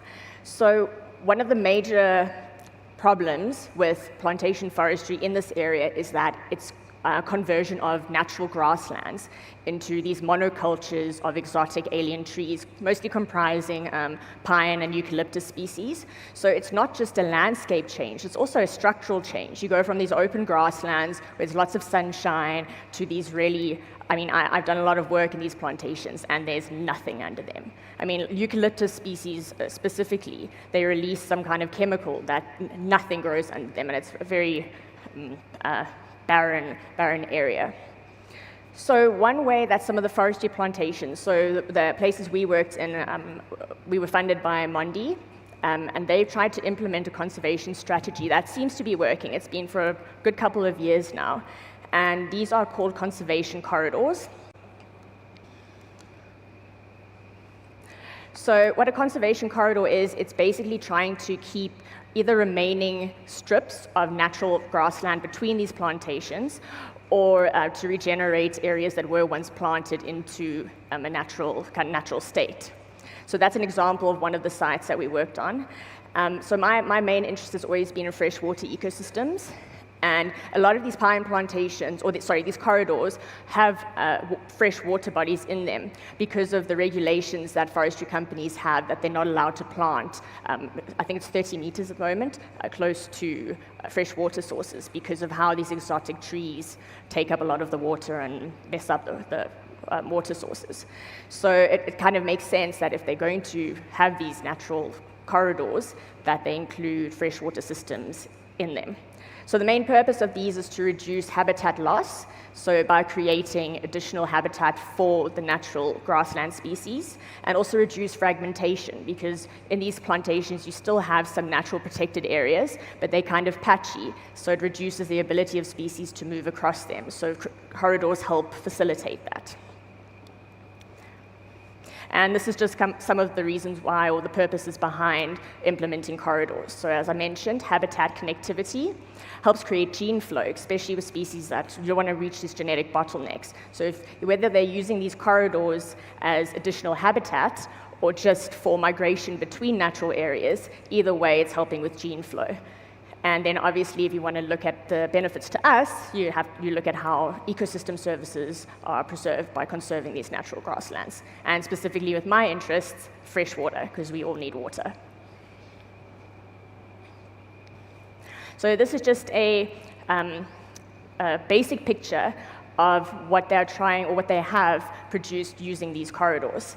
So these corridors link to either already existing protected areas, or just like natural patches of area. And if you have multiple corridors connected to each other and these protected areas, it produces what they call a landscape ecological network. So it's not just one line from one protected area to another, it's a whole network of them that together helps maintain biodiversity and conserve our natural grasslands in the area. So that's a really nice picture of what an ecological network kind of looks like. So where I'm standing is on like I think it was a nature reserve, and that corridor between is obviously an implemented corridor. And also what I like this picture is that you can see in that corridor there is also a road. So it's not that it's just completely natural. It can comprise a multitude of things, but the idea is to try and get it as close to the natural grassland state as possible. And there's a dam, which is not natural either, but it's still a fresh water source. And if you look behind it, that's another like natural area with a bit of natural forest.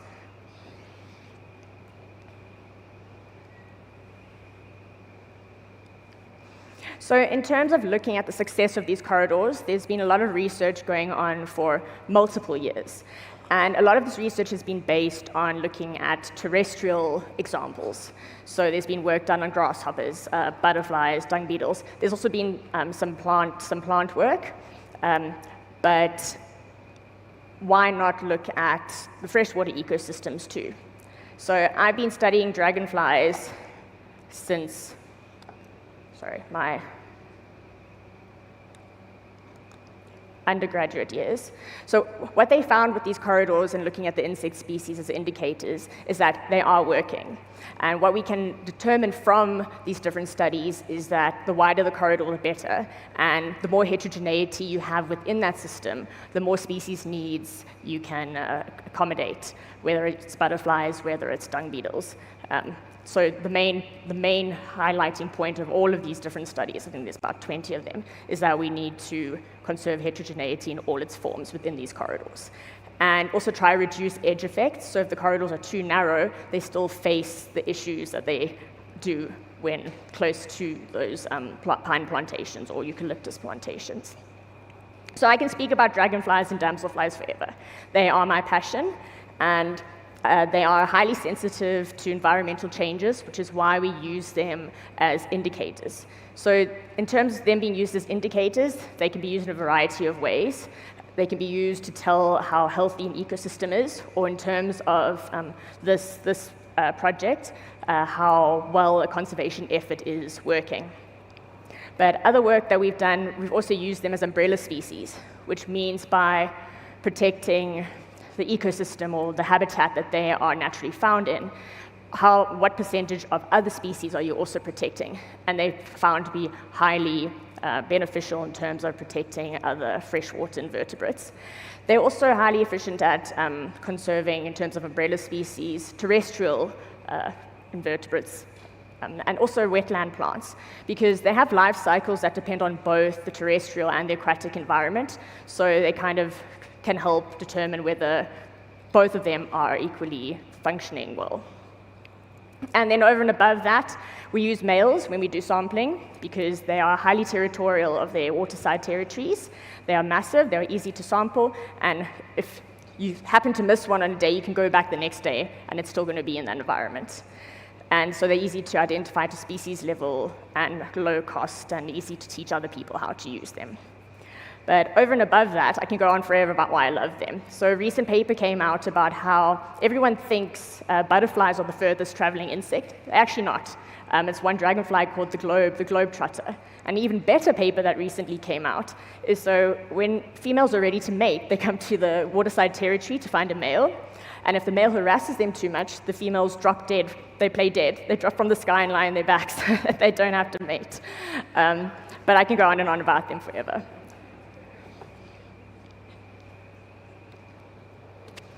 So what made this study different to other studies that have been looking at corridors is that we applied the Zeta diversity framework, which I'll get into in a bit.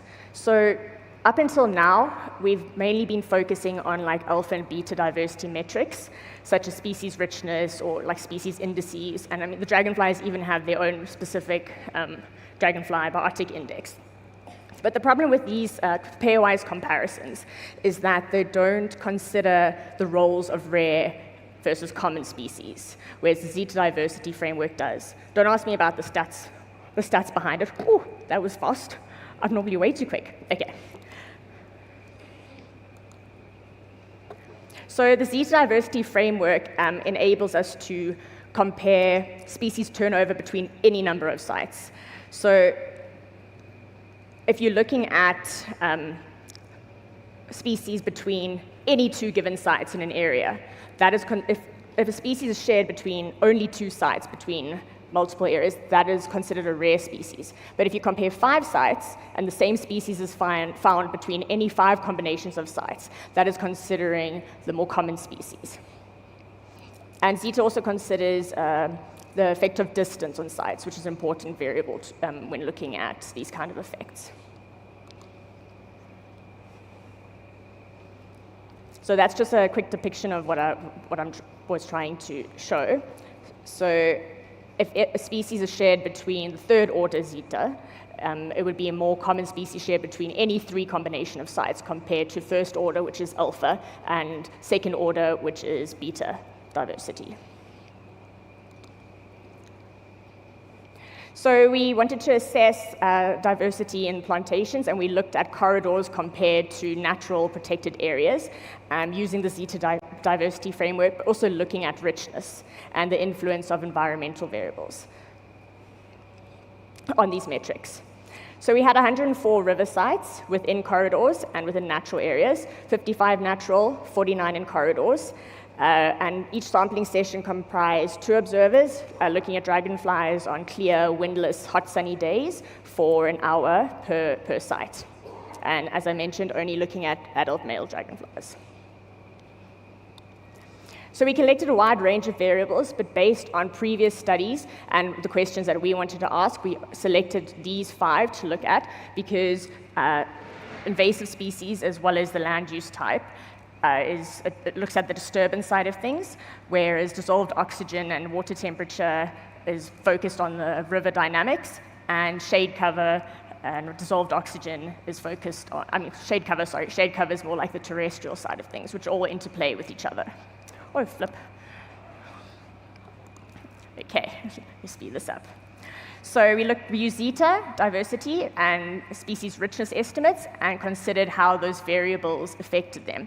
Now, the most important thing is that we wanted to see whether these corridors were behaving in the same way as the natural areas to determine whether they are actually being successful in terms of species conservation and ecosystem preservation. Okay, so I'll go through this quickly. So we recorded 37 species, 20 Anisoptera, which are your typical dragonflies, and 17 Zygoptera, which are the more delicate, sensitive damselflies.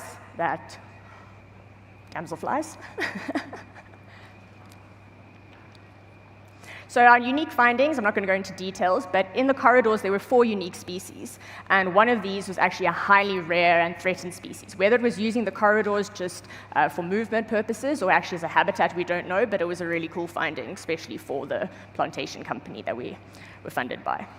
And natural areas only had 1 unique species.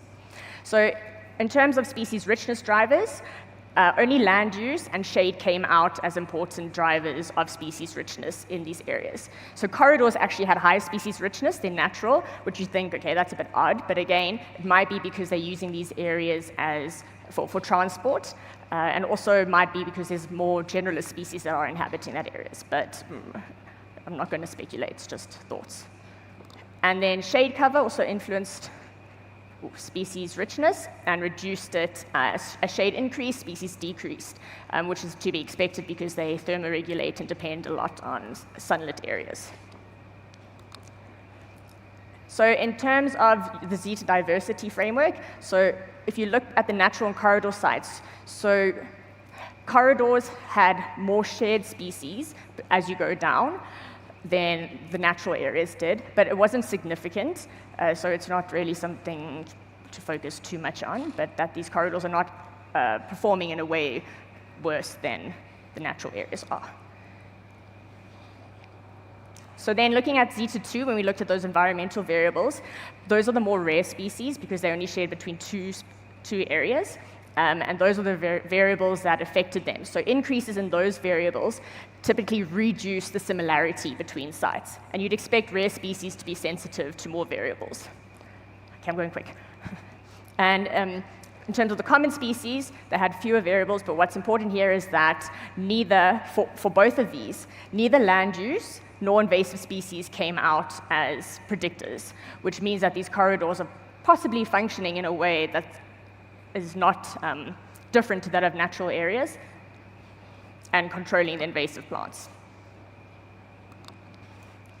So conservation significance, corridors proved themselves as a good way to conserve dragonfly diversity, as well as previous studies and diversity in general, and the broad application of Zeta diversity ultimately is showing us that this should be applied to many other biodiversity studies, and corridors potentially be used in other land transformation types too.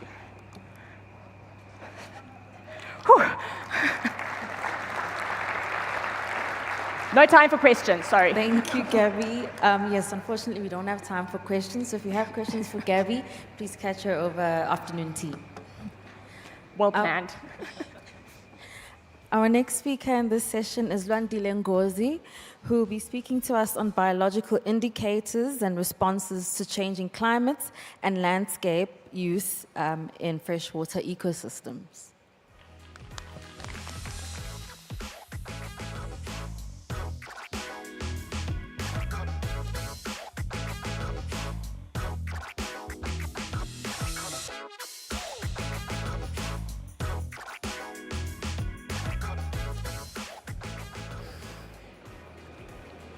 Good evening, everyone. As introduced, my name is Lwandile Ngozi, and today I'll be talking to you about my PhD project, which is looking at water quality and biological responses to land use and climate changes in the KwaZulu-Natal rivers. The project is supervised by Professor Colin Downs and Dr. Matthew Bennett. Freshwater ecosystems have been pivotal to supporting human livelihood for as long as human history exists. As such, these systems have been greatly impacted by human activities. To this day and age, Sustainable Development Goal number 6 and 14 of the United Nations, which is clean water and sanitation and life below water, are still a major concern. The climate and land use changes are seeing some of the major rivers deteriorate beyond acceptable ecological conditions, and in the process limiting their ability to support biodiversity, provide water resources and related ecosystem services. Climate-induced extremes such as floods and droughts exacerbate the impact of pollution in stream barriers, as well as available aquatic habitats, thereby impacting the overall ecological functioning of aquatic ecosystems. The lack of enforcement of the already existing legislative framework and the lack of maintenance of the water infrastructure exacerbates water demands in the growing populations, as well as changing climates. So our study aimed to understand the impacts of climate change and land uses on the KwaZulu-Natal catchments. We wanted to understand the ecological responses of selected sites to climate change above and below rainfall events. Our focus was mainly on benthic diatoms and microinvertebrates as biological indicators of water quality.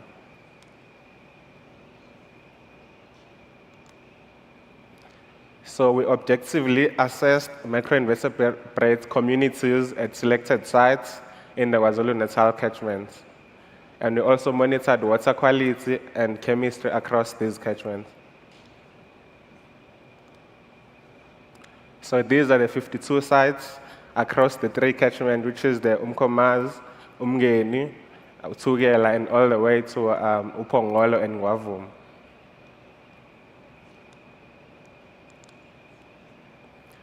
So to collect physical chemical data such as your pH, temperature, we used a probe with multimeters, and we submerged it in situ to get those results within the sites. And we also collected water samples with 2-liter milk bottles, which were then sent to Umngeni, Uthukela laboratories for chemical analysis.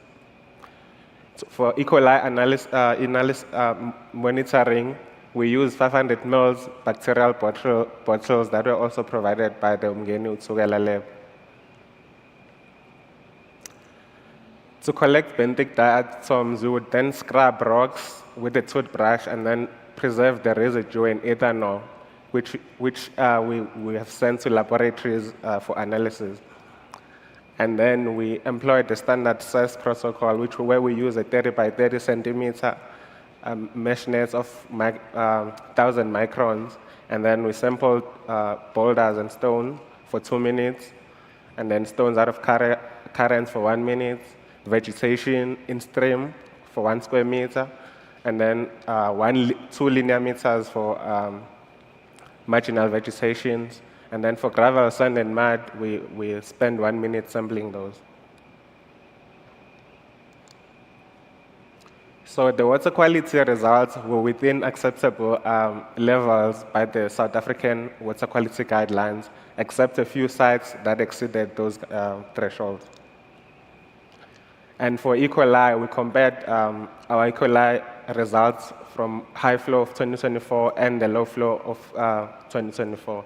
And we could see a clear difference between these.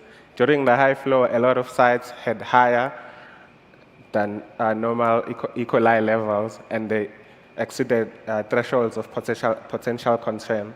However, some of the sites during the low flow, the E. coli levels lowered, so which could be attributed to high flows, washing everything, even the open sewers, into the stream and contributing to the overall levels of E. coli. And then for the SAS score between the 3 seasons, including the high flow of 2025, we could see clear differences in our SAS score. Mostly the sites upstream with cleaner waters just from the mountain springs showed to have high sensitive taxa, improved water quality, and overall improved SAS scores. However, as we sample down the residential areas and towards the estuaries, some of the sites had very poor SAS scores.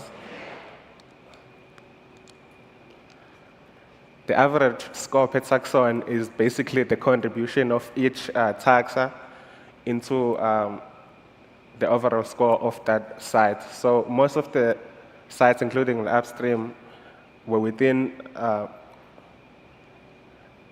acceptable ASPCT scores, and they indicated that some of the taxa found upstream and downstream contribute to these scores. So overall, land use changes impact river and ecological functioning of those.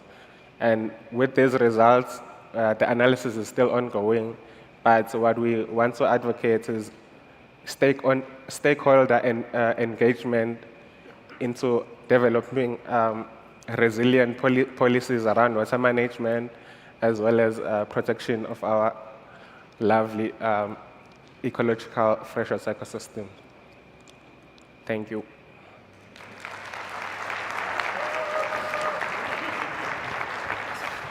Thank you, Landile. We have time for some questions, if anyone has questions for Landile.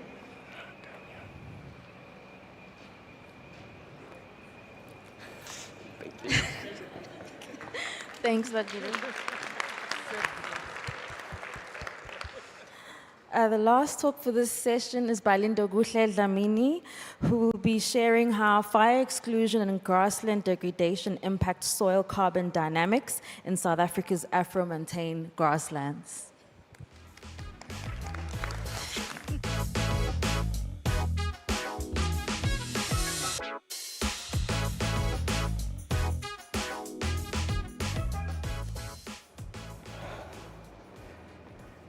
Good afternoon, ladies and gentlemen. As introduced, my name is Lindoguhle Dlamini, and I come from Makanda, so Makanda forever. So I come from Rhodes University, but the work that I'm presenting today is actually the work I did during my PhD. You'll see there is a SAON logo, so that's because I was funded by SAON, and it was a joint PhD program between the University of Free State and the University of Burgundy in France. So let's go to the Drakensberg. So next is not working. Okay, so the Drakensberg, if you've never been there, it's actually a 5-hour drive from here. So please do consider to go there. It's breathtaking. So these Afro-montane grasslands are found in a temperate environment, and earlier speakers did speak about this. They are in a high altitude region that have high summer rainfall. They have high plant diversity and high endemism, more than 2,500 flowering plant species, of which about 22% are actually very endemic in that region. They're also provide various ecosystem services, which include water delivery and water storage. They are considered a strategic water source area, which means they provide disproportionately more water than the area they cover. They're actually also very important for soil carbon storage. They store the largest carbon stocks in the country, and they can also sequester more carbon. Okay.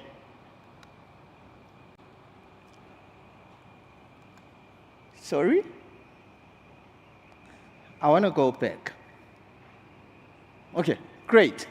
But there's a problem. The problem is these grasslands are found in a climatic envelope that can support trees.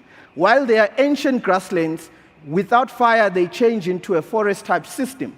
And the impact of this change, largely on soil organic carbon, is not fully understood.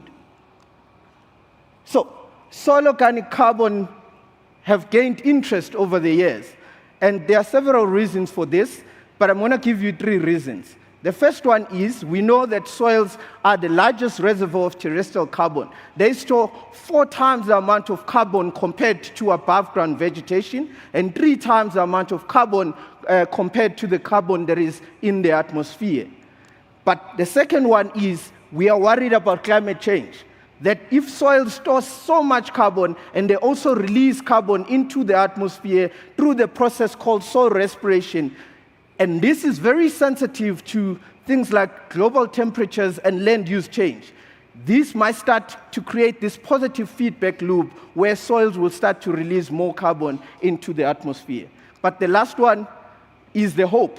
The hope that if we can actually improve our soils through effective land management and restoration, we can sequester more carbon and store it into the soil. But again, the hope does come with its own problems. There are simple global push solutions to say, let's plant trees in these open grassy systems, especially those that can actually support trees. So you can see that there is a commitment to plant trees in some of these African systems. So this brings me to my questions. I had only 2 questions. I'm trying to present 2 papers in one presentation. I hope I succeed. So the first one is, does fire exclusion, so when you exclude fire and you allow a system to change into a forest-type system, does that lead to more carbon being stored and less carbon released to the atmosphere? The second one is, what happens when you deliberately plant trees in these areas that are adapted to fires, that have natural fires? So the study was done in Drakensberg, in Cathedral Peak Research Catchment. These catchments were started in the 1940s. They were started to answer hydrological questions, something that I don't know much about. But there was a belief back then that if you can plant trees there, they'll bring more rain and increase the water that we get through evapotranspiration and processes that I don't fully understand. But the answer was no, and some of the policies in South Africa, actually, the data came from this research. So we're actually now using these catchments to answer different type of questions relating to trees, but on climate change now. So there are 3 catchments that I work on. The first one is catchment 9, which is a catchment where we've excluded fire. We've excluded fire, and the catchment naturally change into a forest-type system. But because excluding fire in these catchment is actually on its own a disturbance, it's actually very hard to exclude fire. Around the catchment, there is still a grassland that is maintained through accidental fire that happens every 2 to 5 years, allowing us to compare between the two. Then we have a natural grassland catchment where this catchment is bent every 2nd year, and it receives biannual fires. This is supposed to play, okay. It receives biannual fire that are controlled, and we're trying to mimic nature to keep it as a grassland. There's many instrumentation here that say on deployed covariance system, and many measurements are happening in this catchment. The third catchment is a catchment that we actually deliberately planted trees. So they planted pinus trees. After about 20 years of planting these trees, there was a wildfire that completely burnt all of them. So the catchment is now degraded. It looks like that now. It's dominated by a bracken fan, and there is massive soil erosion. After the rainfall, the weir fills up with sediment. So, for the first question on fire exclusion, so what I did was I collected soil samples at different depth increments down to 1 meter and then analyzed the soils. So to look at what did we find, this is moving slower than me.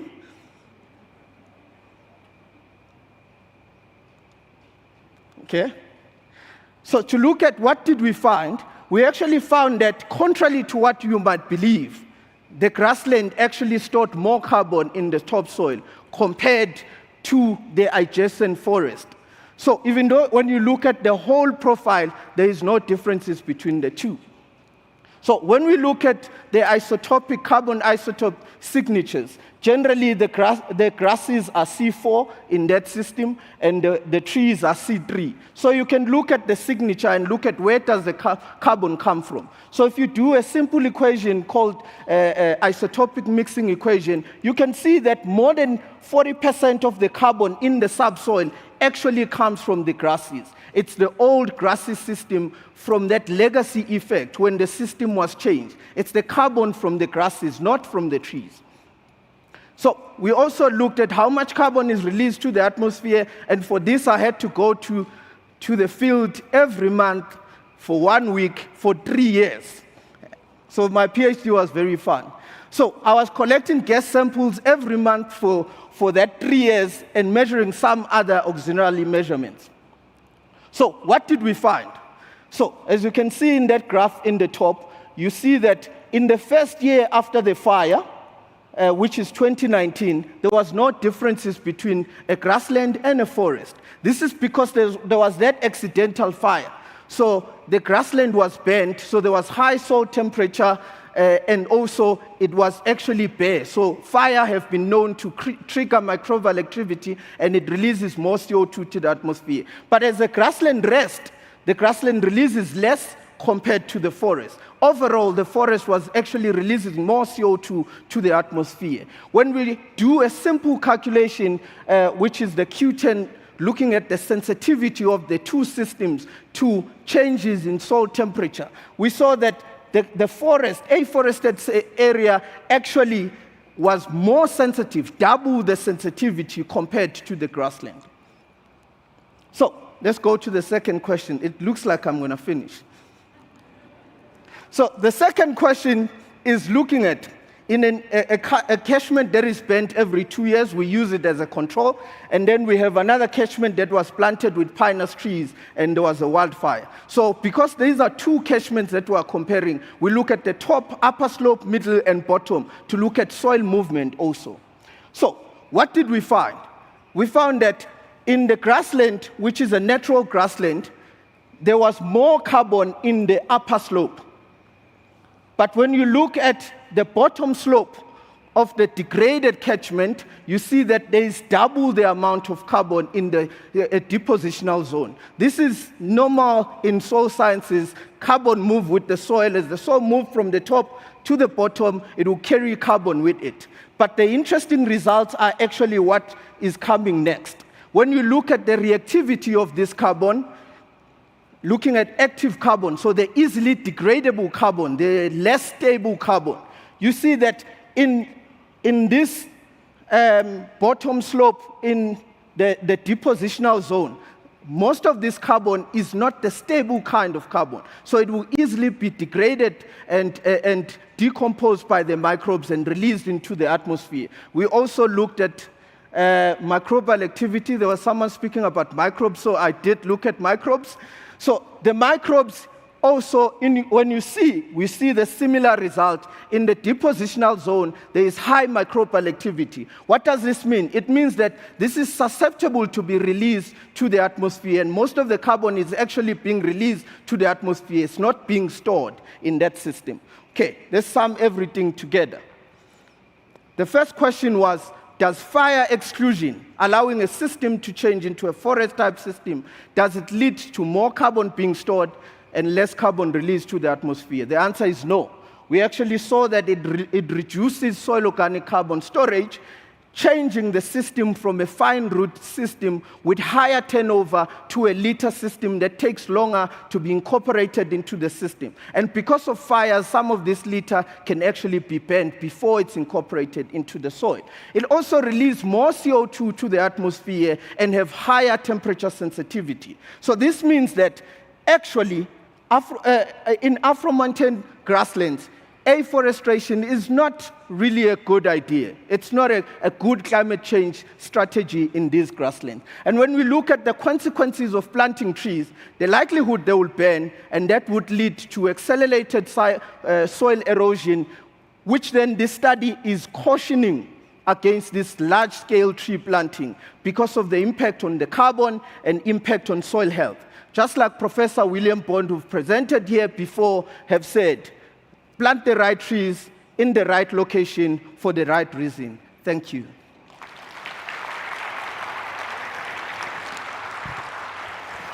Thank you, Lindo. We have time for a couple of questions. If anyone has questions, we have one here in front.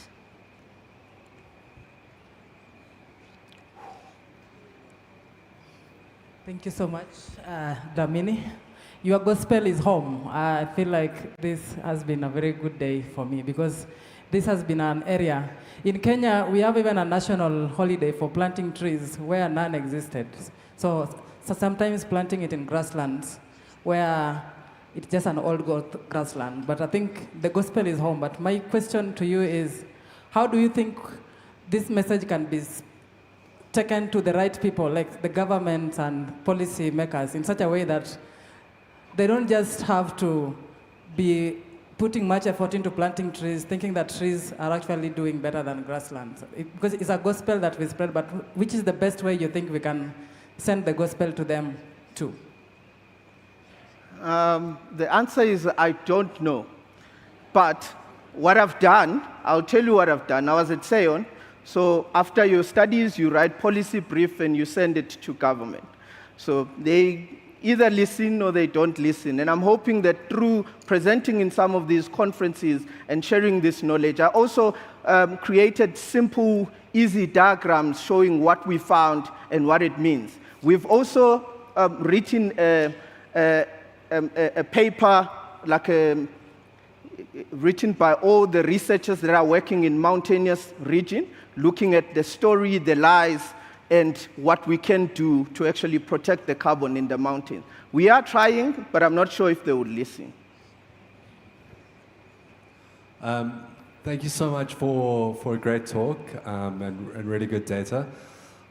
I wanted to ask you, did you consider the above-ground carbon components? So I think your results are really clear on the soil carbon, but I think the question is, if you were to advocate for replacing the plantations with natural grassland, would the increase in soil carbon compensate for the loss of above-ground carbon, assuming that fire suppression continued and kept that plantation as a stock, if you understand what I'm saying? Yes, thank you for the question. It's actually a question I've been getting every time I'm presenting this work. The answer is we did not look at it, and I'm hoping that I'll get time to actually look and quantify under Lukisidia. But one of the other problems is we're not looking at carbon only, we're looking at water, we're looking at, let me get this right, albedo. So I always pronounce it wrong. But we've seen that it actually has a problem on the water, so it has higher evapotranspiration and lower albedo. So it's actually a problem. It would be hard to advocate for it to suppress fire. But the other reason why we did not look at above-ground biomass is because the system generally bends. So those trees, in the next few years, they would likely burn because it's becoming really difficult to control fires in that region, like you saw with that pinus area that was planted. Okay, one more question.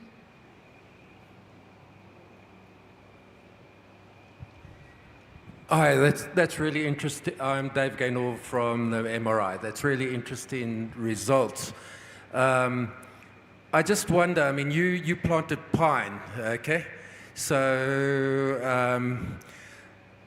how does this apply when you actually plant, when they're indigenous plants in that area? Do you have any idea of the difference that would make?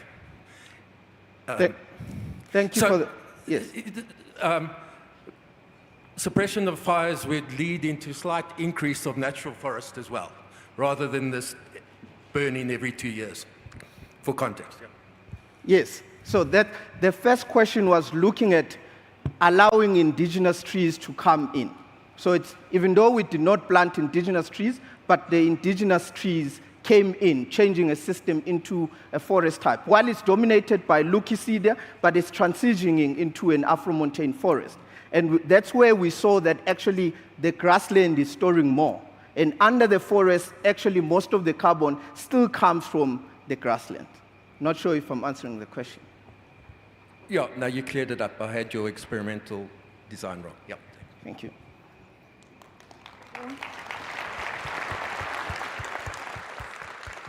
Thank you to all the speakers. Oh, sorry. Yeah, I'm very proud of the research that you did and what I've been seeing since I came here. But I've got a question. Is there a way where these research results can be used to produce a documentary which can be aired on a national television so that we educate our young people on the dangers of such activities? Because we've seen a lot of burning of our grass and our forests, and people don't understand why they shouldn't do that. So the researches that we are doing, is there a link between yourself and the Ministry of Information and Publicity here in South Africa to do a documentary so that at least the information can go to the people and the people can learn and understand the dangers of fire? I thank you. Thank you for the question. Maybe the answer is no, I don't have any relationship with people who can produce documentaries, but I know the organizers for this conference actually have a working good relationship with the media, and I think maybe they can come up with the plan.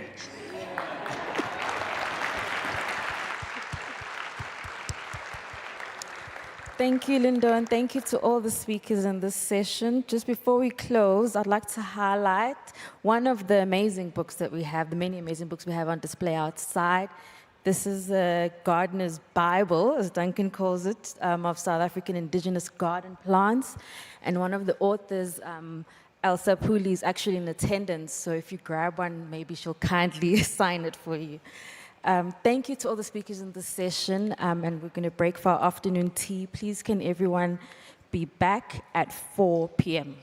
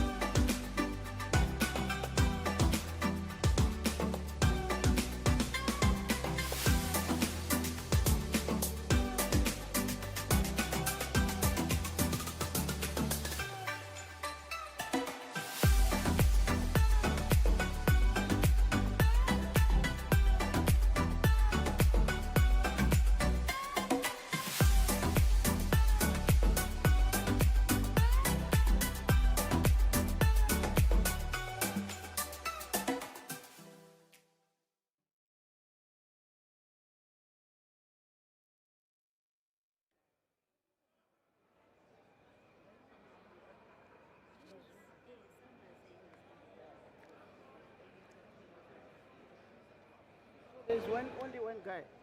No, there's another. So we're ready to go? Wonderful. Well, good afternoon. It'd be a good idea to have some people come to the front, you know? There's a lot of echo when the seats are not occupied. So we'd like to invite those who are still outside to come in. It's way after 4 o'clock, which is the time that we're meant to get started on. So my name is Buyani Zwane. I am from Umhlabiyalingana in northern KwaZulu Natal. I think it's important for people who are over there and from Drakensberg to know. No, nobody knows. Let's just check. Oh, thank you. So it truly is a pleasure for me to be able to be moderating this session with you. It is a pleasure to welcome you to what is going to be the inaugural ministerial panel at this Oppenheimer Research Conference. As an organization, this research and conservation prides itself on bridging the gap between stakeholders in conservation, science, policy, and practice. Earlier on, we've been busy in conversation amongst ourselves, and we begin to realize that we need to be able to find a way of connecting with policymakers. The last presentation from Lindogutle was already making reference to the importance of connecting with government and the key persons in government. As this conference continues to grow in strength, we realized that it was high time we brought policymakers into the room as well. For that purpose, we have ministers. We've come through and we've brought them from a whole variety of places in SADC, as well as Sierra Leone. You've seen in your record, they're busy schedules, and every time they've got to be juggling between what they do in interacting with citizenry as well as those who are in government. So, unfortunately, some of our panel members could not be here in person, but as you can see on the screen, we've got our panelist coming through from Sierra Leone. He's ready, he's prepared, and he's going to be sharing some key insights with us, and we're excited about that. We are looking forward to having a connection with our panelists coming through from Zambia, and that should be happening in a very short while. But we are honored right here that we've got Dr. Kateni Evelyn Ndlovu, who is the minister, and she is responsible for environment. And I've got a professor who's been writing like prolifically, more than 50 articles, and making sure that people understand what's involved in conservation, Patience Kandiwa. It is a pleasure to be able to have you here. What we were hoping for was to be able to have the Minister of Minerals and Energy coming through from Botswana. Unfortunately, she has not been able to connect with us. But Jewo Abdullahi, the Minister of Environment and Climate in Sierra Leone, is with us, so you can give us a wave so we know that we are with you. Thank you so very much. And we're looking forward to Dr. Rodney Skumba, who's the Minister of Tourism in Zambia, to connect with us. We're waiting for the technology to connect with us properly out there. So we will be discussing perhaps the most critical issue when it comes to conservation: money. Like money. Ching, ching, ching. Specifically, we'll be looking at the transitioning from short-term philanthropy to permanent outcome-based capital through the reduction of frictional costs. So, without further ado, let me come through to my panelists right here. And I'm going to start off with Minister Abdullahi right online. If I can connect with you, please. Politicians are often rightly and wrongly accused of creating obstacles to investment. Given your experience in both private and public, or politics as it were, private finance and politics, to what extent do you believe that environmental projects fail because, well, they overlook the relevant economic dynamics necessary to sustain them? what can be done to address such challenges? Please talk to us. Well, thank you very much, Dr. Zwane. I'd like to thank Jonathan and Nikki Oppenheimer for this wonderful event that brings experts together to discuss and share ideas. I'd have loved to be there in Johannesburg to share stage with colleague ministers. Unfortunately, I have to juggle multiple priorities. The question about politicians creating obstacles is, sometimes it has merit, I think, and sometimes I think it's overblown. The private sector and public officials usually have different constituents. Politicians need to balance the needs of multiple stakeholders. So one cannot expect the process for public, for policymakers to be identical to what you see in the private sector. Now, having said that, I think most environmental projects fail because of multiple reasons. It's kind of hard to, pinpoint. But let me focus on conservation ones. I think understanding the root cause of the problems that the project is trying to solve, I think that's very important. I think, community ownership is one that many times is lacking, as in communities that are either embedded or live around these natural assets. I think some projects, many times, well-meaning people design projects as charities. And I think it's important for long-term sustainability, for these projects to be thought of as, if not businesses for profit, but at least to break even, so that they can be sustained over the long run. And funding is also like sustained funding until these projects can stand on their own 2 feet or their legs is important. The natural assets that many of these projects try to conserve are public goods. So for me, I see public funding as a necessity, and that public funding needs to be sustained over a period of time before it can attract private capital. I think thinking that private capital can come in to conservation and solve conservation issues, it just hasn't worked. If it was going to work by now, it should, we should see a flood of private money coming in. But we still have issues because the requisite public funding is just not there. In many cases, for countries like Sierra Leone, the domestic funding is not going to be able to address these issues. And for countries like Sierra Leone, where these natural assets provide services not just to us, but they provide services globally, we think that we as countries can do our part. But at the same time, the global community should really think of these as critical global assets that are necessary for humanity and fund them accordingly. The scale has to be there, and there has to be a seamless access to this funding.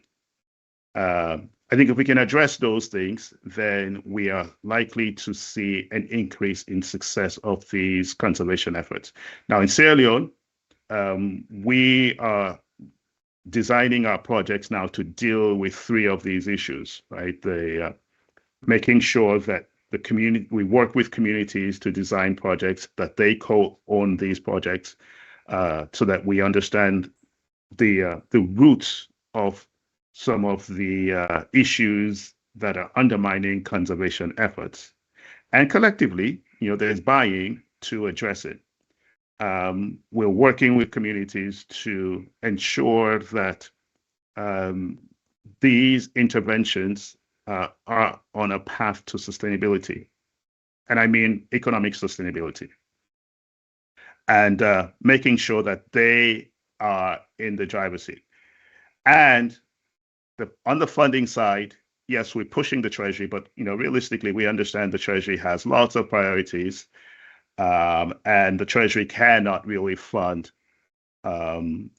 these projects, to the amount that's needed. We'll encourage working on getting private sector involved, and we're pushing in the international stage to ensure that globally there is enough funding to sort of de-risk some of these projects, and it gets to a stage where we can start attracting more private funding, and communities can sustain these projects over the long run.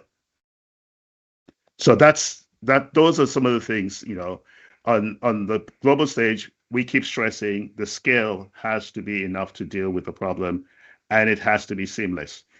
I mean, if we're spending all of our time on projects, on writing projects and developing, 200-page proposals, and it takes you 2 to 5 years for you to get that project approved, by the time you get the project approved, things have changed. You almost need to spend the next year or two redesigning the project because things have changed since you started working on your project. So we'll continue our push on the global stage to ensure that the financing mechanisms that have been put in place to fund conservation efforts globally, the scale is increased, and the access to the funding is made more seamless. Thank you. Thank you very much. Honorable Dr. Ndlovu, you shared some very insightful information earlier in the morning as you stepped in to give us a keynote. I'd like for you to be able to just talk to us around the area of tourism. In the neighborhoods, as Zambia is seeing a growth in terms of its tourism, and I'm just wondering from your side whether there are any factors that are enabling more of the conservation to attract people to the country so that they actually get to appreciate the breathtaking landscapes that are there. Would that contribute somewhat in terms of ensuring that there is an alignment between tourism and conservation and all that? Thank you very much for that question. Let me say Zimbabwe is very attractive. Of course. That's the first mark that we have. Yeah. Zimbabwe is a very attractive destination. We are an enemy to none and a friend to all. Sure. And that slogan has made Zimbabwe attractive destination for tourism. Right. The second point is that after COVID, we worked on our national parks, all the conservancies that we have, to make sure that we build capacity within those conservancies. And the conservancies that we have in Zimbabwe are very attractive, and they attract tourists.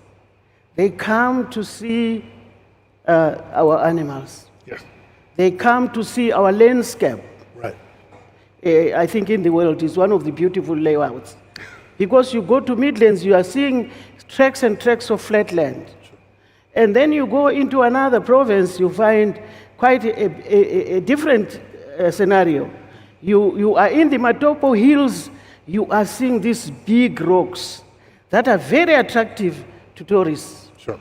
And the cultural villages that are there in the Matopo area are also a source of attraction for our people, for the people from overseas. I think I read this morning that Zimbabwe is being rated very high on the international market. Forbes magazine. As a destination for tourism. Yep. And we are doing everything that we can. And it has got one other asset which people don't understand. Our people are just naturally friendly. And our people are naturally courteous. When you get to Zimbabwe, into a hotel or into a lodge, you know that you're going to be received well. Sure. Even at the airport, when you get a taxi driver, you know that exactly the taxi driver will take me from one point to the other. And it's very safe.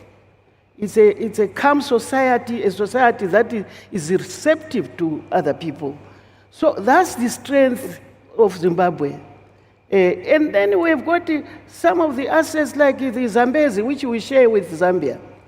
Yes. The Zambezi River, which is one of our wetlands. Yes. Again, that river and the falls themselves, they attract a lot of people because it's one of the wonders of the world, sure. The natural wonders of the world.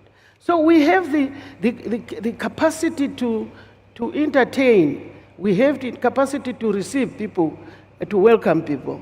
And then our facilities at the Elephant Hills and other hotels, they are just there, magnificent, giant structures that are so attractive that you cannot fail to come back. Sure. In this year, we hosted COP15. Yeah.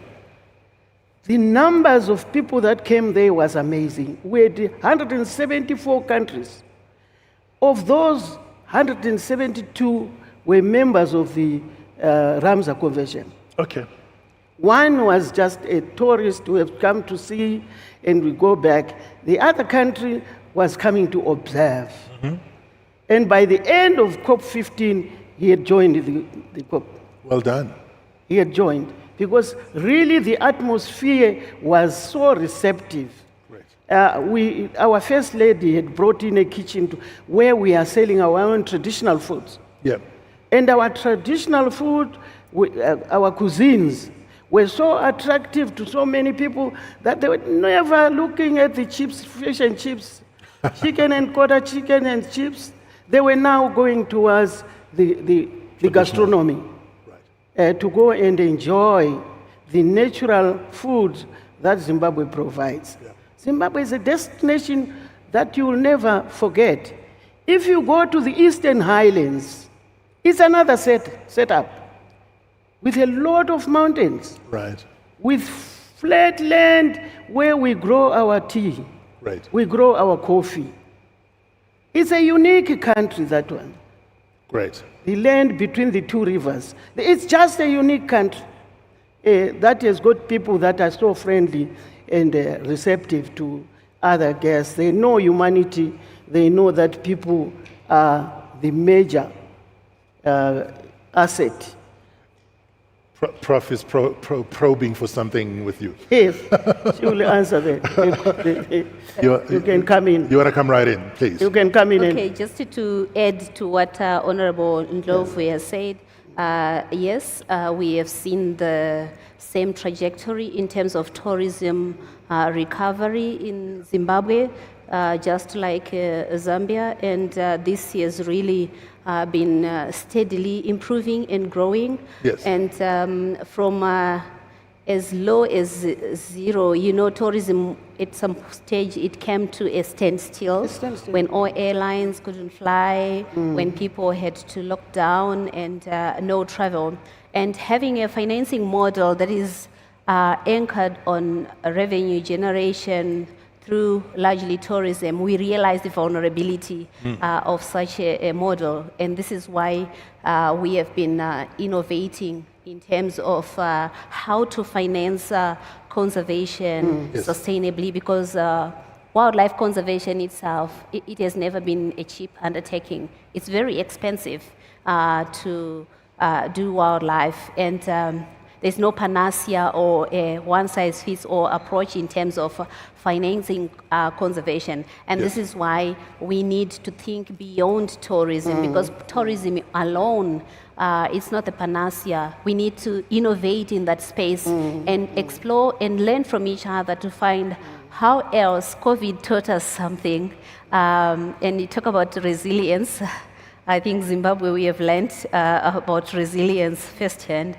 And this is where we also have to share how we are doing that and being able to slowly recover, but having a very diverse and growing financing model, which is broadening into partnerships, also exploring other ways of investment and being more receptive to the non-traditional players in conservation, partnering with the media so that we can tell our own story, to also really say the correct narrative out there, because perceptions are also very important when it comes to attracting the right partners, to attracting people to visit the country so that we can be able to support the tourism industry. But there's so much more that we have got to explore, and this is, I think, one of the reasons why Zimbabwe is one of the first countries that produced the biodiversity economy strategy. There we've got our dreams, some of our wildest dreams of what we want to see to unlock the value of biodiversity for financing biodiversity. Wonderful. It's an absolute pleasure that we also have Dr. Rodney Skumba with us. It is good to be able to have you. We understand you are struggling between many engagements on the day, so thank you very much for giving us some of your time. We've read that in Zambia, international tourism arrival surpassed last year's 2.19 million, which was a 35.3% increase from 2023.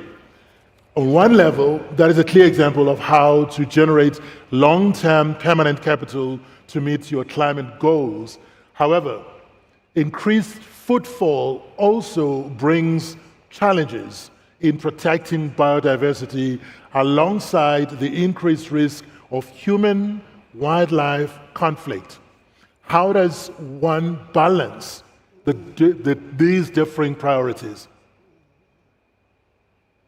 Dr. Skumba?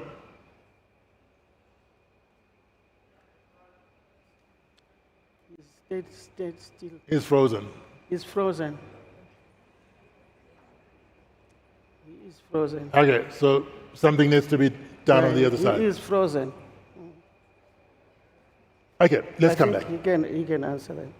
Maybe he will come in later. Yeah, we'll bring him back. We'll bring him back a little bit later.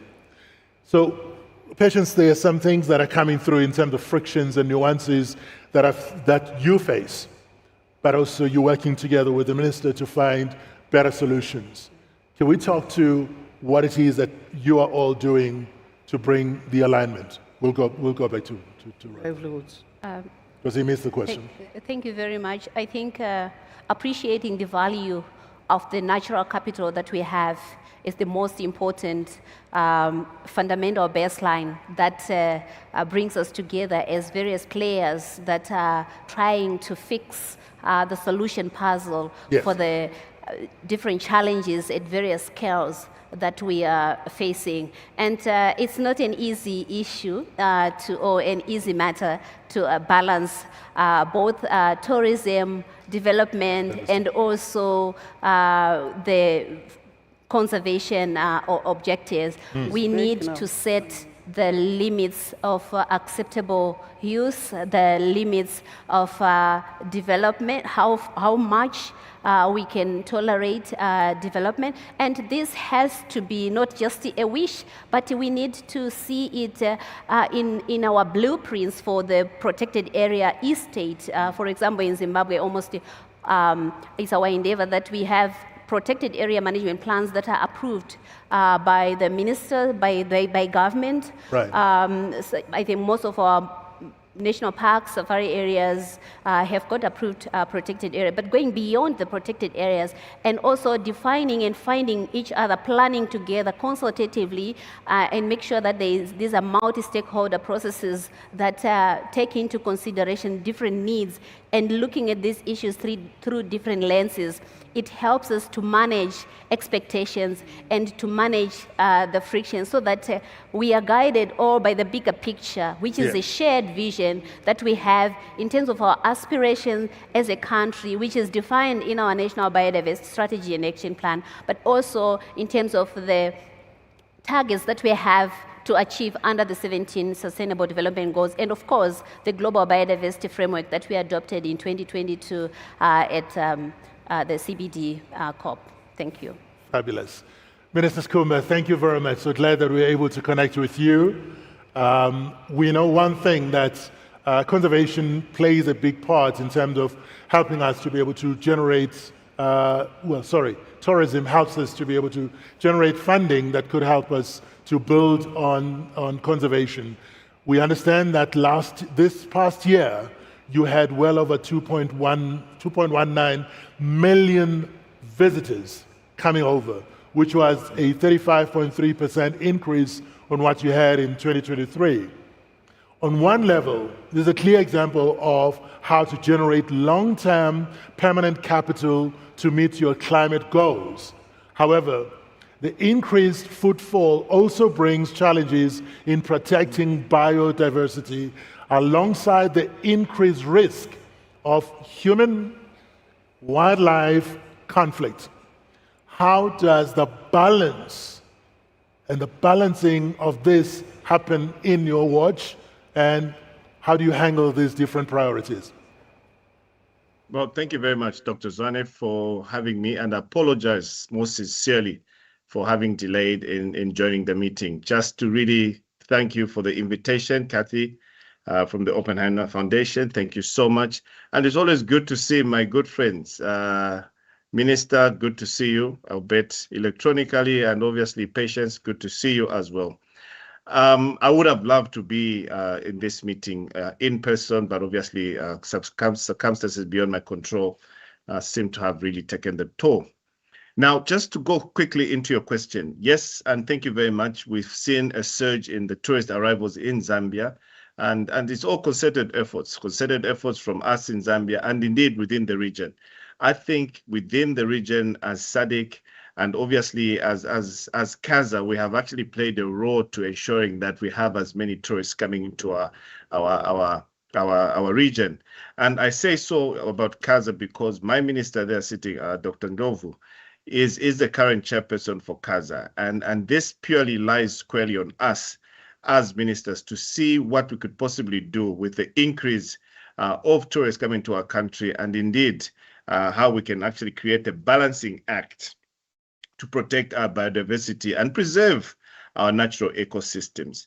I just want to indicate to you, probably for purposes of this conversation, is that in Zambia today, a third of our landmass, 30% of 752,000 square kilometers, is a protected area by way of the national park or indeed of a game management area. Now, that in itself obviously is something that is a sure sign, a sure testimony that we do want to preserve these ecosystems. But then again, in as much as we're trying to preserve these ecosystems, you've actually seen that the increase in population of the animals because of the protection, the conservation efforts that we're putting in is actually growing. On the one hand, also, we're seeing the footfall, as you rightly mentioned, of tourists coming to our region, Zambia to be specific as well. Now, the two good problems, I'd like to call them, that we currently are experiencing right now is, yes, there's a lot of people coming into our national parks. What do we do? Yes, there's a lot of people wanting to invest in the same national parks. What is it that we can possibly do? Now, that in itself puts us in what I'll probably call a quandary as regards to what do we actually need to do. Now, understanding the fact that the resource envelope for most of our countries within the SADC region, Africa to be specific, is so small to be able to spend so much in conservation. So we've actually gone out, and I did listen very carefully to one of the presentations where we have seen a lot of philanthropists coming on board to see how best they could assist us in terms of conservation. But in my honest opinion, and probably as on representing government and indeed my other colleagues, philanthropy is good. Philanthropy is welcome. But there has to be a time where the more money you get as gratis should be able to now start generating funds for this particular ecosystem to be self-sustaining. And I say so because in Zambia today, we have created what we call collaborative management partners. Now, on one part, you have a donor, an NGO. On the other part, you have government. The first critical thing that we did as government was to ascertain the value of that park. So we have 20 national parks, as I had mentioned earlier. of the 20 national parks, we've currently put on collaborative management partnership to 5 of our national parks, big national parks. I'll give an example of the latest one, which is the Kafue National Park. The largest national park we have in our country, spans about 22,000 square kilometers, home of the big 5. Now, ideally, what we've done is we've gotten an 80-20 rule.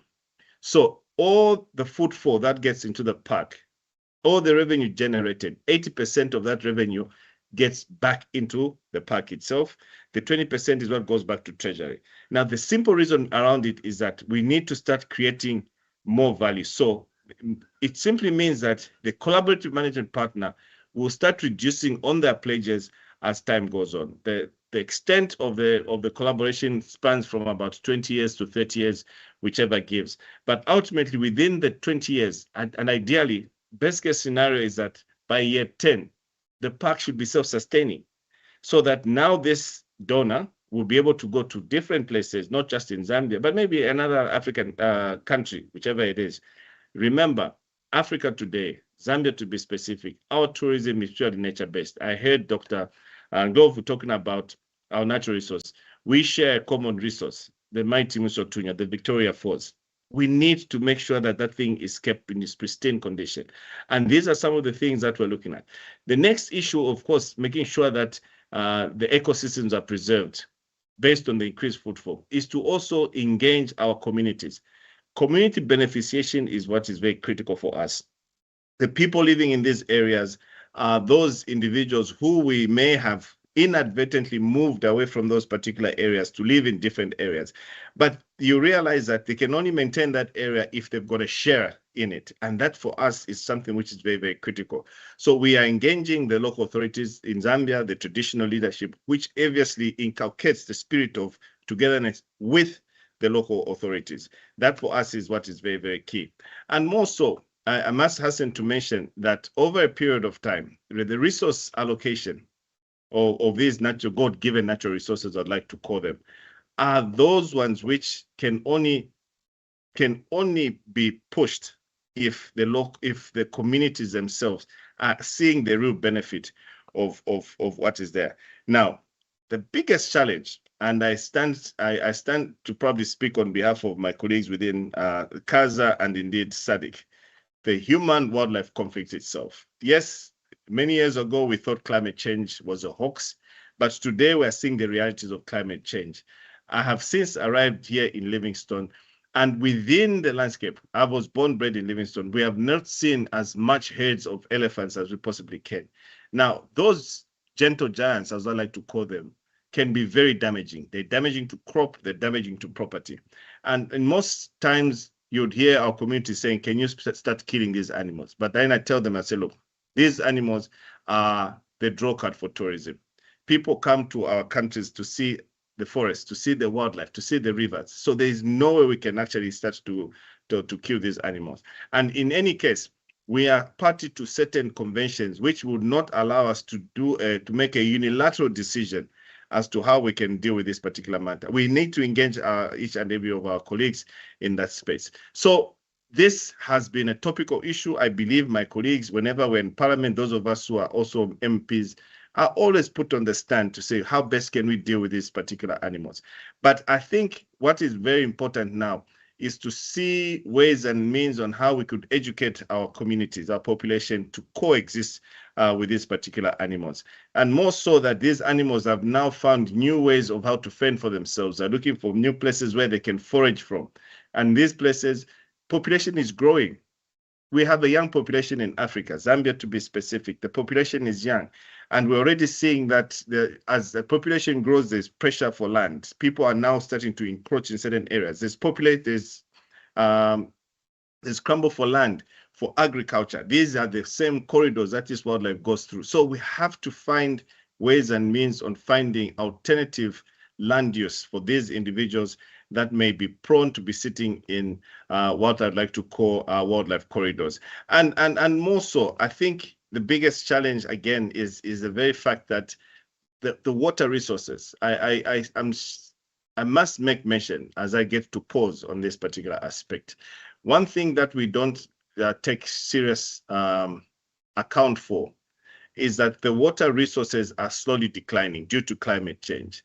And probably not even in our time, but in the next 20, 30, or I'll be there in 20 years, in 30 years, I should be there. But maybe 50 years from today, chances, the biggest problem that we'll have, especially in our continent of Africa, is water resources. And you can only imagine if we'll be fighting for water to irrigate our crop, imagine the scarce resource of water coupled with human-wildlife conflict. That is something that we need to manage. And we don't want to find ourselves in a situation where we're at war with each other because each and every one of us wants to dam an area so that they irrigate and also that they have enough water for their animals. So I will pause there and to just really appreciate having invited us to this meeting. And I'm looking forward to listening to more of interactions from my colleagues. Thank you. Mr. Skuma, thank you very much. I'd like to turn specifically to the term of frictional costs. It's more often heard in the private sector, but still, we think we need to be able to consider how it can be applied in the discussion around nature and climate financing, specifically since public finance has been the most relied upon, 80% of all funding for nature-based solutions. So what I'd like to be able to do is to just turn around to yourselves as my panelists. There are a number of climate and nature financing organizations. We've got the GEF, the Global Environment Facility. We've got the GCF, the Green Climate Fund. And recently, we've got the UNFCCC. We've also got the CBD-COPs that have seen countries from the Global South ask for new fund and new vehicles. Why are these public financing vehicles not fit for purpose? And what frictions have you seen or experienced in accessing these funds? Where would you like to see changes in how international nature finance reaches the place that needs it the most? Katrin? May I start with you, Minister Glove? Start with me. Yes, please. Yes, thank you very much for the question. Yes, we have funding from various partners that are contributing towards the budget. But as you said earlier on, the biggest funder of our conservation is governments. Yeah. 80% of our budget attends to, it's coming from government. Yeah. And only 16% comes from these funds that we're talking about. Unfortunately, these funds have got conditions. Yep. They are project-specific funds. Yep. They are not just for the general funding that you have to come up with a rigorous exercise to come up with a project proposal, which project proposals, in some instances, is difficult to complete within a given specific time. Right. And there is a gap, which we discussed even in Abu Dhabi recently, that we should have people, our people trained in coming up with the project proposals. Okay. At a time that it's a shortest time that is possible. Yep. Unfortunately, that is not happening. We have not had training of some sort. I don't know before I joined the ministry, but we need a lot of capacity building. Sure. Again, there are complex issues related to that funding.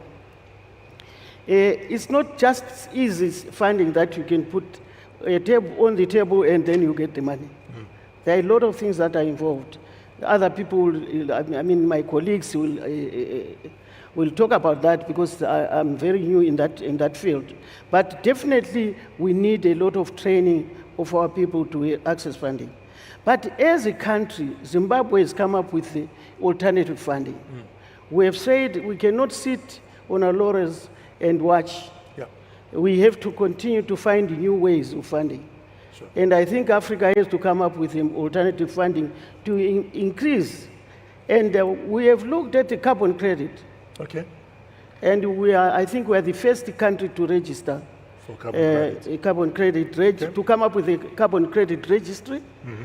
And we think that from that carbon credit, we will earn a little bit of money, to make sure that we complement government funding and our partners. Sure. We have also looked at the attracting investment in the conservation area. Good. So that we have more private sector participation in this activity. Right. Alone, we cannot make it as governments. So we are looking for partners, and we've looked for partners, for instance, for them. National parks, they've got a partner, and I think things are changing now. Right. The face of national parks is changing. The facilities that they had in terms of accommodation and so have been renovated. Right. So we have to look for other means of raising funds other than the donor funding. Okay.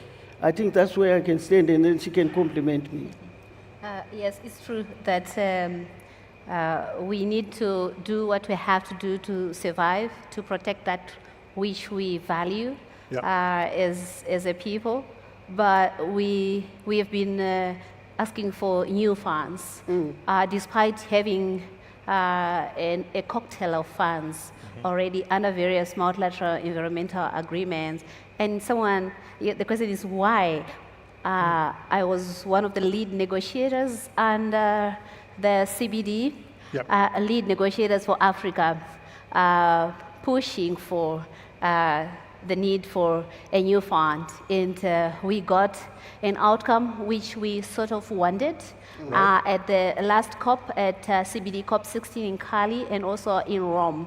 As far as the Cali fund relating to the benefits that should accrue from the utilization of digital sequencing information. That fund was not there, but under the Nagoya Protocol, which is a daughter instrument to the CBD, we needed that because there was no mechanism. Some big corporates were approaching our countries to say, we would want to utilize this aloe species, or we would want to, but somehow when you don't have the instruments, or when there's no mechanism to have, the port where everybody can put, and then there is a mechanism and the modalities and legal matters that can govern that, then it doesn't mean that we can be able to explore and benefit from that fund.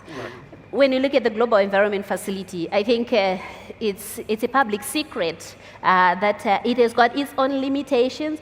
When you look at Article 39 of the CBD Convention text, it's very clear what GEF is. There is an interim financing arrangement. That's what the text of the convention says. So until when are we going to remain in limbo with an interim arrangement? The COP needed an instrument that is under the control and also where we've got the COP or the parties also making decisions. We appreciate there's a lot that we have achieved with the GEF, all the operational funding cycles, but there are limits also in terms of even the governance and the extent to which certain reforms that we want to see as parties can also be effected. There are limits, considering that some of the big financiers for GEF actually, they are actually non-parties to the CBD. So this is why, one of the reasons why we have been asking for a fund or a designation of a specific fund or asking for new mechanisms. But also things have changed. This new information that is emerging, these technologies and new tools and mechanisms and new information which we didn't have a long time ago. So we cannot say, oh, there's some funds that were established in 19 Stone X, so we're going to stick with that. No, we are going to innovate also in that space and use that new information, natural capital accounting, and all these other tools and technologies that we can now be able to use to see the value of that which we have. Sometimes when even there's donors that are coming to the table to put monies, we were feeling at some stage that we're not putting anything on the table because we didn't know what's the value of the tree. Right. But now, with all this new information that even the phytoplankton that is in our waters are actually sequestering carbon, we're like, oh, okay, so we've got something. That's also capital. So we have to go back to the negotiation table and say, hey, we've got this much. So it's an evolution And we need to keep strengthening and also refining and finding other new innovative ways to finance nature, because the decisions that we have also been adopting have been increasing. So we need to match that ambition with the requisite resources that are required for us to achieve that ambition. It's very ambitious. We cannot just agree on the ambition and then fail to agree on the means of implementation. The means of implementation need to match the ambition that we have. And this is why we have been asking for new funds and learning more and more about conservation trust funds, debts for nature swaps. There's examples of other countries like Belize, other countries that have done well, debts for nature swaps, and other, innovative mechanisms that we also want to experiment and explore so that we can sustain these natural resources for generations to come. Brilliant. Let me cross over to Sierra Leone. Minister Abdullahi, you've got Protect Sierra Leone right behind you. So there's got to be much that you can say around this frictional costing. Please, can you share your thoughts? I mean, I think the frustrations with the frictions to funding is shared by most countries. And that's why we keep stressing, there are three things we usually ask for these funding mechanisms. I think the previous speaker mentioned. One is the governance, two is the scale, and the third is the seamless access that needs to happen. One of the things is I think globally we should start thinking about nature as infrastructure that's critical to the survival of humanity. And I think if we think of it that way, then public funding for it globally would be thought of the same way countries think about funding of roads, bridges, or any public infrastructure that our economies depend on. And the reason I say that is we should not be looking at funding for nature as charity, because it isn't. It essentially is funding something that all of humanity depends on. And I think if that mindset is changed from, this is something we give to the countries that host these assets as charity so they can protect. If we switch towards, this is something that humanity needs, and it is in our collective interest to fund it so that it can be protected, not just for current generations, but future generations, I think we can start moving in the right path. I think many of us, we share the same frustrations. I mean, if you look at a lot of these assets, they fall within the tropics. Sierra Leone is in a tropical rainforest. We're in the Upper Guinean forest.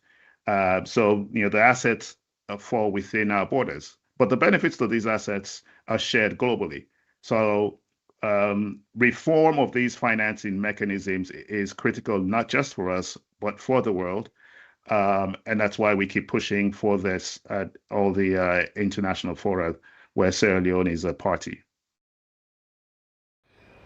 Minister Skume, what's your take? Well, thank you very much for that. I was very delighted actually when you started talking about frictional costs. And I just want to indicate to you that frictional costs are at various levels. The frictional costs are probably on the donor side, first of all, and then obviously on the government side. Now, let me explain it a little bit clearer on how I see it. I could be wrong, I don't know.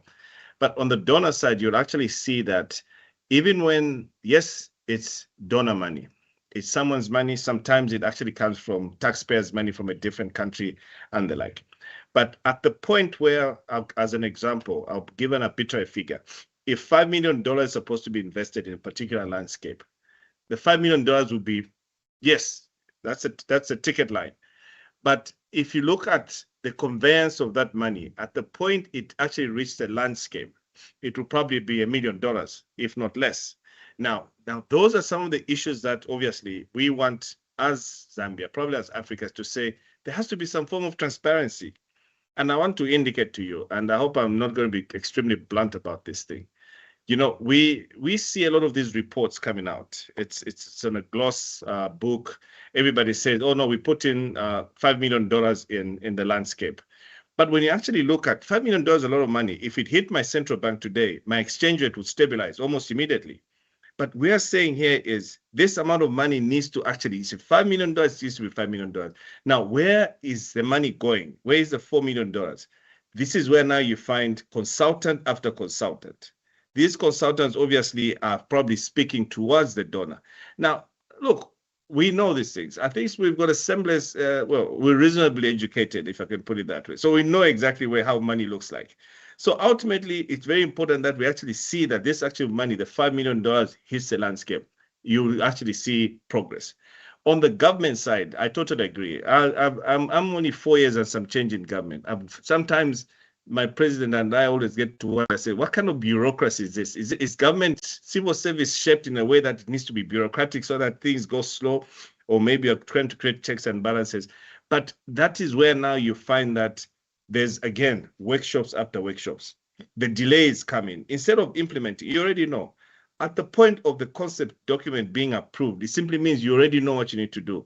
But then why do you create another committee? In our African language, we say, never, you'd never create a committee to kill a snake, because by the time you're convening, the snake would have bitten one of you and died. So you don't need to do that. So it's very, very important that we understand exactly what we need to do at the very point where the concept note.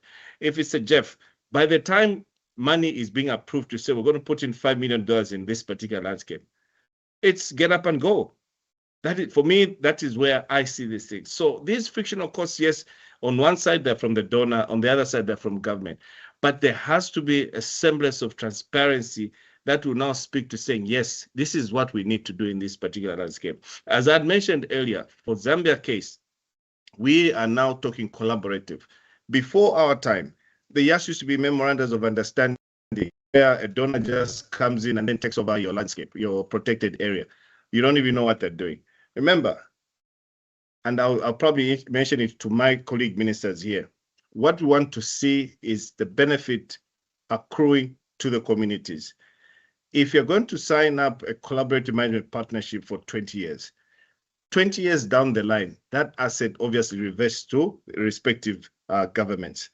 That asset, because there's transfer of skills, there's money that has been spent, essentially the communities themselves would be able to learn on how to manage that particular asset so that we're able to now move on to the next.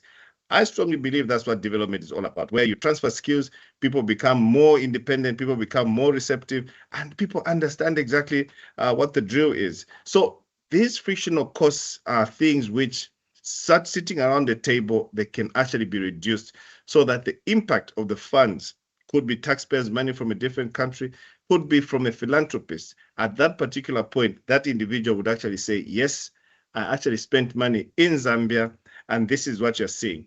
There's a feel-good aspect. And I think that's what philanthropists do. It's all about feeling nice about you working hard, and you've got a bit of change where you can actually do a donation, or rather make a change in a particular country. So I strongly believe that these frictional costs, in my honest opinion, can be reduced.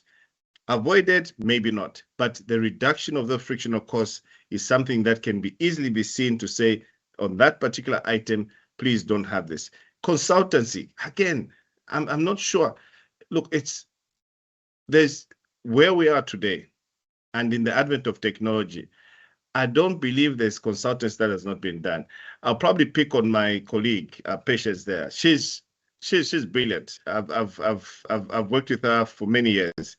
And these are people who actually know, not only probably in Zimbabwe, but even in other areas that they have actually worked with to understand the African needs.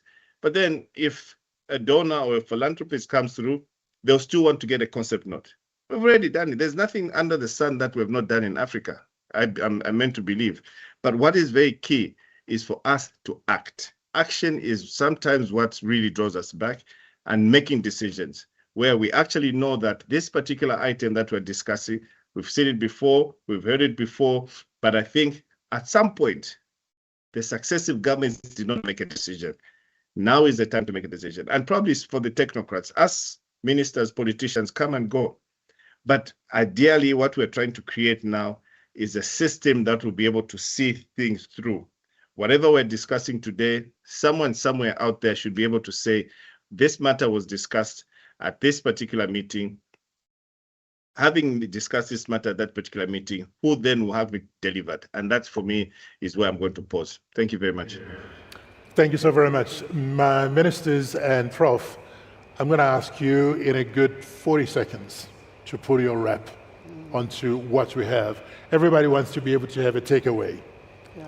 If there's one thing you could change around the subject of frictional costs, what would that be?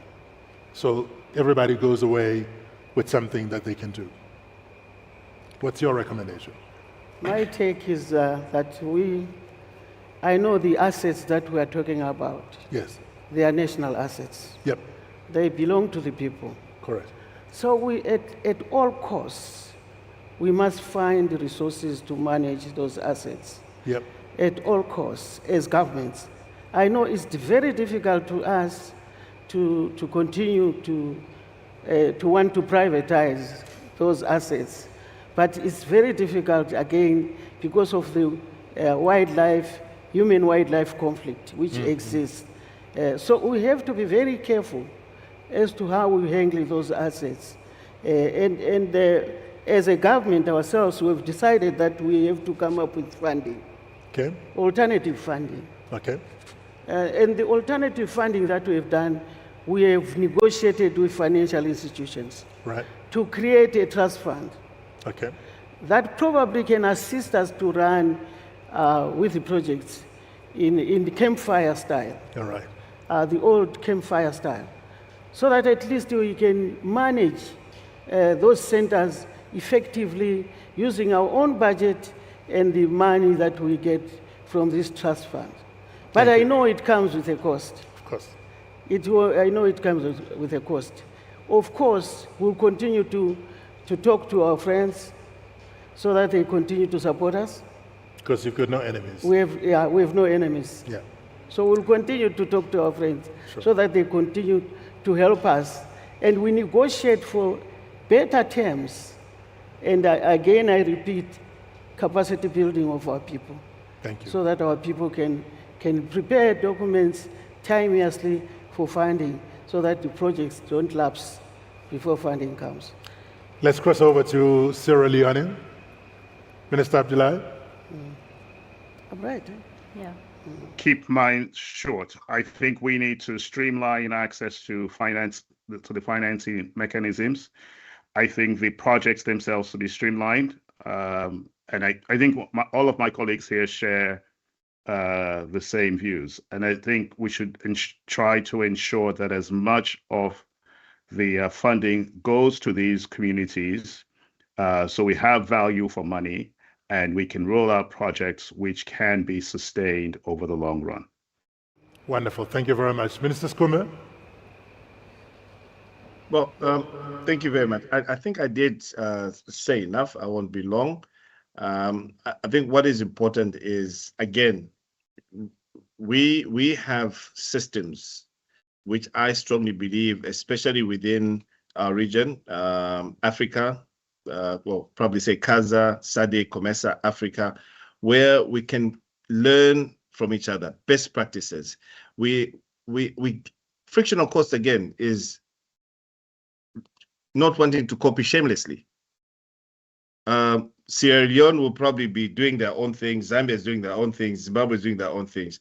But if we are together, the funding that we're getting, whoever is going to come to make a donation to us in a way of as a philanthropist, we should be able to have a best practice somewhere. I mean, the best in class is who we get to copy from, and I'm not shameless about that. I'm shameless.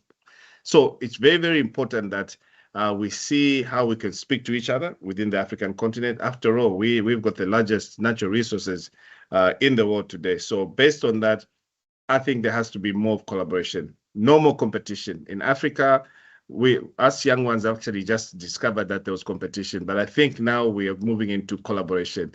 I'm sure the Minister Ndlovu here understands my sentiments, and her and I have been in discussions for a very long time, bearing in mind that we share one simple resource, beautiful resource, the Musotunya Victoria Falls. We no longer say which side is better. We always say just come and visit the Musotunya Victoria Falls, and that's it. Thank you. Thank you so very much. Prof? Thank you. I think many of the things have been said, but I would say in a few words, we need mindset transformation and changing our attitude towards how we value and see nature. There are some things we need to unlearn, such as always thinking about the begging bowl.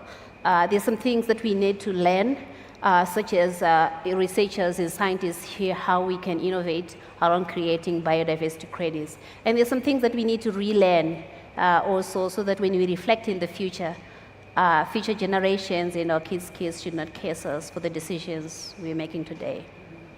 Professor, you know how to close this. Thank you so very much.